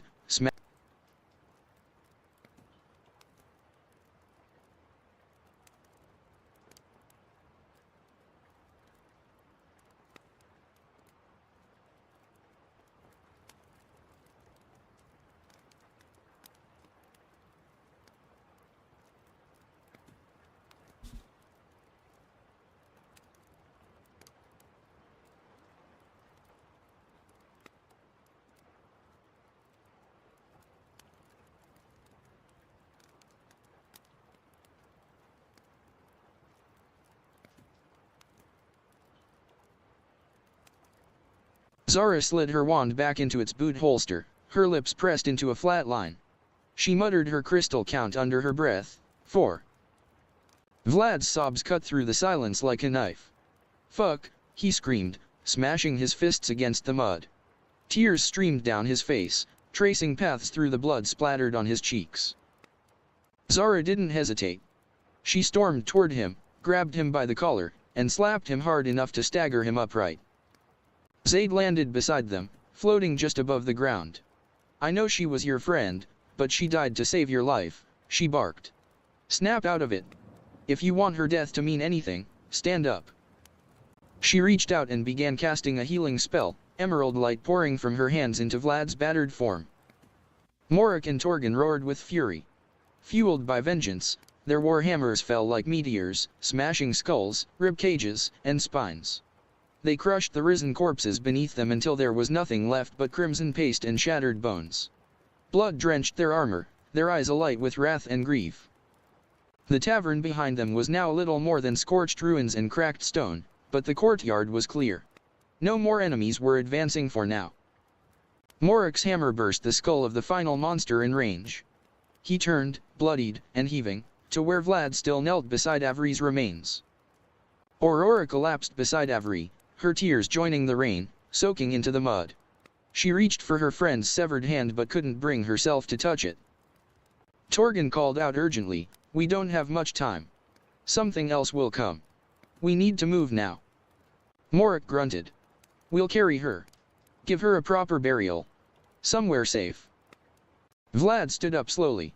His hand trembled as he reached for her blade Chronos, Avery's mythic sword. Its soul gem pulsating softly in its hilt. "This is my fault," he whispered. "She died because of me."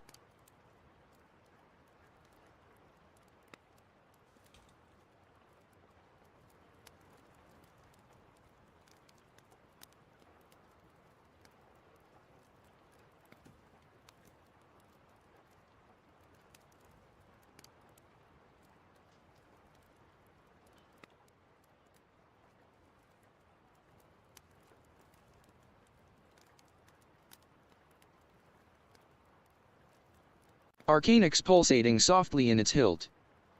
"This is my fault," he whispered. "She died because of me."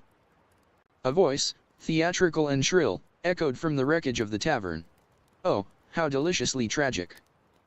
Atop the last burning beam of the structure stood a man cloaked in soaked brown robes.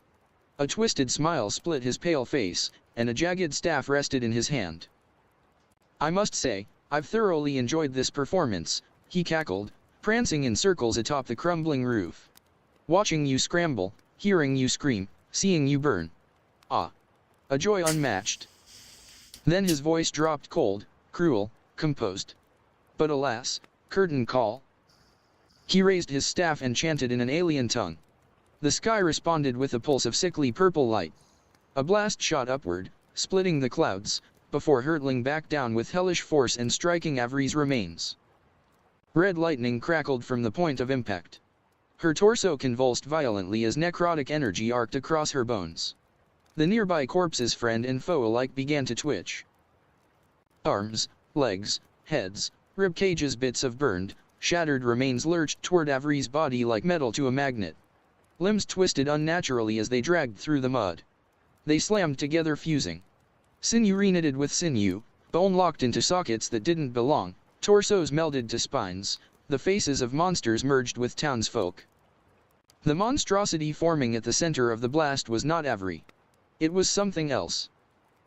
A grotesque amalgam of flesh, fur, armor, and steel, breathing with a wet, bubbling noise. Its spine writhed.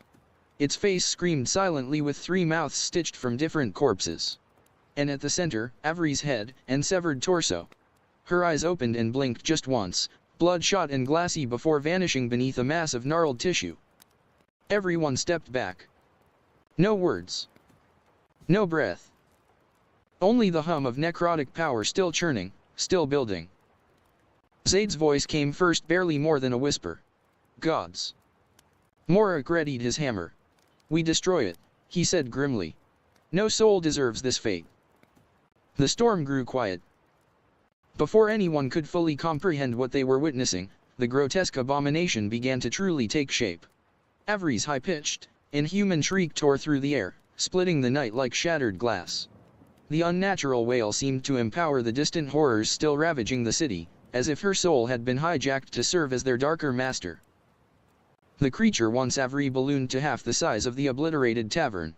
From its rapidly mutating form, hundreds of corpse-laden tentacles erupted, writhing in every direction. They impaled nearby bodies, fresh and rotting alike, and reeled them into its mass, stitching together a flesh tapestry of screaming mouths and twitching limbs, feeding its grotesque evolution. There was no time to scream, to react, or even to think. It all happened within mere heartbeats. A flurry of tentacles lunged toward the group, black sinew and bone spiraling like harpoons of rotting death. At the last second, Zaid threw out a vortex of wind, the gale so fierce it sent everyone flying in opposite directions, narrowly avoiding the piercing flesh spikes. Zara landed like a phantom, her boots barely touching the earth before she broke into a dead sprint straight at the monstrosity. Tentacles tore through the air around her, but she was faster, her momentum carried by corkscrewing flips and aerial somersaults. One tendril grazed her boot, another was cleaved clean through by her blade, the stump spraying congealed black ichor across the cobblestones. Without pause, she fired a grappling hook into the creature's chest, the line yanking her forward like a spear thrown by the gods. Mid-flight, she drew the wand from her boot. A tentacle, massive and jagged, snatched her by the ankle and whipped her downward toward a gaping, dripping maw opening from the abomination's torso, lined with teeth like rusted scythes and shattered bone.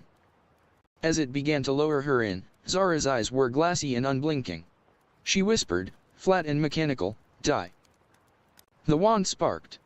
A red and black emblem glowed, the gem at its base detonating into dust as a near-invisible concussive blast punched a 3-foot-wide hole clean through the creature's body. A roar of agony exploded from it as it hurled Zara into the air.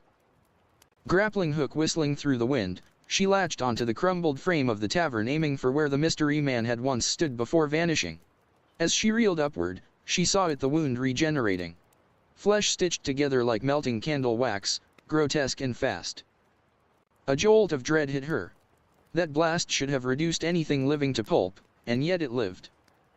On the ground, Morak raised his warhammer, voice booming with fury and sorrow. Come on. We can't let her bear this alone for Avery's soul. He and Torgan charged the beast, shoulder to shoulder. From a distance, Aurora calmly swapped crystals in her enchanted quiver. The new gem shimmered blue with frost fire essence.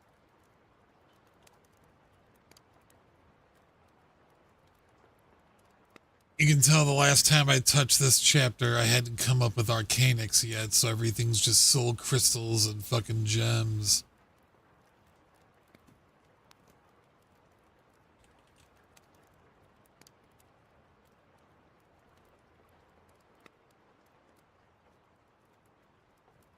Let's find this fine.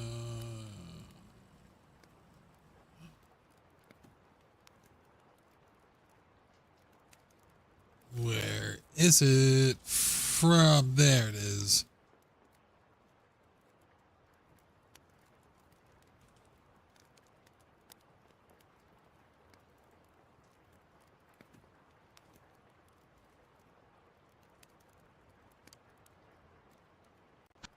Arcanix in her enchanted. From a distance, Aurora calmly swapped Arcanix in her enchanted quiver. The new gem shimmered blue with frost fire essence. She drew 3 arrows. Maybe the help clarify that up a bit.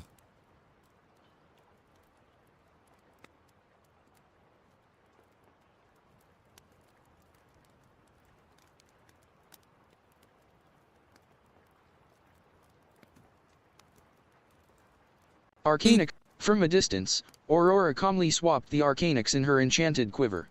The new gem shimmered blue with frost fire essence. She drew 3 arrows, set them, and fired. The first ignited with electric flame, burning across the monster's skin. The second shattered into a spike of frozen shards. The third detonated mid-flight, sending tendrils of flame licking up its neck. It screamed again, more ethereal than anything mortal. Vlad bent low, tears smearing soot down his cheeks. He opened a small satchel at his waist, retrieving several glowing crystals. Removing the gem from Avery's sword, he replaced it with a different faintly glowing purple one. To Aurora, who stood nearby, he murmured, voice raw, I need an opening. I must reach her. We can't let her soul depart like this. He clutched her sword in both hands and ran. Tentacles whipped toward him like bone-tipped whips, but he sliced through them with surgical precision. Zara, watching from the roof, was frozen. Zaid screamed, hovering beside her in the storm-torn wind, what the hell are you doing? They're going to die if we don't act. Down below, Vlad.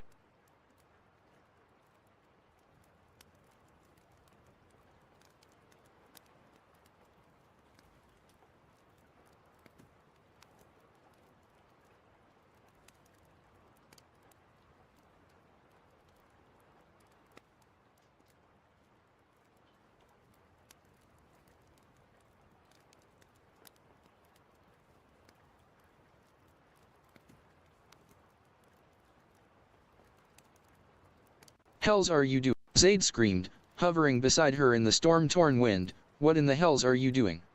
They're going to die if we don't act. Down below, Vlad reached Torgon just in time. Torgon, he bellowed. Torgon didn't need details. He swung his hammer like a trebuchet, Vlad leapt onto the ark and was launched high into the air. As Vlad ascended, tentacles darted from all directions. 2 were blown apart mid-air by Aurora's arrows. 1 remained. Vlad braced for impact. But before it could hit him, Zara's grappling hook exploded through his leg and yanked him violently off course. He screamed, not in pain, but in disbelief. As he tumbled, he saw Zara fly past him, a streak of motion snatching the sword he had dropped from mid-air. The abomination, still focused on Vlad, hadn't prepared for her. Zara landed atop the writhing beast, right above where Avery's torn remains still fused grotesquely with its chest. Without hesitation, she plunged the sword through Avery's heart. The gem pulsed with purple light, briefly igniting the arcane symbols embedded across its blade. The gem. I guess I gotta go back up and fix.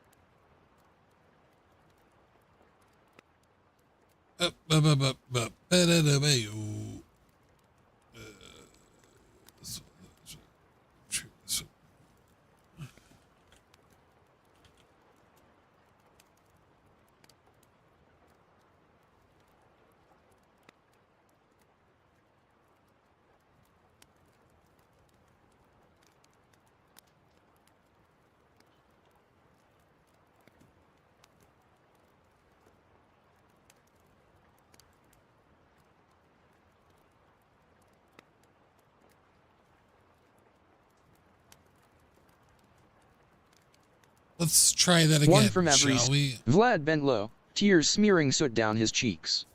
He opened a small satchel at his waist, retrieving several glowing Arcanix crystals. Removing the one from Avery's sword, he replaced it with a different faintly glowing purple one. To Aurora, who stood nearby, he murmured, voice raw, I need an opening. I must reach her. We can't let her soul depart like this. He clutched her sword in both hands and ran. Then wasn't... We'll find it. Tentacles whipped toward him like bone-tipped whips, but he sliced through them with surgical precision. Zara, watching from the roof, was frozen. Zaid screamed, hovering beside her in the storm-torn wind, what in the hells are you doing? They're going to die if we don't act. Down below, Vlad reached Torgan just in time. Torgan, he bellowed. Torgan didn't need details. He swung his hammer like a trebuchet. Vlad leapt onto the arc and was launched high into the air. As Vlad ascended, tentacles darted from all directions. 2 were blown apart mid-air by Aurora's arrows. 1 remained. Vlad braced for impact. But before it could hit him, Zara's grappling hook exploded through his leg and yanked him violently off course. He screamed, not in pain, but in disbelief. As he tumbled, he saw Zara fly past him, a streak of motion snatching the sword he had dropped from midair. The abomination, still focused on Vlad, hadn't prepared for her. Zara landed atop the writhing beast, right above where Avery's torn remains still fused grotesquely with its chest. Without hesitation, she plunged the sword through Avery's heart. The arcane expulsed with purple light,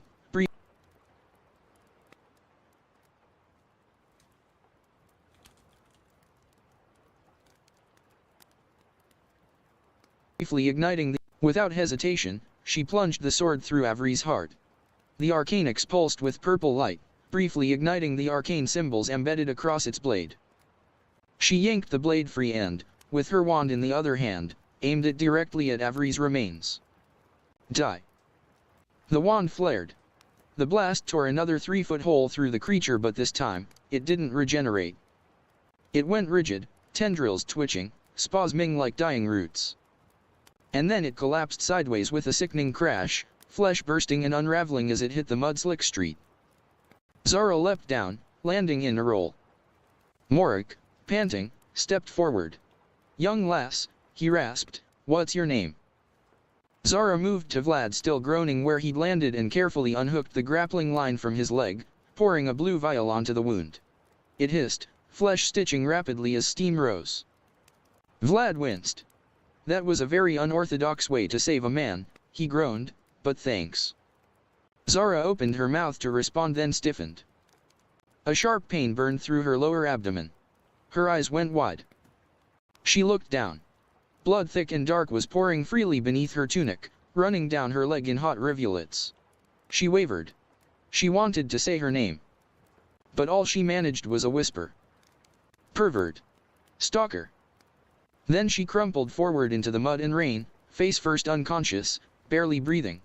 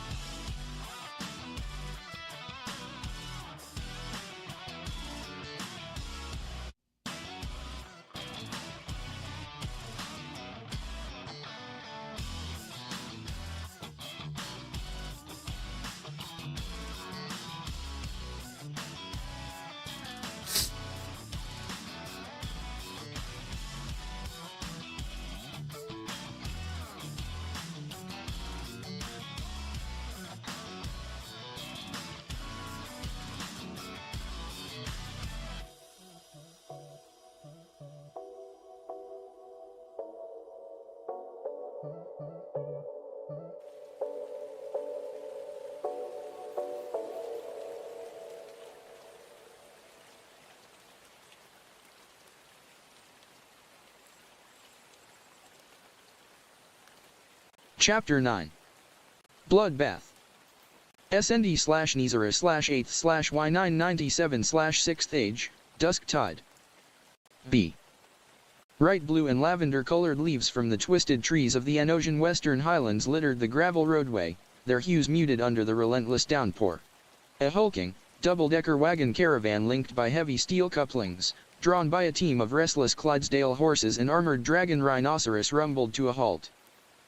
Rain hissed off the steel plates of the wagons and the beasts' armored hides as the convoy faced a blockade, a large formation of Imperial soldiers, their torches flickering against the sheets of rain. Shadows stretched like claw marks across the path and into the thick tree line of the Sea of Magic Wood bordering the west of the Enos Mountains. 4 soldiers stood out among the rest, their forms massive and gleaming, gold inlaid plated armor. 2 bore exquisitely forged two-handed swords etched with gold trim, while the others wielded enormous double-headed axes, their edges chipped and stained from frequent use. Flanking them were rows of soldiers in black dragonhide padded armor, crimson capes trimmed in gold bearing the sigil of the Empire, a crowned ichneumon, claws outstretched as if ready to strangle a dragon against a backdrop of checkered blue and white. These soldiers carried crossbows and an array of flintlock weaponry, each barrel glinting menacingly in the torchlight. One of the soldiers at the front stepped forward, raising his torch high, its blue-white flame illuminating the rain-soaked path. "You there," he barked, his voice cutting through the storm. "This is an Imperial checkpoint. Step down from here." He hesitated, eyes narrowing as he scanned the monstrous, unfamiliar construct of wood, steel, and canvas. It was unlike any carriage he'd seen. "Your rather peculiar wagon. Have all passengers disembark and present their documentation for verification." The man he addressed sat high in the driver's cockpit, wrapped in a dark brown cloak and a wide-brimmed hat soaked through by the rain, its sagging brim casting his features in shadow. He answered with a grunt, snapping the reins once before leaning forward to adjust a series of iron levers on the dash plate. With a heavy clank, the wagon's braking system engaged, locking around the wheels. From beneath the driver's quarters, metal rungs slid free from the hull, unfolding into a narrow ladder along the wagon's side. Gripping the slick rails, the man climbed down carefully, boots thudding against rain-darkened wood as the wagon settled into stillness. Theo landed with a squelch in the wet mud, then turned and rapped sharply on a nearby wooden door, one hand shielding his pipe from the rain. He knocked twice more and called out, "Vincent, Isaac Imperial checkpoint. Gonna need everyone out here, paperwork in hand." Then, turning back toward the soldier with a casual air that brushed against insolence, he said, "Hey there. Name's Theology, pleasure to meet you." His boots crunched against the gravel as he stepped forward. His name is not Theology, just for some reason the AI reads it that way. Whenever his name has a period following it. Hold on, I had to turn the fan down, it's much too cold in here.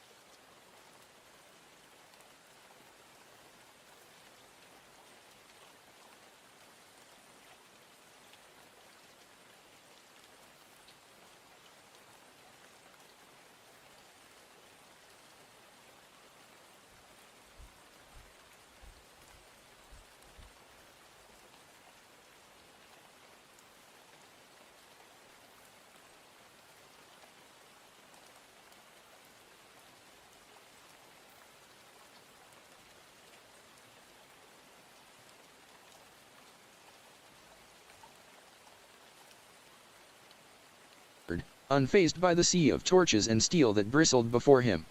"Looks like you boys brought out the elites tonight. What's the occasion?" From the line, a broad-chested soldier bearing a Zweehander stepped forward, his face hidden beneath the shadows of his ornate helm. His voice was ice, sharpened by decades of war and cracked with every word. "Watch your tongue, peasant. You stand in the presence of General Lazarus, nephew to the throne of Valmoza. You will not speak so casually to royalty." As if summoned by that title, the figure at the center stepped forward. He was a tall man clad in imperial regalia so pristine it looked untouched by the rain. His expression was calm, his features severe, every motion deliberate. With a faint click, he lowered his free hand toward his belt where the gauntlet of his left arm snapped into a metal bracer and locked into place. He slowly pulled his hand free, extending it with practiced poise. "Don't mind Lieutenant Argram," said General Lazarus, his voice smooth, aristocratic, and tinged with command. "He's loyal to a fault, strict, certainly, but he means well. Formalities are just the armor of men who fear chaos." His words oozed diplomatic charm, but his eyes never smiled. Argram grunted in displeasure as the man with the pointed hat stepped forward, his robes soaked in rain, hand snapping out to clasp Lazarus's gauntlet in a firm grip. His voice, though aged by study and sleepless nights, carried a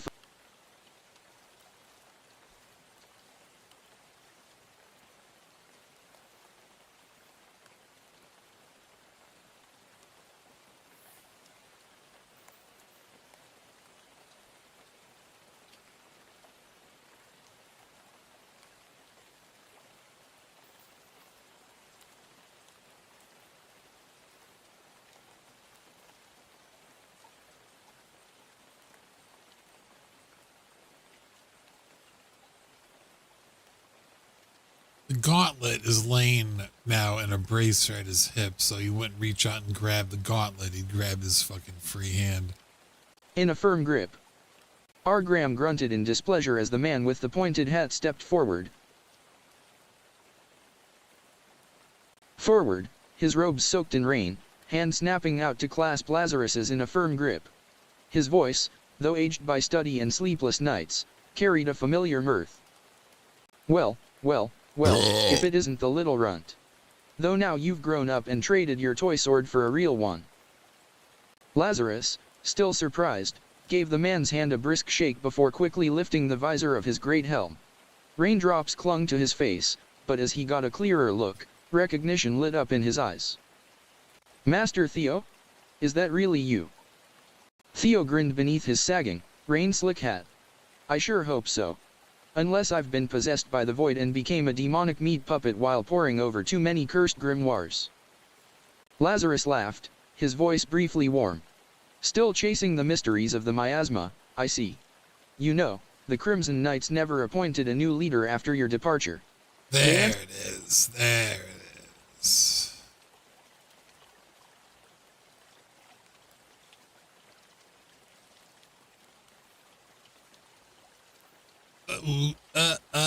Ooh.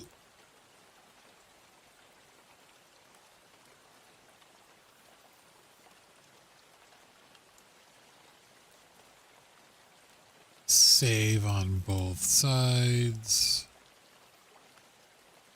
"Mages never—" Lazarus laughed, his voice briefly warm. "Still chasing the mysteries of the miasma, I see. You know, the Crimson Mages never appointed a new leader after your departure. They answer directly to the Senate now and rarely leave the castle walls." Adjusting the brim of his wide-brimmed hat, Theo nodded as rain slid down the waxed fabric. "I thought Ari would step up when I left. She had the will and the talent. What happened to her?" Lazarus's expression darkened. His lips thinned. "She gave her life defending my uncle, ambushed by gloom-shade goblins while returning from a ceremony in Winwerloke. The Emperor survived, but she never made it back."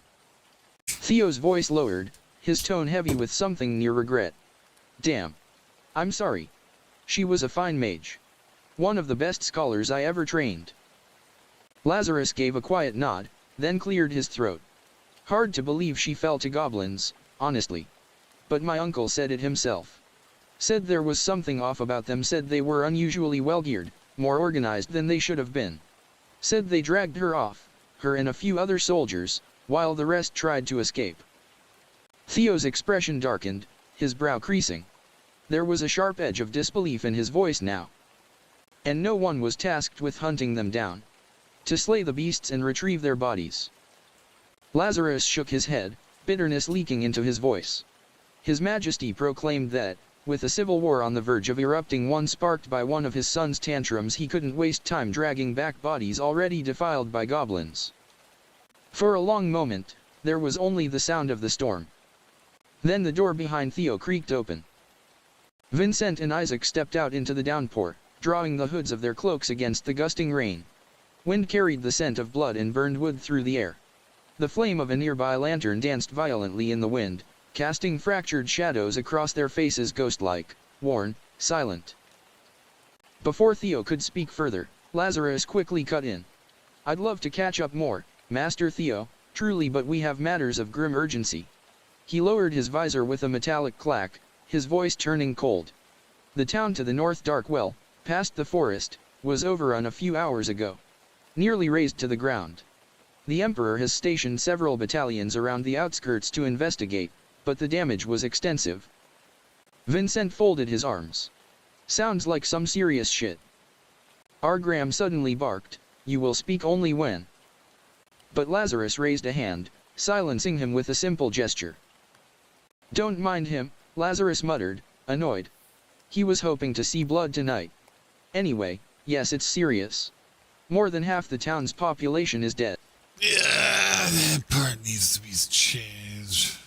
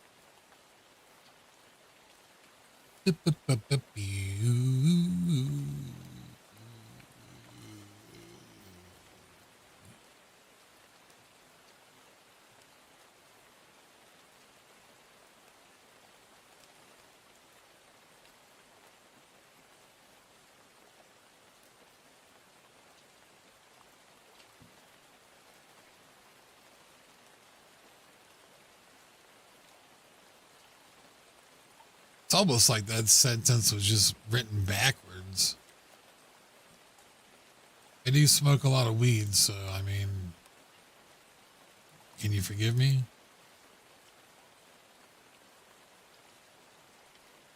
I think this will sound better. And doesn't look as awkward when reading it down the page. Vincent folded his arms. "Sounds like some serious shit." "You will speak only when," Argram suddenly barked, but Lazarus raised a hand, silencing him with a simple gesture. "Don't mind him," Lazarus muttered, annoyed. "He was hoping to see blood tonight. Anyway, yes, it's serious. More than half the town's population is dead. The only reason we have survivors is because a squad of Imperial soldiers and a mercenary band happened to be passing through when the attack hit. If they hadn't been there..." Theo exchanged a quick glance with Isaac before replying, "We're actually heading in that direction. One of our teams is out there finishing a contract. Could be the mercenary group you mentioned." Lazarus shrugged beneath his rain-slick armor. "I wouldn't know. I've been stationed here the whole time and haven't seen any formal debriefings." Isaac stepped forward, producing a rain-streaked folder and handing it over. "Here's our identification. You're welcome to look around, but fair warning, there are multiple sleeping elven women inside. Wake them at your own risk." Lazarus smirked as he flipped through the parchment, droplets of rain speckling the ink.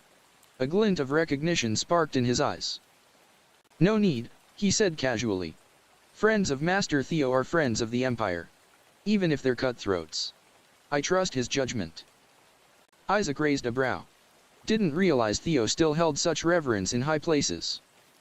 Without looking up, Lazarus replied, voice flat as slate. "Of course you wouldn't. A barbarian like you wouldn't know the first thing about state affairs, Sir Leolur. Isaac's expression stiffened just for a moment. His eyes narrowed. "Didn't expect you to recognize me," he said. "Or remember my name." Lazarus closed the folder with a wet snap, the sound sharp in the quiet. "Your brother made quite the impression during our years at the Mage Academy," he said. "Before I advanced to the Crimson Mages.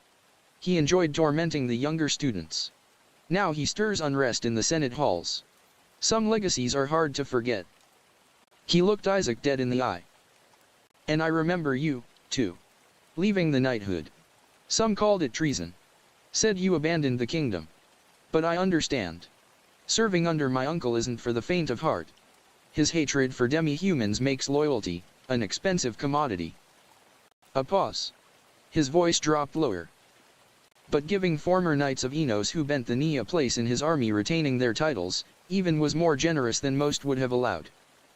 Rain pattered steadily against steel and stone, the silence between them tightening like a noose.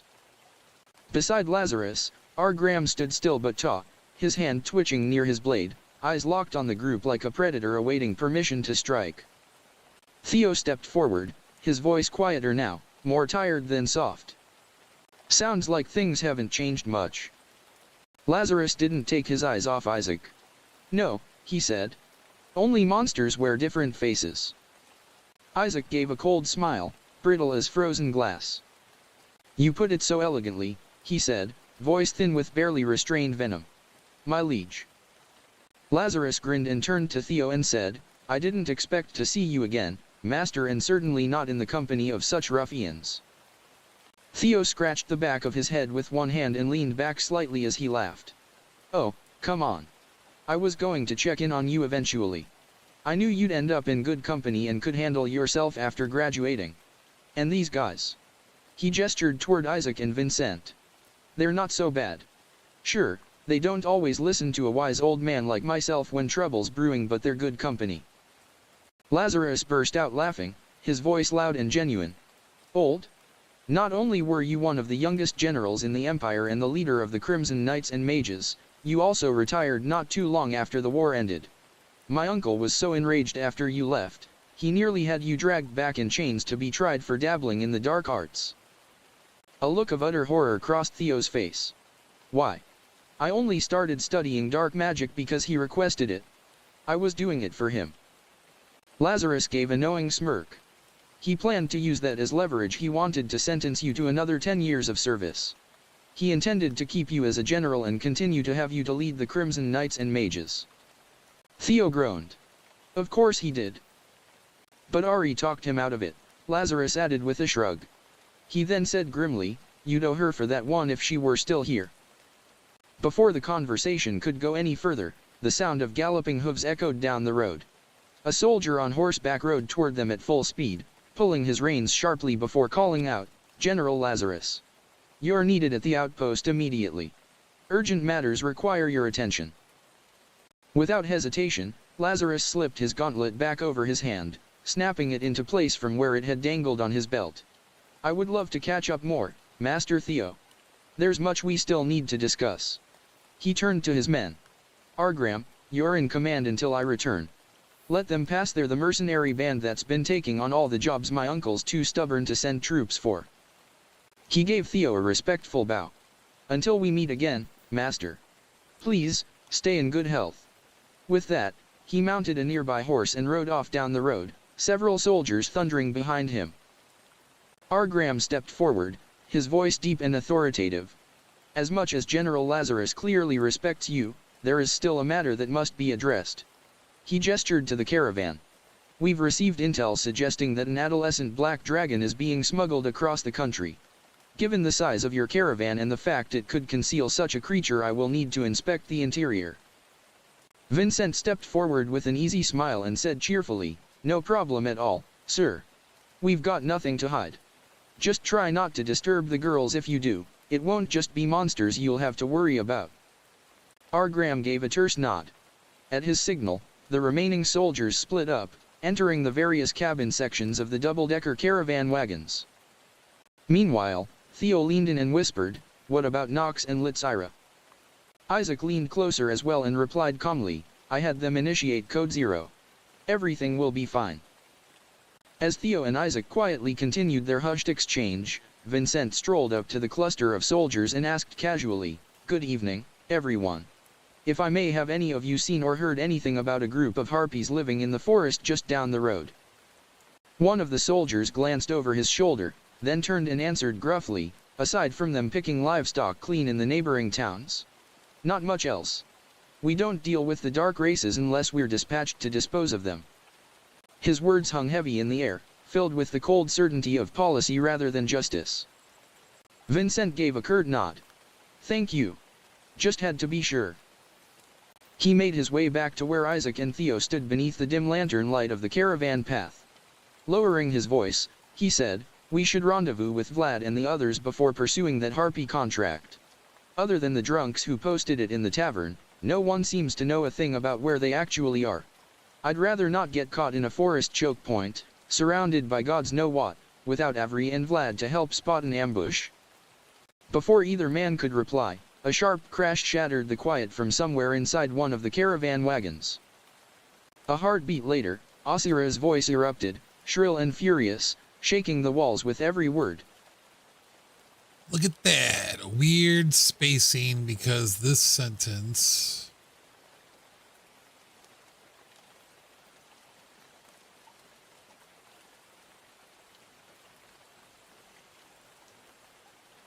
Then this one,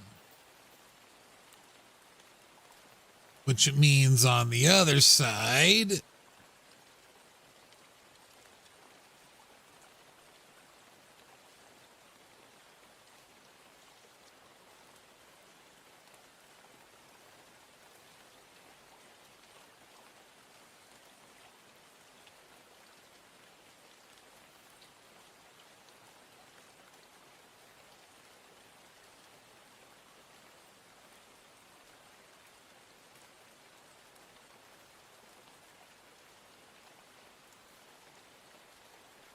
wait, where was it?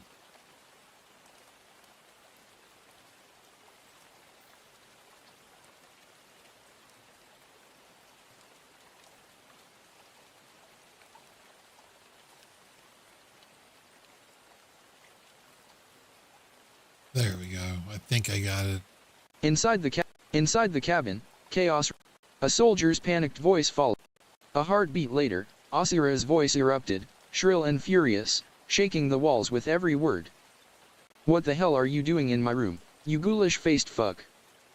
A soldier's panicked voice followed, the sound of heavy boots scrambling over wooden floors. Inside the cabin, chaos reigned. The Imperial soldier had clearly wandered somewhere he shouldn't have.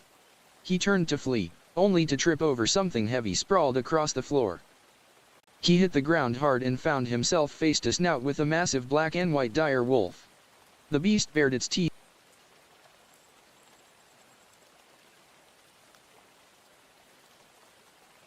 Massive gray and white. That changed later on, so yeah. "What are you doing in my room, you ghoulish face fuck?" Speak, put the panic, and then he turned, and then he faced to snout, ass to mouth. Right here.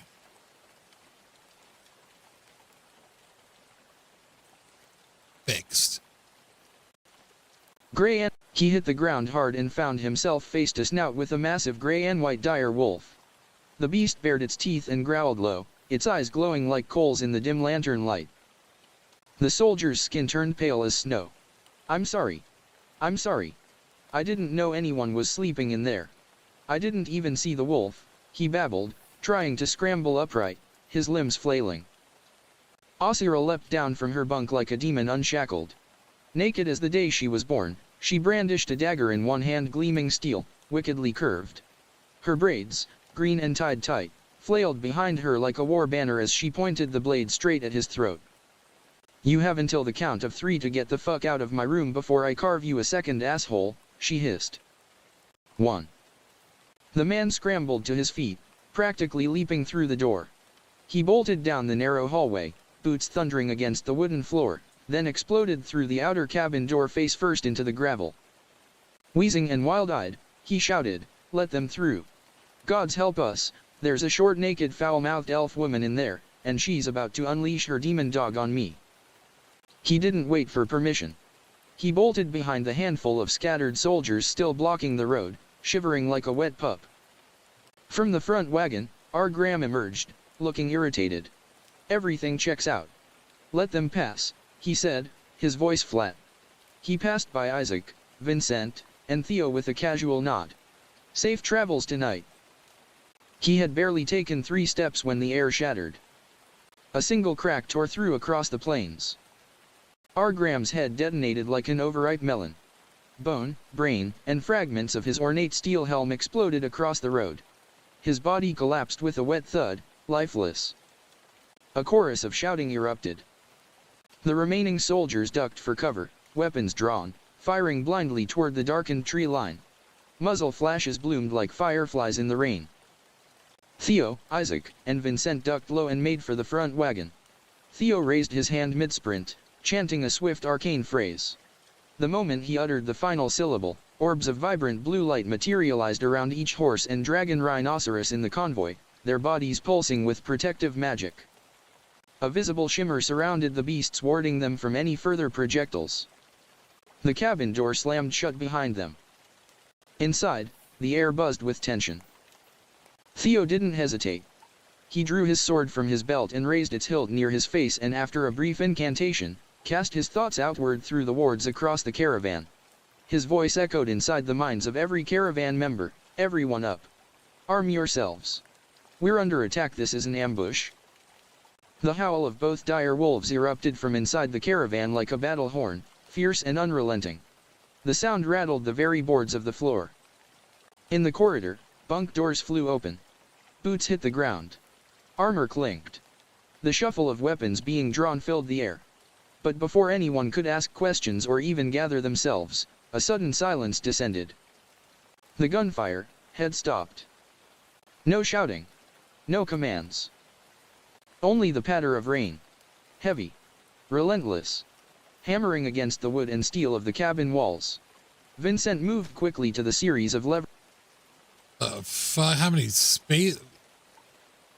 Just one big ass space? Vincent what the moved. fuck was that? I gotta go find it on the other side.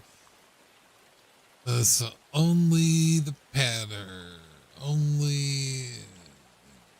Let's see.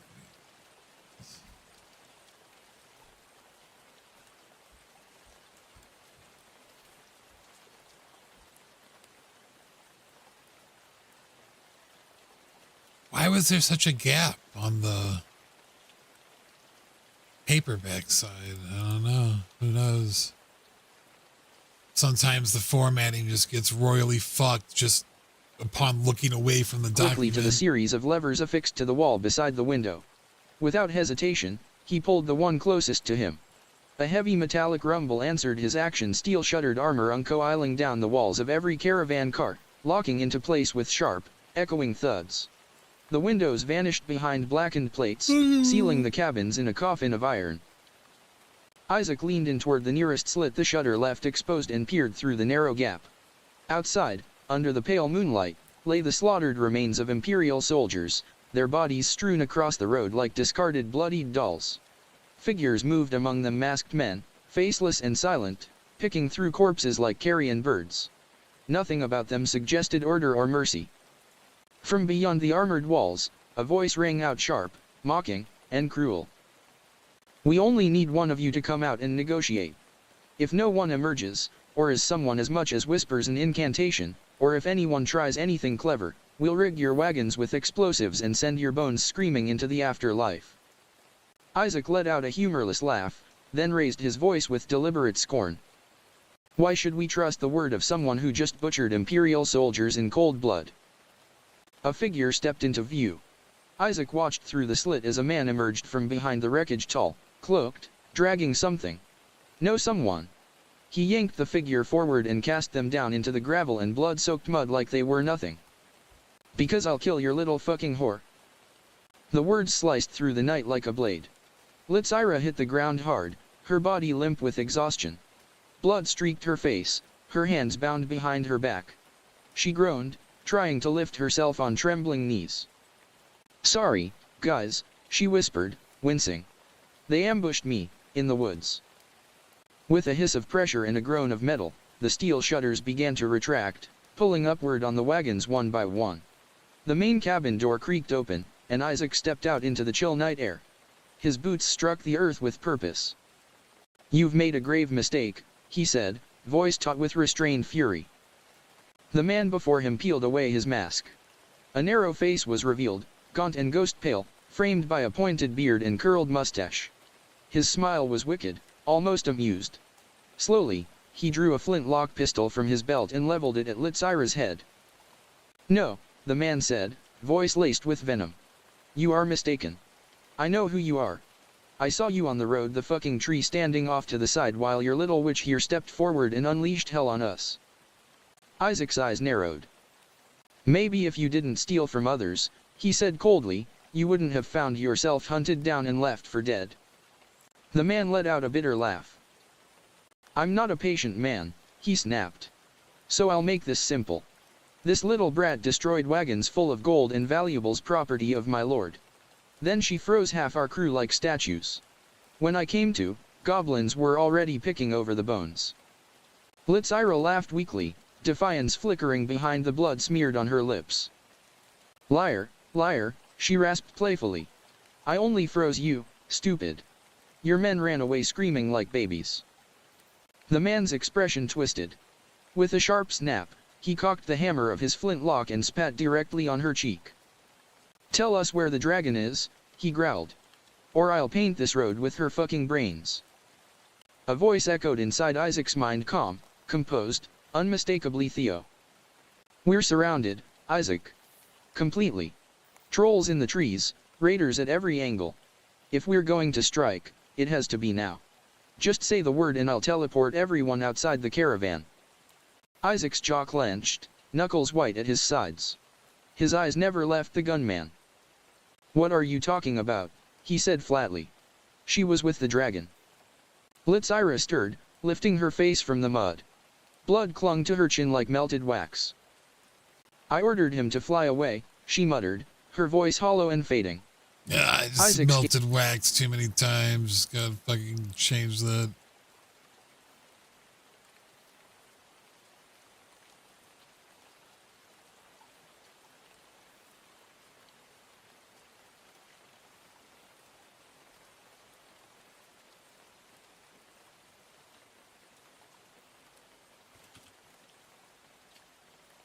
Beep boop beep boo. Scroll down.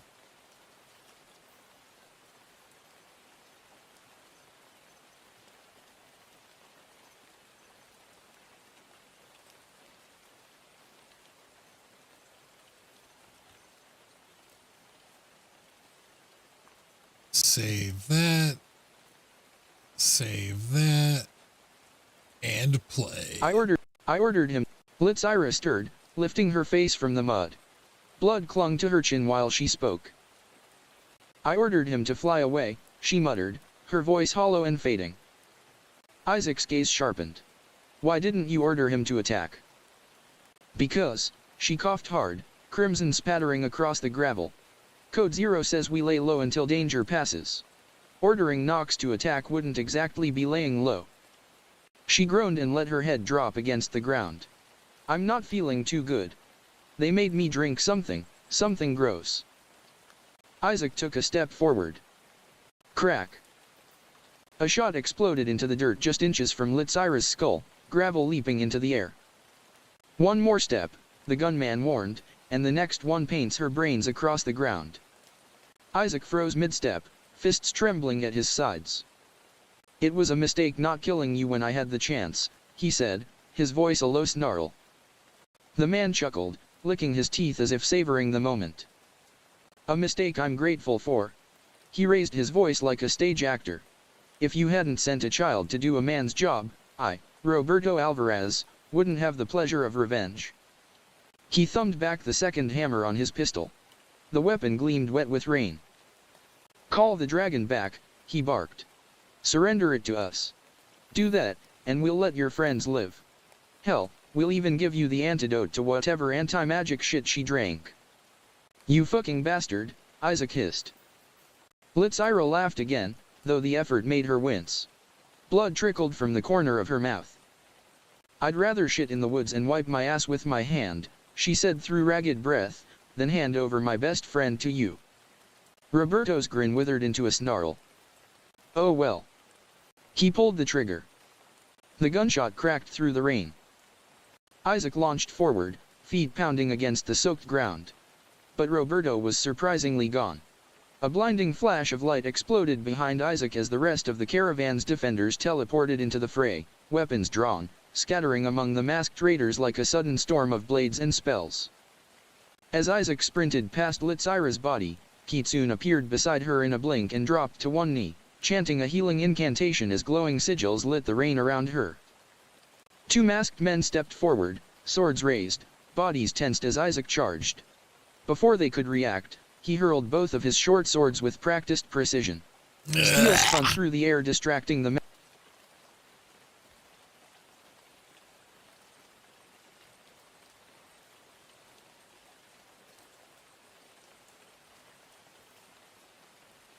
Two masked men grabbed him by the cock and drove him to the ground, and then he got shot. That's how it happened. No, I'm sorry. I was just fucking stoned.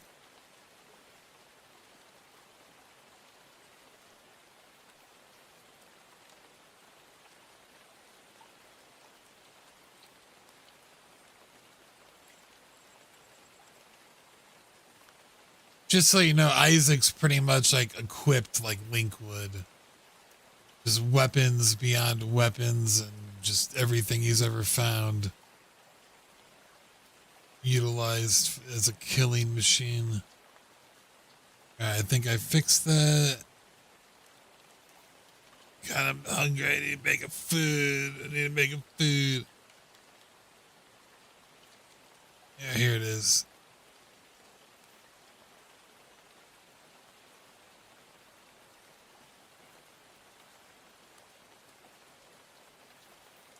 Okay, yeah, that's good.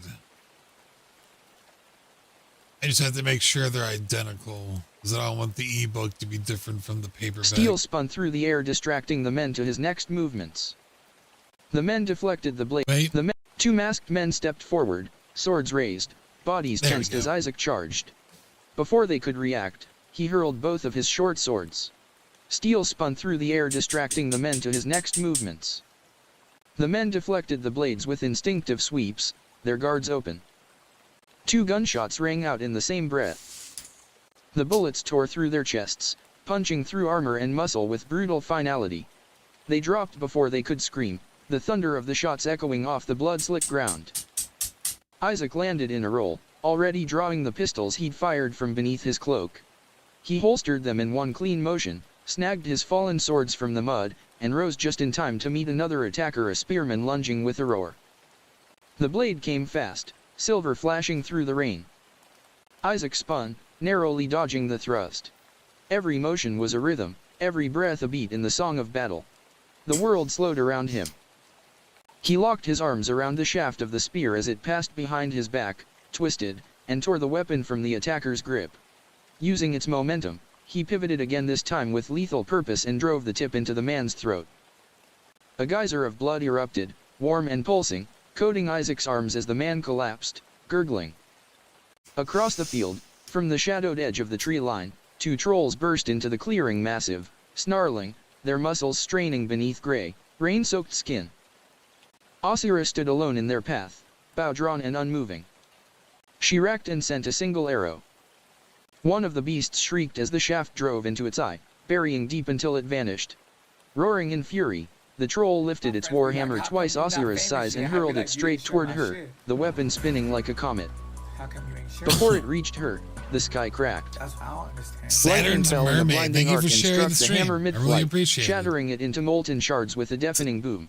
Hopefully you're having a good day. Lizyra blinked, startled by the sudden burst of white-hot light, and turned.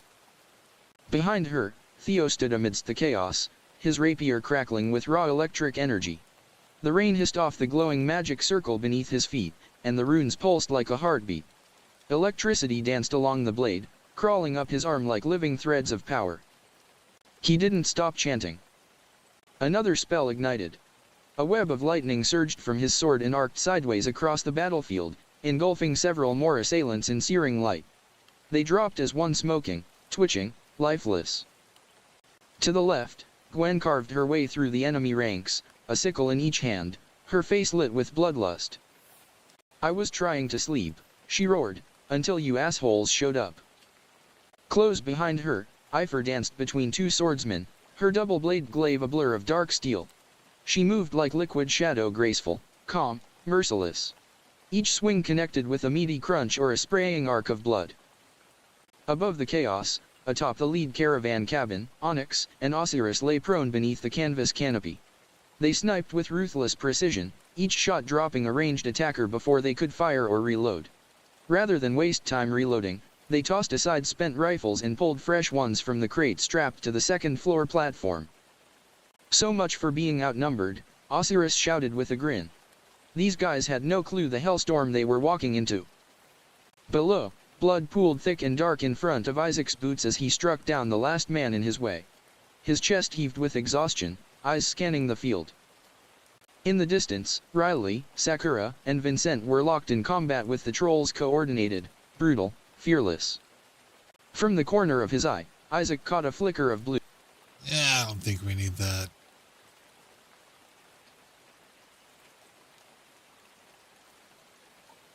From the corner of his eye. No, I thought that was the save button. I have to find it now. Oh, on the other side.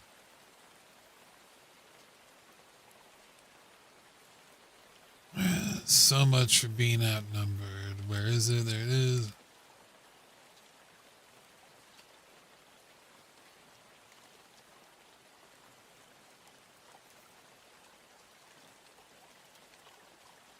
Yeah, everything before chapter 15, I haven't really looked at in a while. I was focused on, the other 22 chapters. Isaac caught a flicker of blue. A glowing orb had formed around Lizyra's motion. A glowing orb had formed around Lizyra's motionless body. Kitsune knelt at her side, hands glowing with golden magic as she whispered a healing chant, her face etched with strain. Isaac's stomach twisted. Everyone was accounted for except Roberto. And Nox. Roberto remembered pulling the trigger. And then, something seized him. There was no sound. Not at first. Just pressure. Crushing, all-consuming, violent in its suddenness. One moment he stood on solid ground, vengeance on his lips, the flintlock still warm in his grip, and the next, the world tilted sideways. The pain was instant, white-hot, stabbing down from both shoulders, webs of agony threading through his chest like molten wire. The ground fell away beneath him. Not metaphorically, but literally. It felt as gravity had betrayed him. His legs kicked once, uselessly, as the wind screamed past. His mind scrambled to catch up. Rain battered his face, cold needles on raw skin. The air was thinner now, harsher. Harder to breathe. His ears filled with sound, thunder cracking overhead, a rhythmic pulse like the beating of colossal wings, and something deeper, a growl that rolled through the clouds like the groan of a god. He tried to scream, but the wind snatched it from his mouth. His arms wouldn't respond. His muscles spasmed. He was being pulled upward, lifted, his joints screaming, nerves ablaze. He fought to lift his head, to see, to understand. For a split second, the clouds parted and he saw it. Not clearly. Just a silhouette. Immense. Scaled. Eyes like smoldering stars. The shape above him was living shadow, coiling power, and impossible size. It roared not as a challenge, but as a declaration. A sound that didn't echo, because it didn't need to. It owned the sky. Then the pressure vanished. Weightlessness. The world tilted, flipped. His stomach lurched as the sky became the ground and the clouds rushed upward. He felt himself falling, truly falling, limbs thrashing, no resistance, no control. A single beat of silence passed before the wind began to scream again, louder now, like it wanted to peel the skin from his bones. There was no time to comprehend what came next. The impact tore through him like a divine sentence. A sickening crack, wet and final, exploded through the air as Roberto's body collided with the earth. Bone, blood, and viscera burst outward in a steaming haze of red mist and shattered meat. Isaac barely had time to dive aside. Chunks of flesh splattered across his cloak, warm and stinking. He stood, grimaced, and dragged a hand across his face. "Gods, Nox," he muttered. "Next time you drop someone, maybe don't aim for me." Nox descended in silence, wings folding in as he landed beside Isaac. The massive dragon let out a low, guttural moan, less a sound of pain, more a tremor that rolled across the blood-soaked field like distant thunder. His snout pressed gently against Lizyra's body, nudging her with a slow, mournful persistence. "Stop it, Nox," Kitsune said, voice tight and quick. "I'm trying to heal her." The dragon rumbled but obeyed. With a grunt, he lowered himself beside her, his scaled body curling around the girl like a living wall. Extending his wings over them, he shielded them from the oncoming downpour as Kitsune continued her healing spell. Lizyra stirred beneath the glow of Kitsune's healing. Her lips moved, voice barely more than a whisper. "Why did you kill him, Nox?" she asked, eyes fluttering. "That wasn't right." Isaac stepped forward and slid his swords back into their sheaths. His jaw was set, his tone like steel drawn across bone. "Because that bastard poisoned you. And shot you in the back." He paused, a tremor of bitterness in his throat. "He deserved worse." Lizyra's eyes closed again as she drew in a shuddering breath. "Nobody deserves to die." Kitsune's hands hovered above the wound, flickering with golden light that pulsed in time with Lizyra's heartbeat. "Lizyra, please," she said, her voice edged with panic. "You need to stay still. This is serious, and I'm struggling to hold the spell together." Lizyra reached up, her movements slow and shaky. She brushed her fingers through Kitsune's hair, tracing the delicate line of her ears with childlike trust. "Don't worry, Foxy," she murmured. "I trust you." And then she passed out, her hand falling limp in the wet grass. A moment later, the sound of boots splashing through mud reached them as Vincent and the others sprinted around the side of the caravan. Asira arrived first, panting, bow still in hand. "All right," she said between breaths. "So, good news and bad news." Vincent didn't wait. "Bad news is, after all that noise, we've got something worse coming. Looks like a monster army is converging on us from the east." He glanced down at Lizyra, then toward the tree line. "We need to move. Now. North, through the forest. She's not in shape for another fight." Isaac didn't hesitate. "The trolls." "They're gone," Riley said, stalking past with her long sword over one shoulder. She swung it once through the air, flinging a sheet of blood from the blade. "They didn't stand a chance." Kitsune rose, still trembling, her hands coated in crimson. "She's stable enough to move," she said. "But the bullet's still in her back. I'll need to operate as soon as we're out of danger." Isaac nodded once, then knelt. With care, he lifted Lizyra into his arms. Her body felt too light, too still. He held her close, shielding her from the wind as he carried her toward the lead caravan car. Behind him, the rest of the crew began falling back into formation. The blue orbs of light surrounding the caravan's beasts flickered, then faded, dissolving like soap bubbles into the night. The tension in the air never left, it only changed shape, from violence to urgency. Theo climbed onto the coach driver's seat, soaked and tired. He raised one hand, and the reins glowed with arcane light. "Move," he ordered. With a groan of wood and a whisper of steel, the massive, multi-car, double-decker caravan creaked forward, wheels grinding over gravel and blood. They disappeared slowly into the forest, its lanterns dimming, shadows thickening around them until the storm swallowed the last of their light.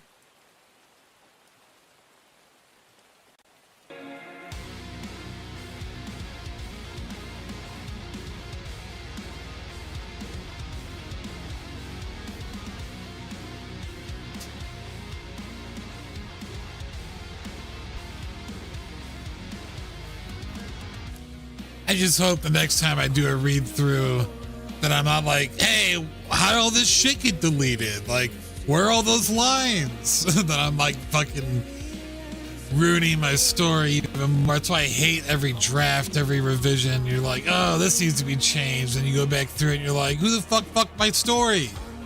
It was me. Right, I am gonna have to go upstairs real quick and find something to eat. We're already 5.5 hours in. But, yeah, I'll be right back. Just let me set a few things up.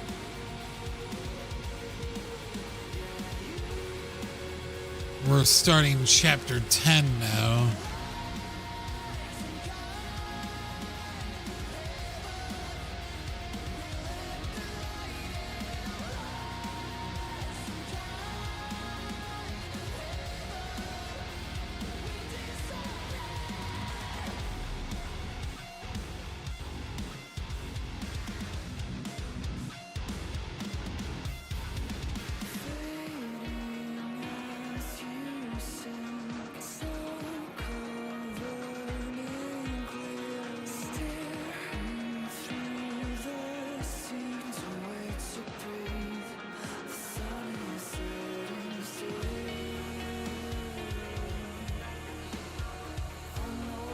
Meow, me, meow, me,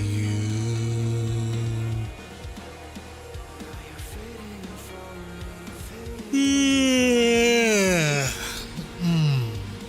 Gotta check something real quick.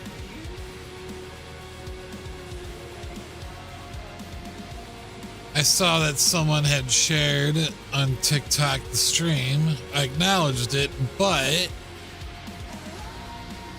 I didn't see anything happen in the chat, so I just want to make sure no one had said anything. Okay, good.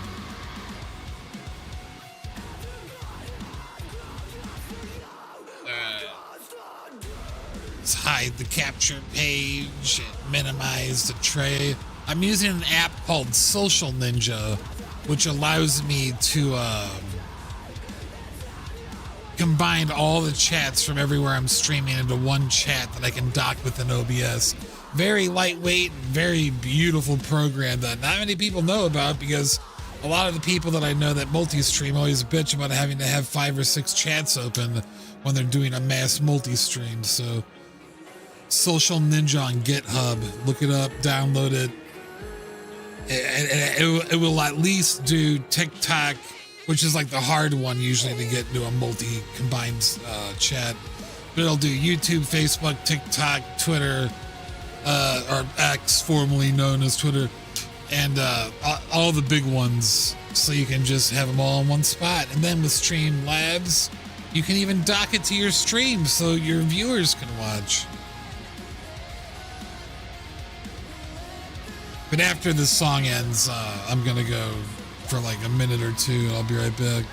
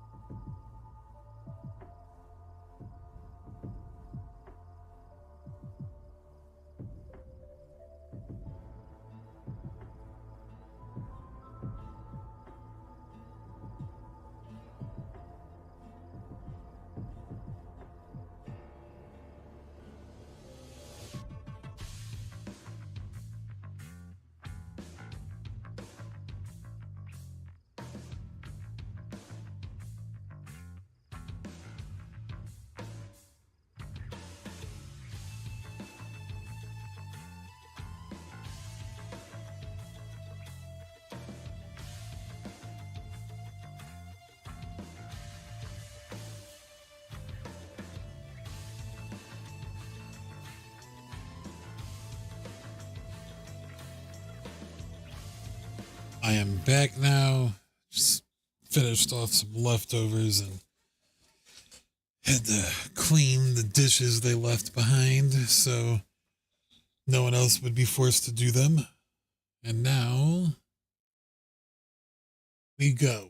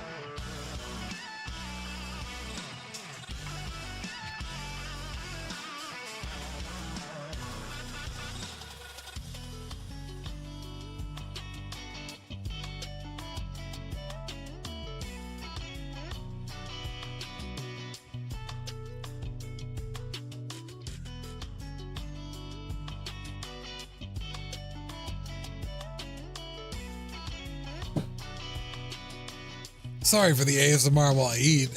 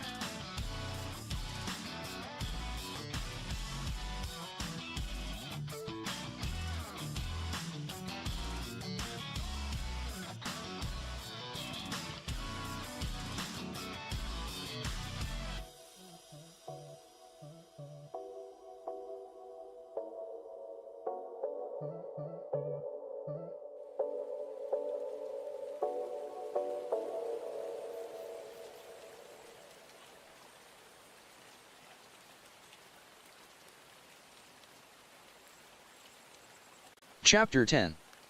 Seeing Red. Vert D/Nizera/9th/Y997/6th age, Dusk Tide.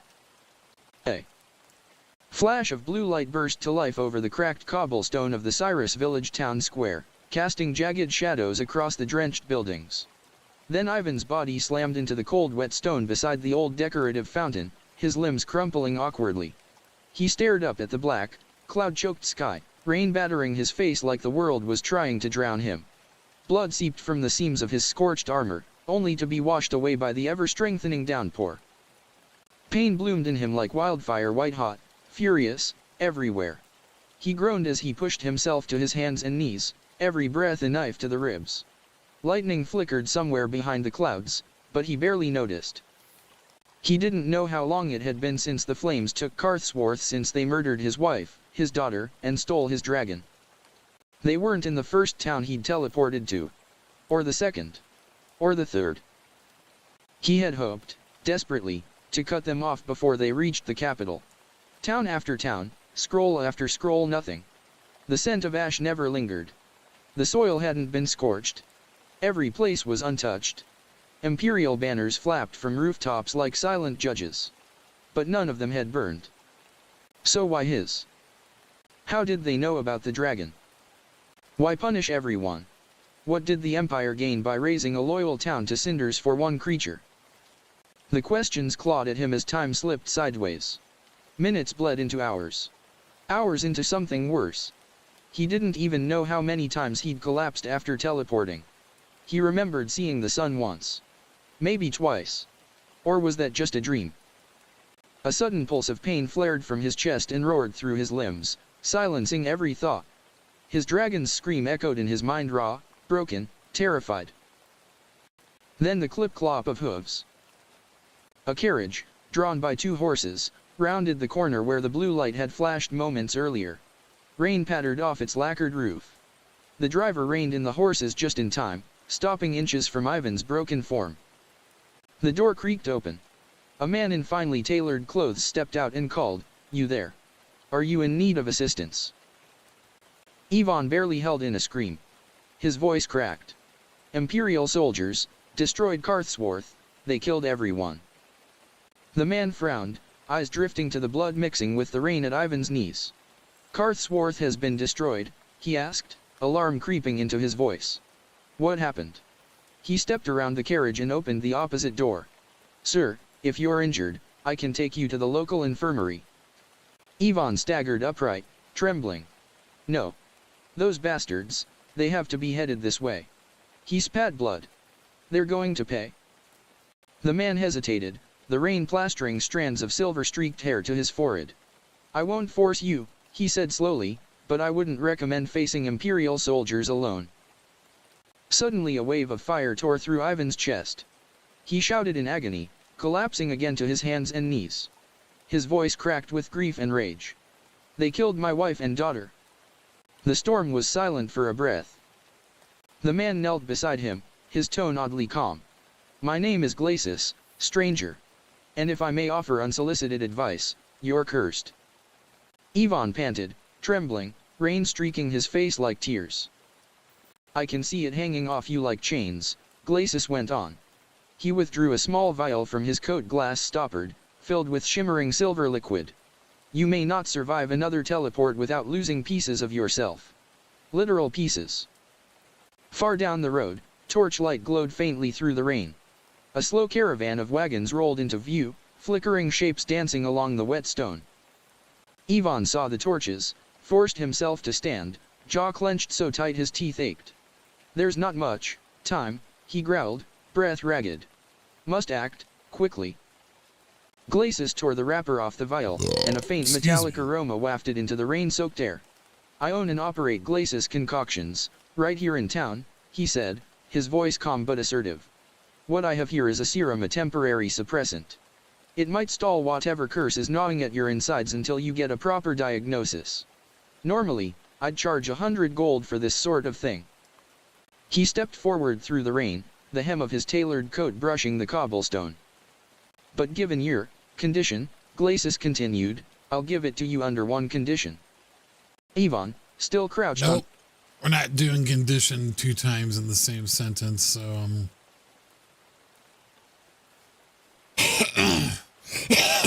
excuse me.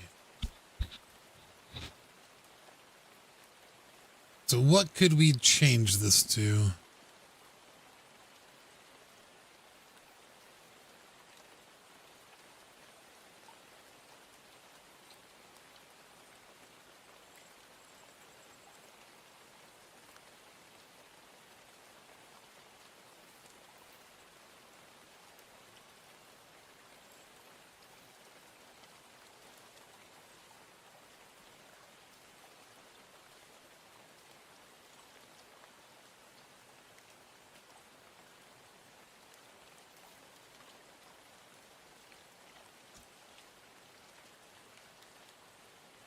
There you go.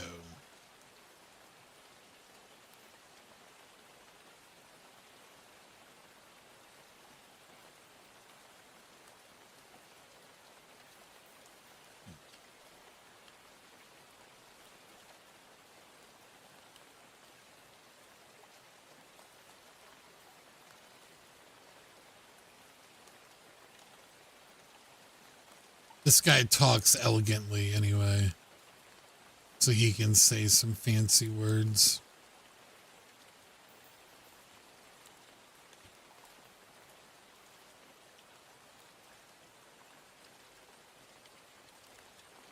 All right, save on both sides.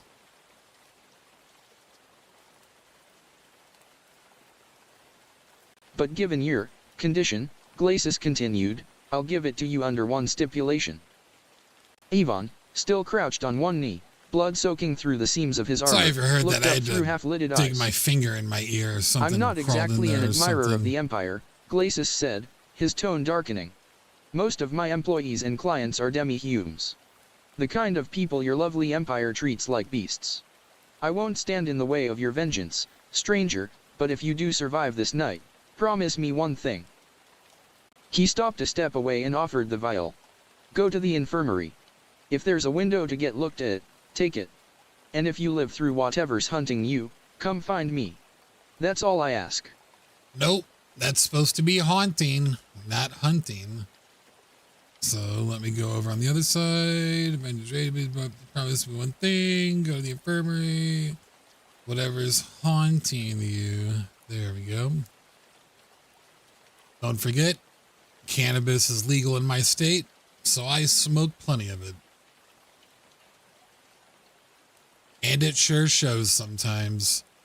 Probably should lay off the reefer occasionally. Haunting you, come find me. God damn it. Sorry. Find me. That's all I ask. Oh, excuse Yvonne me. reached I'm up so with gassy. his remaining hand, and Glacis's gaze sharpened as he noticed the other severed at the wrist. He stopped a step away and offered the vial. Go to the infirmary. If there's a window to get looked at, take it. And if you live through whatever's haunting you, come find me. That's all I ask. Yvonne reached up with his remaining hand, and Glacis's gaze sharpened as he noticed the other severed at the wrist, the wound hastily cauterized with blackened, blistered skin. Yvonne gritted his teeth as he accepted the vial. Thank you, he rasped. As Glacis turned back to the carriage, he threw a final glance over his shoulder. Make sure you drink every drop, or it won't work you here. Ivan's fingers trembled around the vial, barely able to keep hold. He popped the cork and threw back the serum in one gulp. A beat of silence passed, then his body seized. A jolt of raw, electric agony arced through him, and he was thrown back onto the stones, convulsing violently as he cried out, the sound more beast than man. Oh my. That's quite a reaction, Glacis muttered, raising a brow. Without waiting further, he shut the carriage door and called to his driver, turn us around, let's not linger. The carriage creaked and shifted as the horses obeyed, steering away from Ivan's writhing form and rolling in the opposite direction of the oncoming caravan. Down the street, the torchlight of another wagon began to cut through the haze. No ordinary wagon, but a massive, double-decker two-car beast, pulled by 4 dragon rhinoceros whose muscular bodies steamed in the rain. Atop the driver's perch sat a tall figure cloaked in the drizzle, her posture straight despite the storm. Glacis narrowed his eyes as they approached. Before the wagons passed, he called out, Miss. Not quite the season for summer wear, is it? Especially during a thunderstorm. The towering wagon ground to a halt. The driver gracefully leapt down a woman, no ordinary Hume, but a demi-Hume of the Leporidae bloodline. Excuse me, she called, her voice both musical and commanding. Do you know where the nearest inn or infirmary is? Darkwell was attacked last night by a necromancer and his horde. We've run low on potions and supplies. One of our own needs a proper bed, or the healing magic won't take hold. This was the closest town. Her presence was striking. Pale skin shimmered beneath the storm, framed by patches of fur soft dark turquoise with faint hints of pinkish purple. Her long rabbit-like ears extended through tailored slits in a short, armored helmet that barely dipped past her brow. Turquoise locks of hair fell just past her chin and gently swayed in the storm breeze. Her face was almost entirely that of a Hume save for the faintest whisker marks etched across her cheeks. She wore a dark cloak with its hood down, the fabric slick with rain, but what it failed to cover was what drew Glacis's curious gaze. She wore little more than a battle thong and leather strap bra, each connected by interwoven belts that crossed her athletic frame. Holsters hugged her hips and thighs, packed with bolts, arrows, twin flintlock pistols, hand crossbows, vials, and bombs. Despite the deluge, she wore no additional armor, though Glacis noted she had modular straps where plates could be added. Slender and alluring, yes, but beneath that was the unmistakable presence of a killer. One who wore danger like perfume. Glacis' wagon rolled to a stop with a creak of old wood and a low hiss from the alchemical engines beneath. His carriage door burst open, and the old alchemist stepped down with urgency in his gait, robes trailing the dust as he exclaimed, "Goodness gracious! 2 villages razed within a couple nights. How unfortunate indeed. Ever since the fall of Enos, the lands south of the mountains have been crawling with rogue necromancers and worse." He gestured down the dim, cobbled street, its flick. Well, yep, the mountains have since been named. When this chapter was last drafted, so,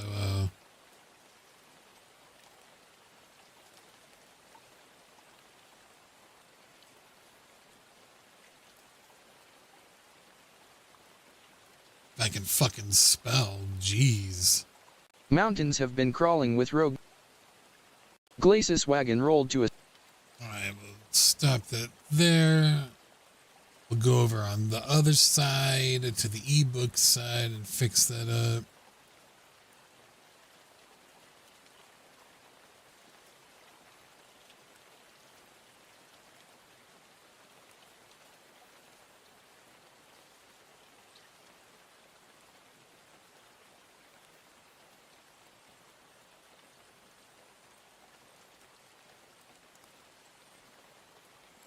Make sure both documents recognize that as a valid word within the story, and we will continue. Stop with a creak of old wood and a low hiss from the alchemical engines beneath.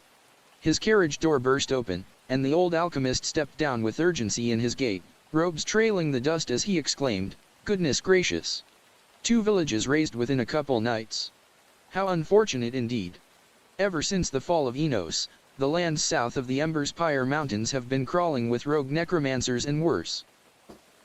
He gestured down the dim, cobbled street, its flickering lanterns struggling to push back the dusk. "Follow that road past the town square, make a right, and you'll see the inn. The infirmary's just beside it. Tell them Glacis sent you, should earn you a discount on a room and whatever treatment you might need." He turned his sharp eyes back toward the towering wagon she'd arrived in, a wooden and iron-plated behemoth bristling with bolts, and pulled by dragon rhinoceros whose breath steamed in the chill night air. "I've seen many strange devices in my day, but I've truly never laid eyes on something quite like the contraption you're commanding. It's surely one of a kind." The demi-human girl beamed and replied with a flick of her tail, "Oh. Thank you. You can call me Aurora. My friend built this. And actually this is just 1/3 of it. There are 2 more of these bad boys with the rest of our caravan. It's pretty much a traveling fortress.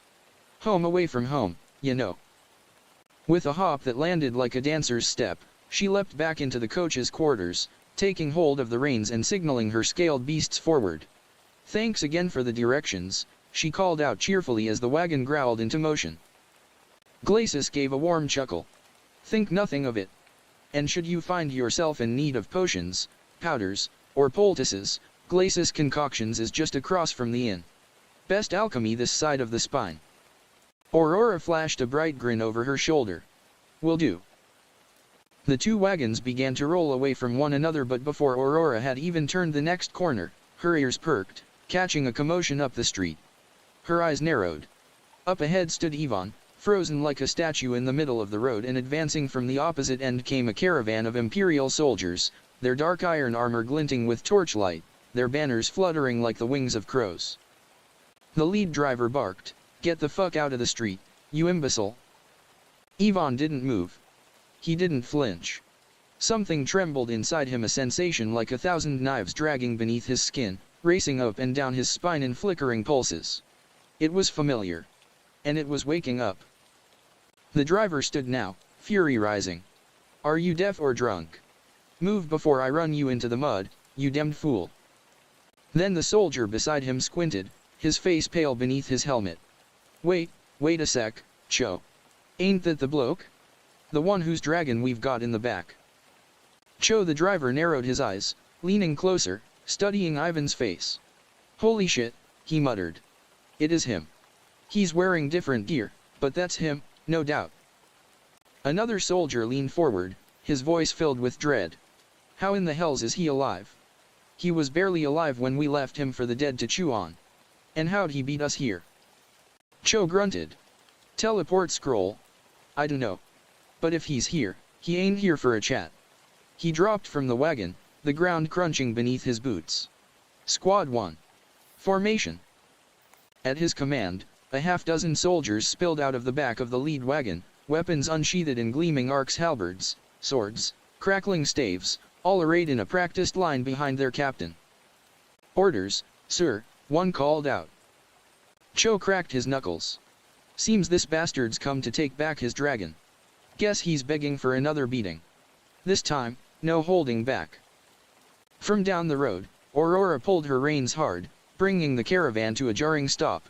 She leaned over the balcony rail of the main quarters and squinted toward the rising tension.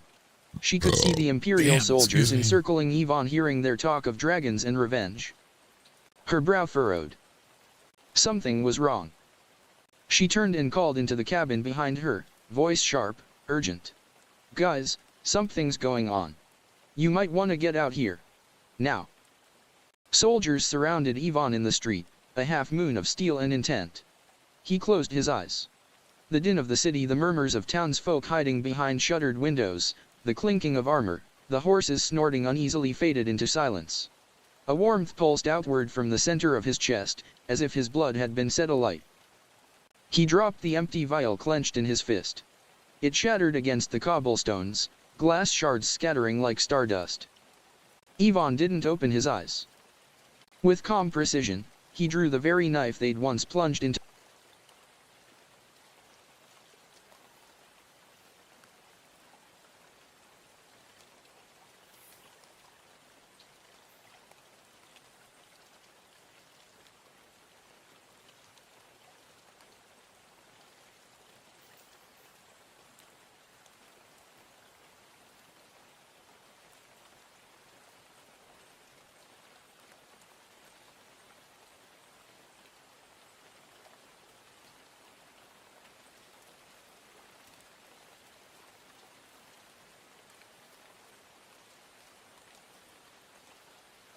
He drew the very knife they'd once plunged into him.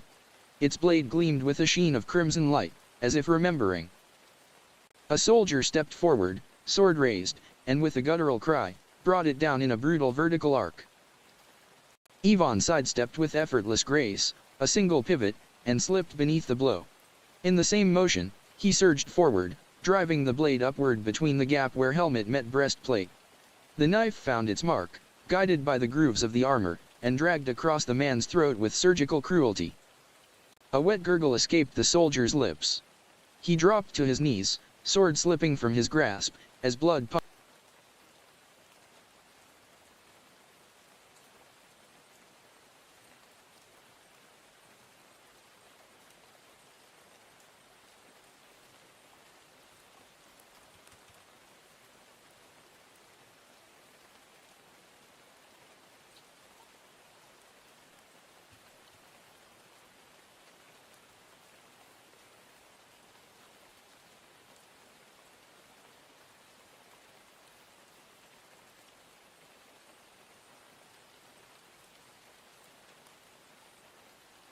So we'll save that. That sounds a lot better in my opinion.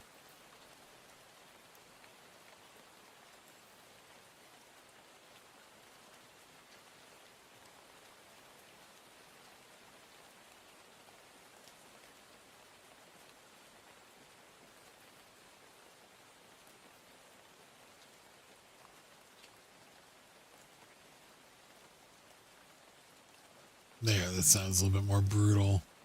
The knife found its mark, guided by the grooves of the armor, and dragged across the man's throat, slicing through the chain mail around his neck with surgical cruelty. A wet gurgle escaped the soldier's lips.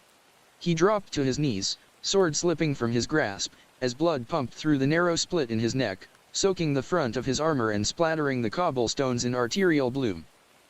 Ivan yanked the knife free. Two more soldiers came at him from opposite sides, each wielding a massive, two-handed battle axe. They roared as they closed in.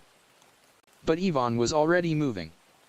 He sheathed his knife and drew a scroll from his coat with a fluid flick of the wrist. Dissolutionum fluctus. The scroll ignited in his hands, disintegrating into a burst of searing red flame. A thunderous shockwave exploded from his body, distorting the air itself. The axe-wielding soldiers didn't even make it to striking range. They were reduced to ash mid-step, their weapons clanging uselessly to the ground. From the lead wagon, the driver's face twisted in rage. Open fire! Kill this sorry bastard! More soldiers poured from the wagons, crossbows, and rifles raised in unison. The street swarmed with weapons, all trained on the solitary figure of Ivan. But he was already a step ahead. With his one hand, he unfurled two more scrolls. Presidium. Rupta Sealritus. The scrolls vanished in twin flashes of blue flame. At once, a shimmering blue orb snapped into existence around him, and a vivid green aura enveloped his form. The first volley struck. Bolts and bullets hit the orb and ricocheted off in random directions with a series of metallic tinks. Not a single shot penetrated. Ivan moved a blur of velocity, vanishing from their sights and reappearing in front of the gunners. Inhumanly fast. He drew the long sword sheath at his belt and impaled the chest of a soldier aiming an antique woodstock rifle. The fuck is that doing in the middle of there? It doesn't even make fucking sense. If it was part of that sentence, it would have, but it wasn't, so there's no need for it.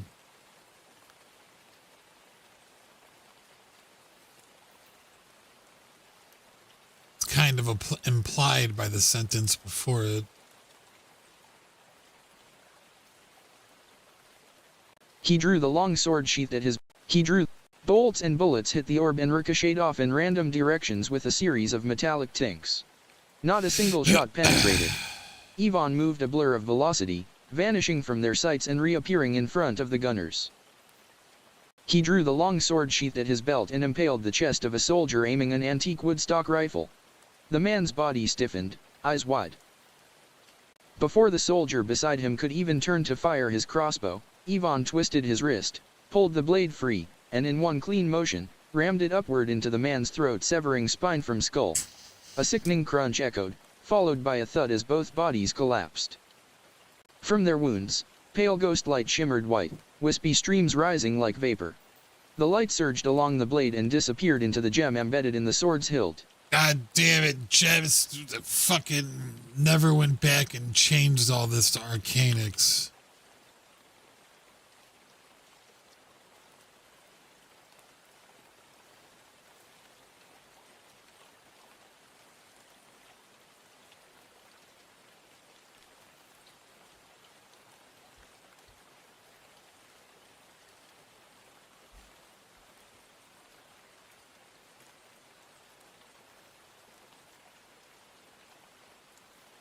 Arcanics embedded in the sword's hilt. The crystal glowed faintly, then began to pulse with an ominous purple light. The surrounding soldiers froze, horror dawning in their eyes. The weapon Ivan wielded wasn't just enchanted. It was hungry. And it was feeding. Ivan's eyes glinted. He dashed again faster than any mortal should move. A rifleman raised his weapon in panic and fired. Ivan raised his sword not to block, but to swat the bullet midair. The round ricocheted into a nearby wall. In the same motion, Ivan drove the blade through the soldier's breastplate, punching it into his heart. The man screamed. Another thread of ghostly white light erupted from his wound, streaming into the hilt. The crystal now pulsed with a steady, malevolent glow, purple and otherworldly. Then the sky shifted. From the rear of the caravan, one of the covered wagons burst with sudden, blinding light. Purple and pink beams shot into the heavens like spears of starlight. A moment later, they arced downward, harsh and unnatural, and struck the corpses of the fallen soldiers where they lay. And then, the dead began to stir. As the corpses of the undead soldiers began to rise once more from the blood-mudded street, Ivan ripped a scroll from the satchel at his waist and roared, "Sanctus Lux!" A blinding flash erupted from the parchment, a radiant burst of holy light that struck the reanimating bodies with divine fury. The undead howled as their flesh sublimated into a crimson mist, bones cracking and dissolving mid-rise. Within seconds, there was nothing left but vapor and a thick copper stench hanging in the rain. But before Ivan could catch his breath, a sharp pressure punctured his lower back. No scream, no warning. Warning, just steel sliding in like ice through flesh. The pain didn't come. Ivan's body seized for a moment, registering the foreign presence embedded in his spine. Behind him stood the necromancer, the very one who had twisted his town into a graveyard of ghouls, gripping a long, wavy blade dagger now buried to its hilt in Ivan's back. The necromancer's voice was bitter, mocking. "You fool! All this, for a pathetic black dragon." Right. Unfortunately, I'm going to have to stop here for an hour or two, and I have to go to the store. But once I get back, we will continue. So, thanks for listening. And, yeah, I'll be back and have a good time while I'm away.